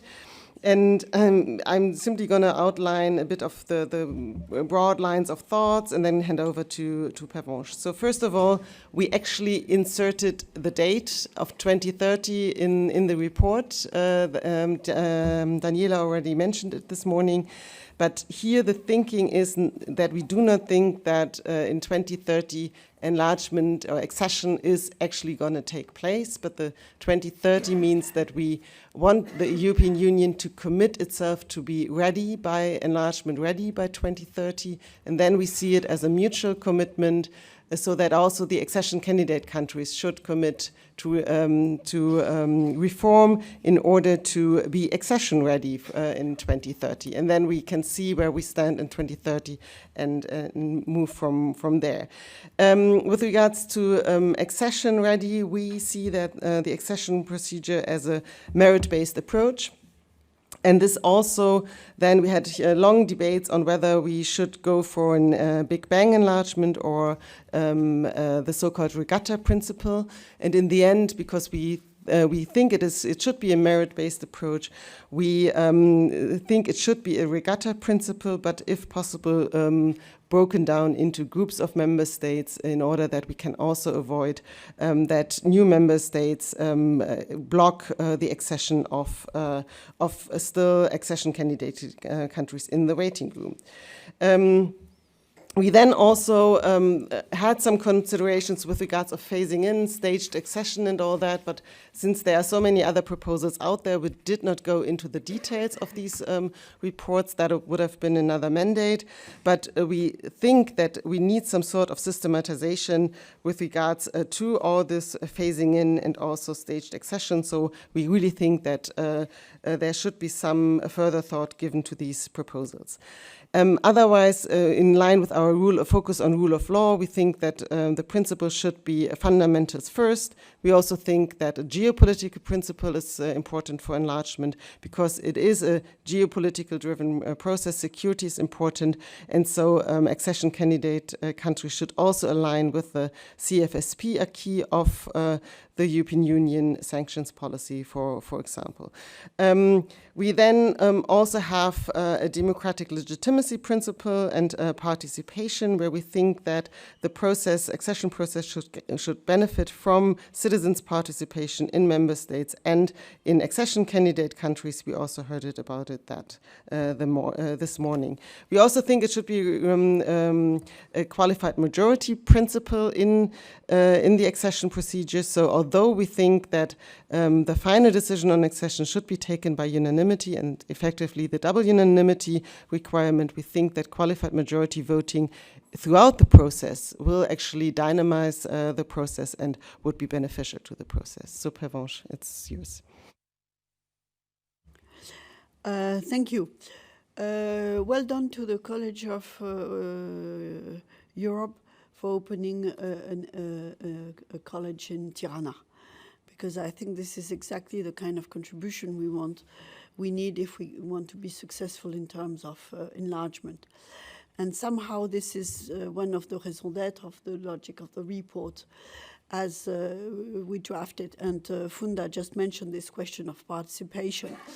Somehow, if we had to have a version 2 of the report, I would fight to have this principle as number 2, first rule of law, and second participation of the citizens. Because it's been a word around the table for years now, but it's always been mentioned as a token word. when it's a serious topic, because otherwise you end up in the situation you are in Hungary, where people were very much in favor of enlargement to start with, and then they were turned around by some leader who don't understand and who don't share the benefit of the enlargement with their population. So we need to have some strong ally among the population. It's not easy. This is why also we insist, so we have a light touch in this in the report, but we insist very much on this question behind the line of administrative and absorption capacity, because this is where exactly the rule of law can be built in the member states. So is it only in the hand of the Commission that does it? I know they're all able to do their homework to see what has not worked in the past, blah, blah, blah. But I think they also need to join with national experts who do this job not in the theoretical environment in Brussels, but concretely in each member state, and are able to have this expertise capacity to help improving the catching up for a member state. The key of the report is to link the two. I hope you are convinced of this. And it's important that academics support this approach, not just to have new paper to write, but to convince the leaders. And this is not so easy, because the leaders, where they have the main role is in the treaty change. This is really in their hand. Regarding the enlargement themselves, they know they have to do it. So they say, okay, in the beginning, and then they leave it up to the Commission. And this is where you end up in a completely technocratical approach with no political on board. And this is where you lose your public opinion, which we cannot lose. So this link, this bridge, is absolutely of the essence. And this is not against history, because until Spain and Portugal joined the EU, we had the two in the same time. So it means it's possible. Just remember, the cohesion policy, it started there, when Delors invented the Programme Intégré Méditerranéen. That was the price for accession of Spain and Portugal. We just have the same challenge, plus once more, which is called geopolitics. So it's not a small business, but I think this is the way we can do it. And how to do it, I want to refer to what our legal expert, one of our legal experts, one is there, the other one is there, Franz said in a previous round table, saying there are some creativity inside the treaty. For example, when they conveyed the convention, there was nothing in the treaty, but they did the convention. So it's not because it's not in the treaty or because something is not in the treaty that you don't have room of maneuver. This is not true. And I think we should use all the room of maneuver to be successful for this enlargement with deepening of the EU.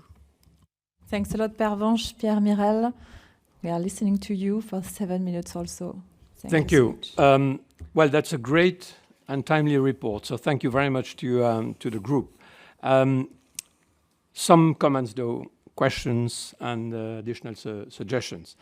First and foremost, fundamentals first. I cannot agree more. It's not just me saying that, but to refer to participation of citizens is most of the civil society organizations and think tanks of the Balkans.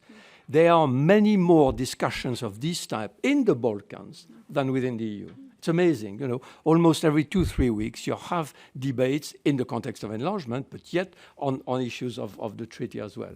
So this is, and all of them, and 2 days ago in Belgrade at the Security Forum, they repeated fundamentals first, rule of law first.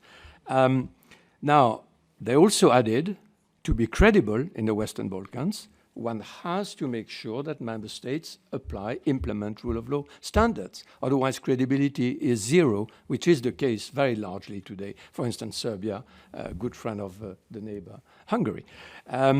So how to ensure that candidate countries would do what they have not been doing over the past 20 years?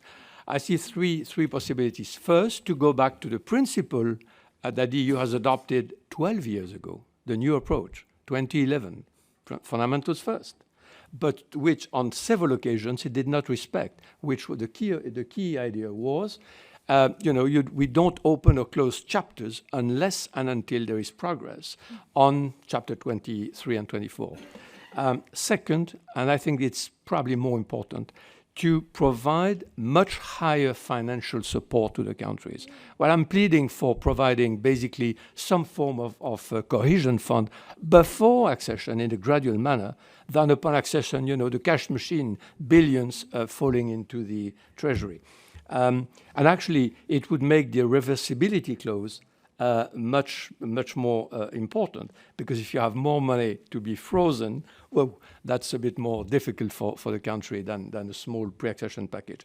And third, to have a mandatory close monitoring by civil society organizations in the whole process. I have a question, though. The EU will probably, in the coming months and years, move towards gradual accession, and everybody's talking about it, and integrating some elements of the single market might well be one of the first steps. Oh, what to do with the rule of law then?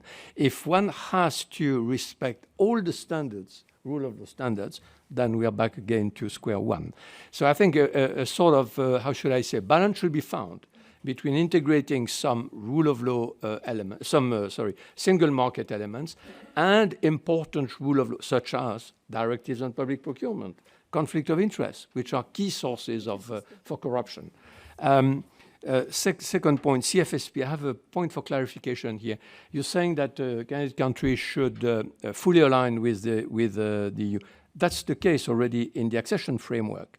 So do you mean that the current process should continue, or that they should respect right from the start of negotiations full alignment? That's difference. Conflict resolution. I suggest that the EU should reward steps that candidate countries are making to resolve bilateral issues. We never rewarded North Macedonia. They changed their name. Not only not rewarded, they were blocked by France and later Bulgaria. So that, and conversely, I would say that budgetary conditionality should continue after accession to avoid backsliding, like Croatia today, refusing to implement the arbitration with Slovenia on the Piran Bay. So it's not just before accession, but including afterwards. Now, when conflict is with the member states, then we have a problem. We've seen that before. Unanimity, you know, it may take years. So I would suggest then to use the mechanism you're proposing for Article 7. If it doesn't work, if there's no consensus at European Council, to move to 4/5 majority for either opening or closing accession negotiations. Financial additional assistance, financial, I said it already. More technical, I'm not sure. The Court of Auditors in a report 2 years ago said the question is not to provide more assistance. They know how to do it. Is the willingness to do it. Except for magistrates, I would prepare, because, you know, changing judiciary is not just a question of legislation, directives, what have you. It's a question of culture.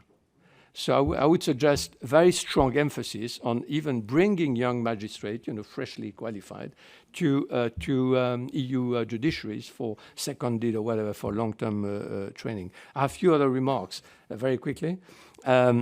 I fully agree with democratic legitimacy. I mentioned that already. Equality principle as well.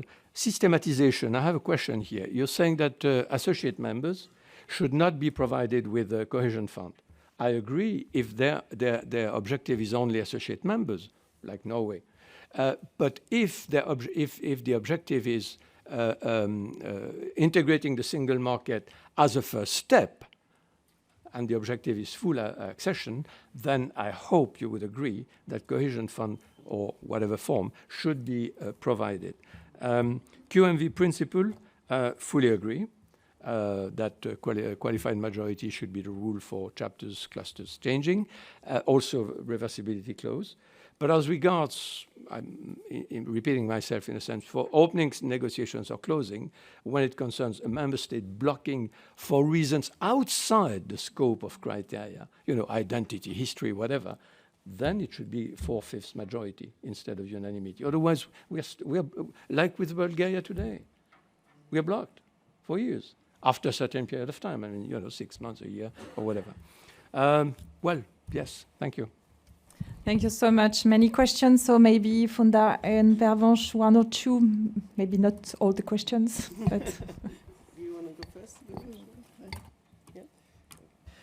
Well, thank you for this very thorough comments on all our different aspects, and I can agree to most of the things that you actually said and underlined and emphasized. Maybe also, starting from at the end. With the 4/5 majority, I mean, it's really then the question of, I'm not a legal expert, but if you consider an accession treaty also to be treaty change, I think that might then really be difficult to have not the unanimity there. I mean, this is really something to consider also, not from a political perspective, but also from a legal perspective. And I think this was also one of the things that we considered and why we left it in the end there. But of course, this is something to consider, and I think the principle of member states blocking accession candidate countries is something that needs to be avoided in terms of politicization of bilateral conflicts. And I think this is something where we tried to find certain solutions to it, and at least pointing our fingers to the issue that needs to be solved, and I think that needs to be debated. And with regards to fundamentals first, and the phasing in, maybe this another thing, the phasing in and the single market. I see this point, but I think there are certain rule of law elements that are very necessary also to be part of the single market. And then it's also the question of maybe if you have a phasing in, maybe not to start with the single market because it's a very complex acquis. It's also just something to consider. And then with regards to the cohesion funds, again, our associate membership that we identified was really distinct from the staged accession idea. So it's really something more for those member states like Norway or maybe in future other member states who do not want to participate. And this is why we phrase it. But we have the reference there that we should think about staged accession and phasing in too. The issue you mentioned about Bulgaria, for the future, we kind of solve it by two ways. First, member states having a conflict with other candidate countries having a conflict among them needs to solve them before entering the EU.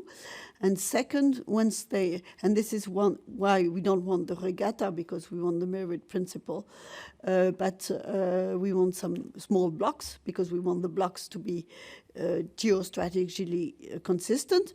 And we also kept the mention that one member state that would enter the EU would not have the writing vote on the next accession for some time. So I think this is to avoid this blocking principle, and also referring to some papers you know by heart, that there needs to be not a fair competition among accession countries, candidate country, which means they need to emulate among themselves and not to do a blame game ones against the other, because it's not the interest of the EU. When it comes to the gradual accession, once more, we say it in the report, that was not in our mandate, and there are plenty of works, including the one you contributed to on this. But here, I think you have a point.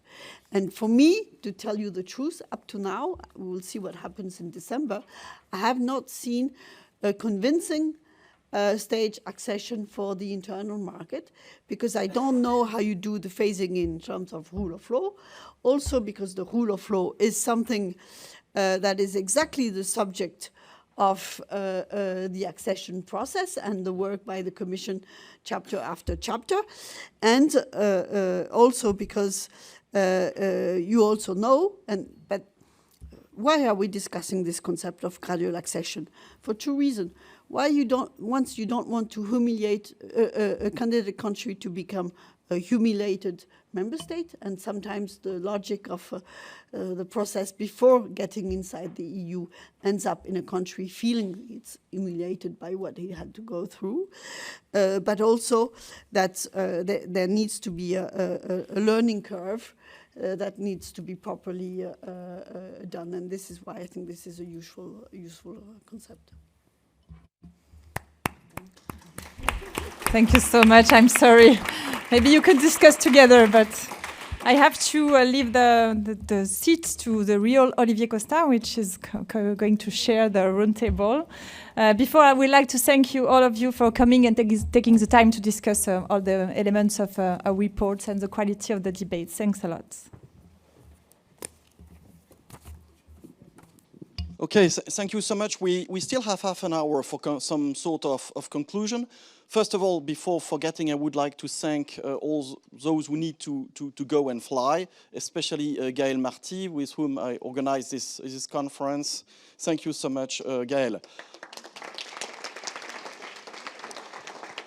So our idea for that conclusion was to use the brains of our discussant to get to understand what to do now, because we have plenty of ideas of what to do, but we don't know how to get there.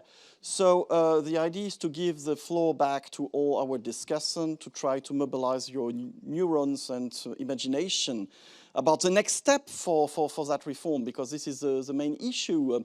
There's always been plenty of people writing reports with very fancy ideas, but then it's a bit more difficult to start the negotiation and really make sure that enlargement will happen with a reform of the rule of law mechanism and with a reform of the institution. So I will give the floor now back for 2 or 3 minutes to each our discussant, take into account the constraints they have. First, Olivier Rosenberg.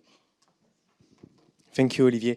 3 points. First, on the issue whether there should be highlight on the topics addressed by the report during the next European elections, I think that we should admit that we lack a big institutional reform, something that is very visible, very salient, and therefore I think it would be useless to try to put emphasis in the public debate on this kind of reform, especially at the time where there is a salient issue related to policy for next election, which is environment, more and minus.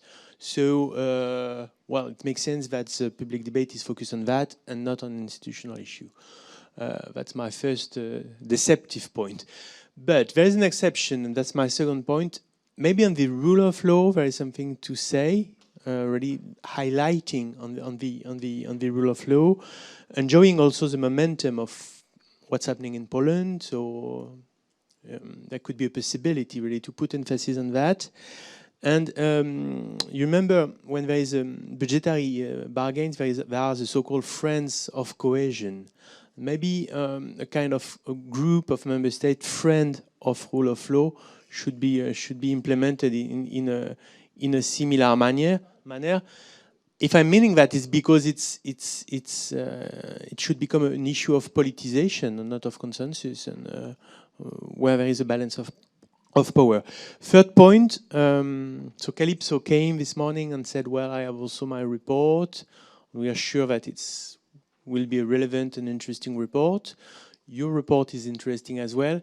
Maybe there is something to do with a report of reports, with a role that both rapporteurs could play to liaise with other important reports in order to say, well, in the field of think tanks and academia, we've made several reports and we think as a synthesis that those points are important.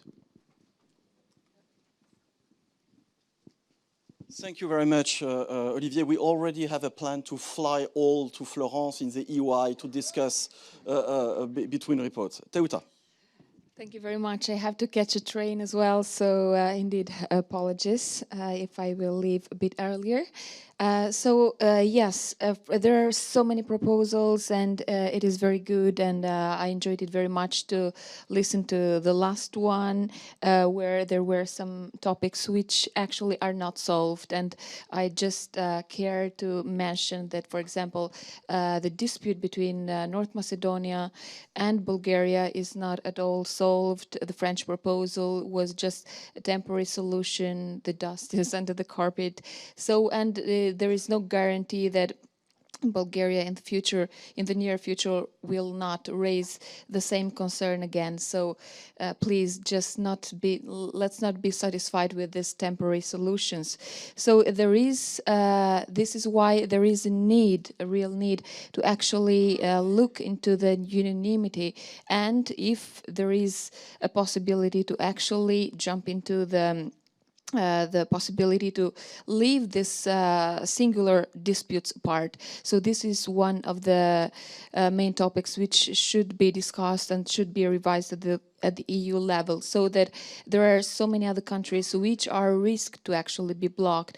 I mentioned here my country, Albania, which most probably it will be blocked by Greece for the sea issues, which are now being treated in The Hague. So all these actually are real issues. So I would actually, at least for the moment, exclude the part of harmonizing the electoral laws. I do believe that it is quite complex to actually jump into such a debate, especially now that there will be next year the EU elections, or for the appointment of the Commission President. From one side, it is true that we would wish a stronger Spitzenkandidat, and on the other side, it is maybe considered very early for most of the member states to have stronger political figures at the EU level. So I would mainly focus on those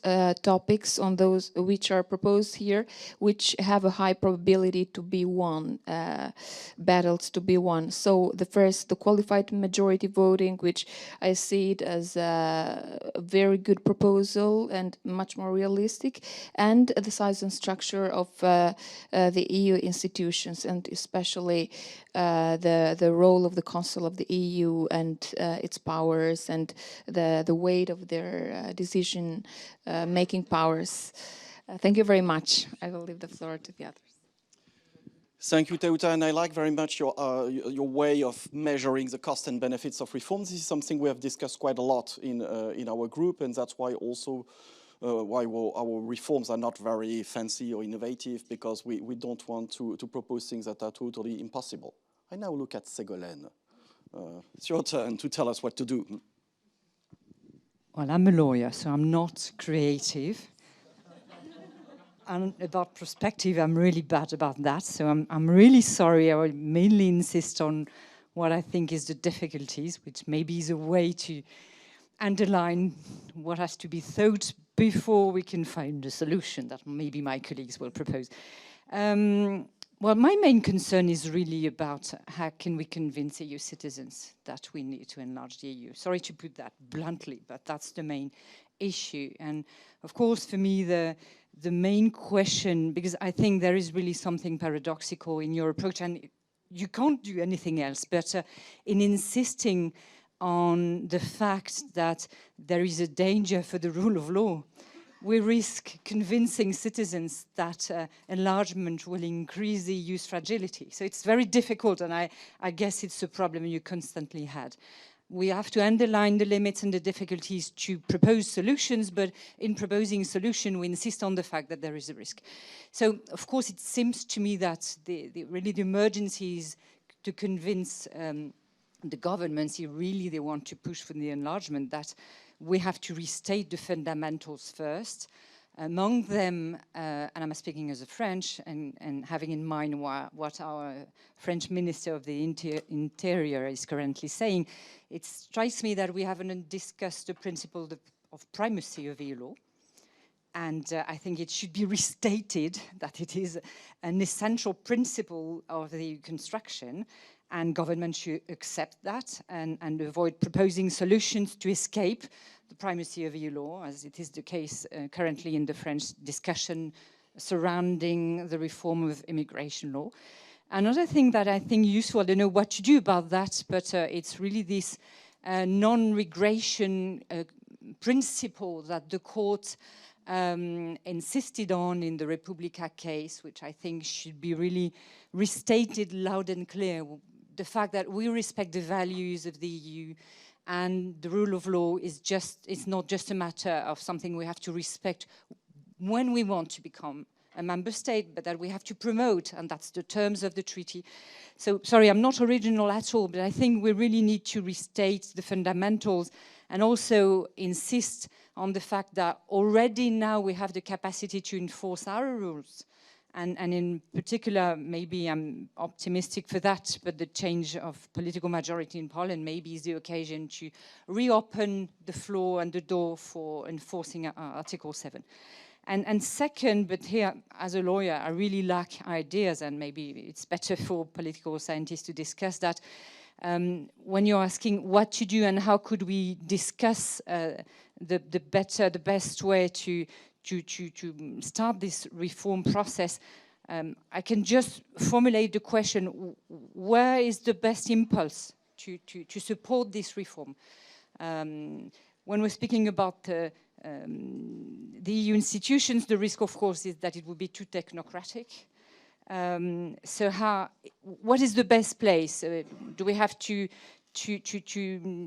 lobby national parliaments or the European parliaments, civil society, but what? What does it mean? Where? So I think it's just a very theoretical questions I'm asking now, and I have really no solution, sorry about that, but I think it is the first question we should ask ourselves, where to start from with, and where the impulse should come from, and maybe there are different answers. So sorry for very, very general remarks and a little banal.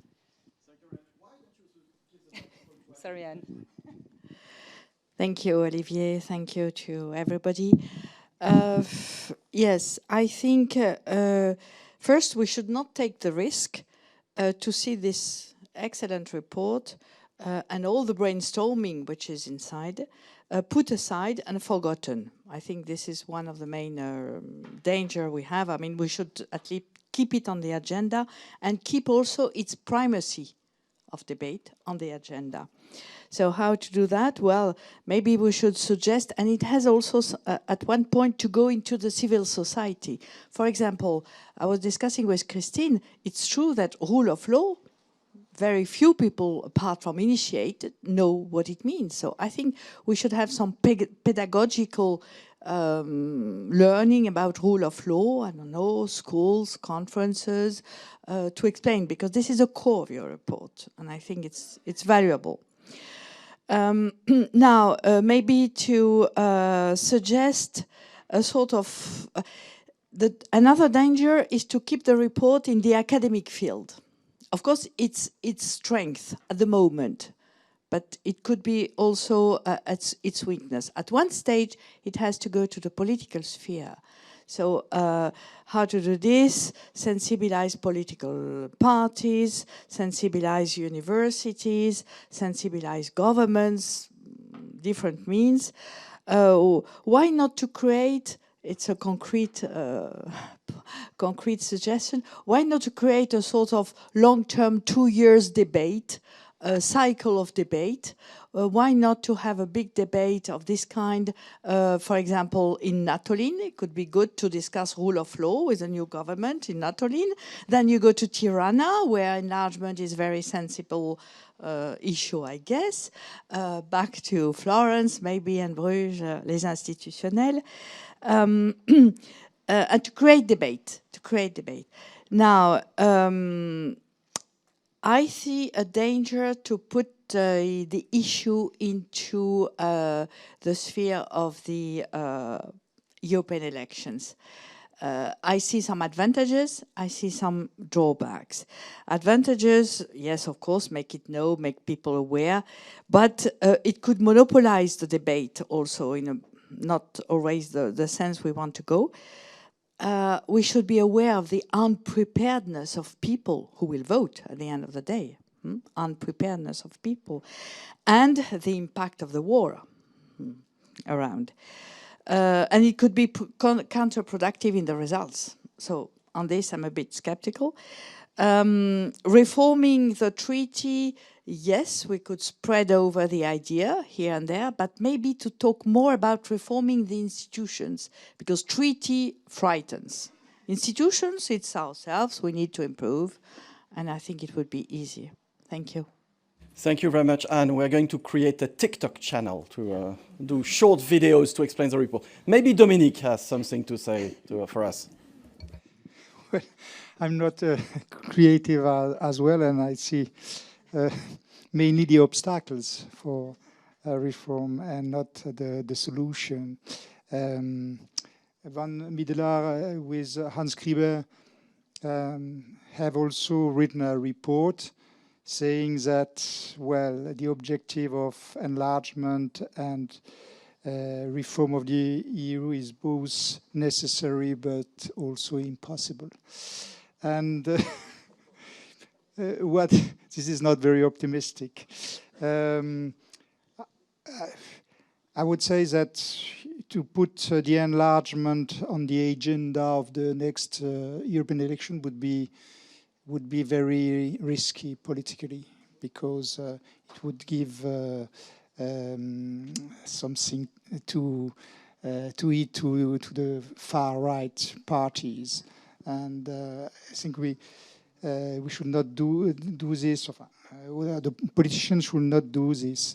The idea of gradual integration I think, is a good idea, because it gives a perspective for the candidate countries, but at the same time, enlargement can be not postponed, but it will be very progressive, and maybe it will smooth the fears.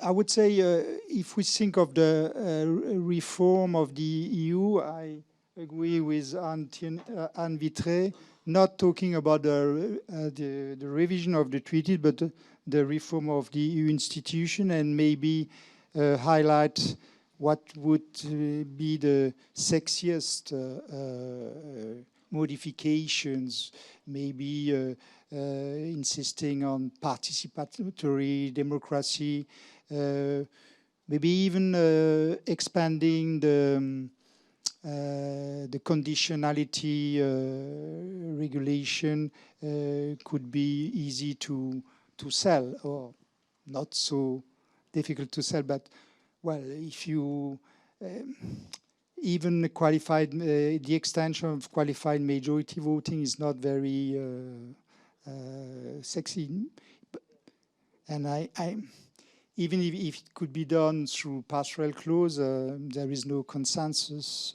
for the moment, even if it is discussed for the CFSP currently. So but definitely this report, which has put forward very interesting proposals, should be dispatched, especially to the politicians. So that should be a matter of debate, of ongoing debate, and maybe we will see what will would come out of this. What Mitterrand would say, it is to give time to time, and maybe the context will be more favorable. Thanks very much, Dominique. Yeah, reaching to the political parties is an idea we had, and this is something we need to do, but it takes time. I now turn to Erwan Lannan. Thank you, Olivier.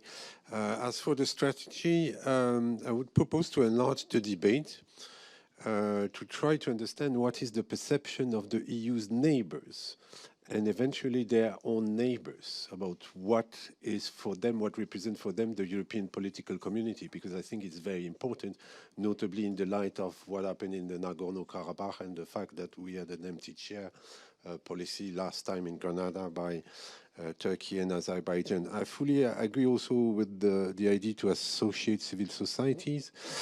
And I think we can start with the students. So I have a concrete proposal. Yes, I will introduce the EPC into my course this year and ask students to make presentation on it. So as simple as that, but quite efficient. So I think that a number of colleagues can do the same. Also, just a reflection is that there's been a lot of discussion today about the rule of law, not so much on values in general, and I think this is an important debate.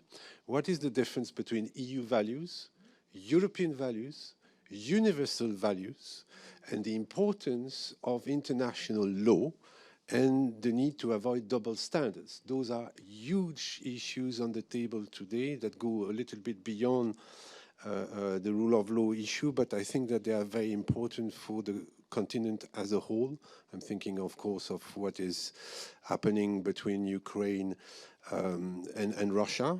Something I didn't mention, the issue of the Union for the Mediterranean was mentioned. So avoid overlapping.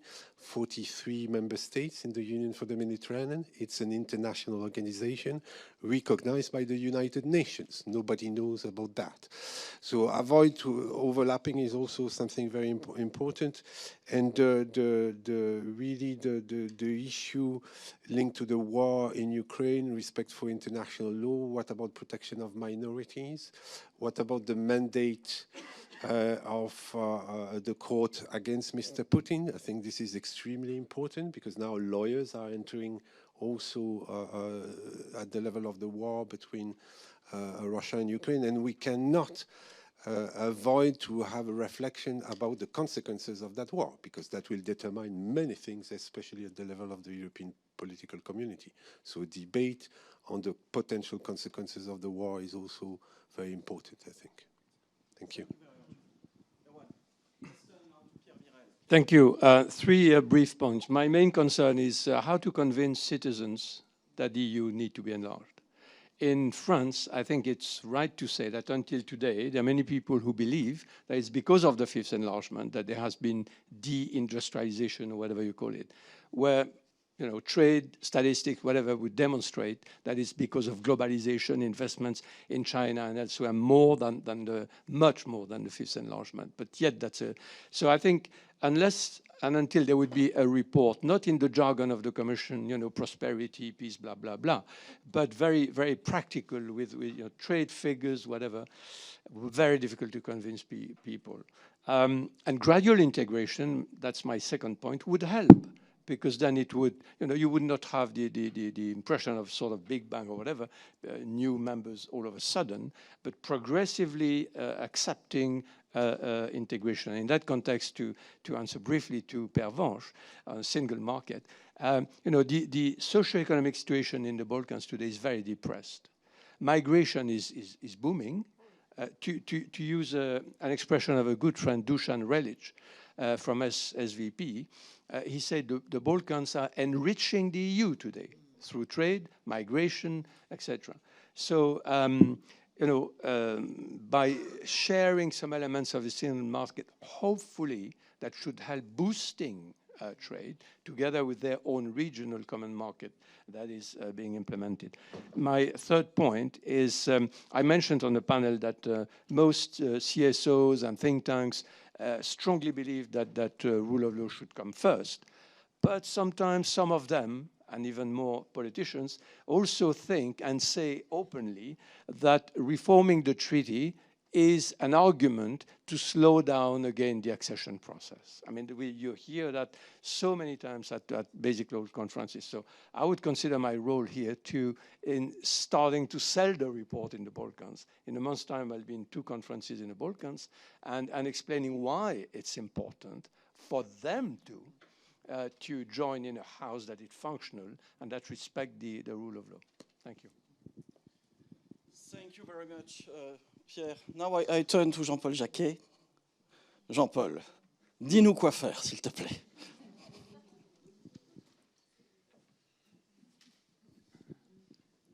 Thank you, Olivier.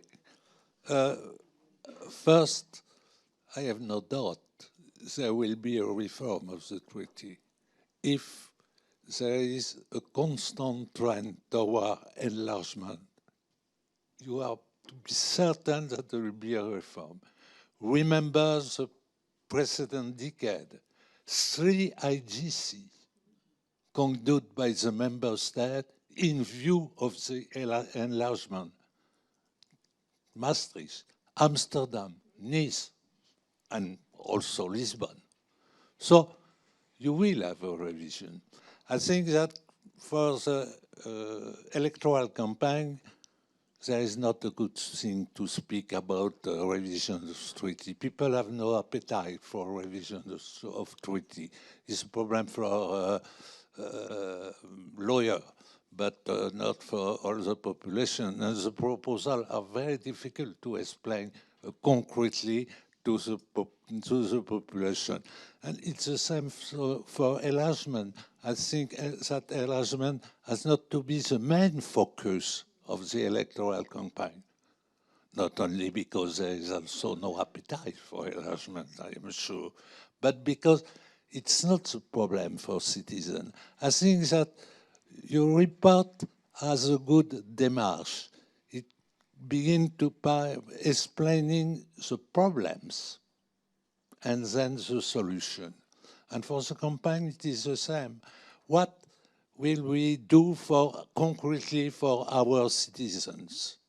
What are the deliverables? And then, what are the obstacles? And if needed, a revision of the treaty.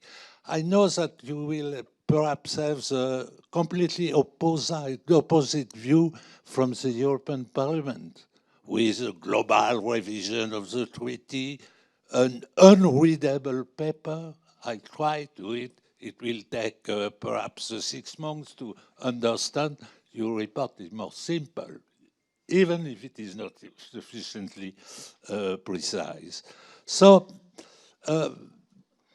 we have to continue to work on your report and on the reform. Your report contains a very good agenda and a lot of solutions that can be developed, corrected, and so on. And I think it will be of a good value to work on these, to continue with people from the political side, from the government, and other academics. So you have a good focus point to continue the work, and we need to continue the work. The normal fate of a report is to be under the sun during 2 months. Then come another report, and the previous report survive in the memory of their authors and in some academic papers. I think that it has not to be the fate of this paper. I am critical about it, you know, but it's useful and it contains some important remarks. So perhaps we could create a community around this paper, network someone to continue the work, to have conference with politicians, we are together here to reflect, and my wish is we can continue to reflect. I don't know if it is possible. A great philosopher said, you can say, I am a dreamer, but I am not the only one.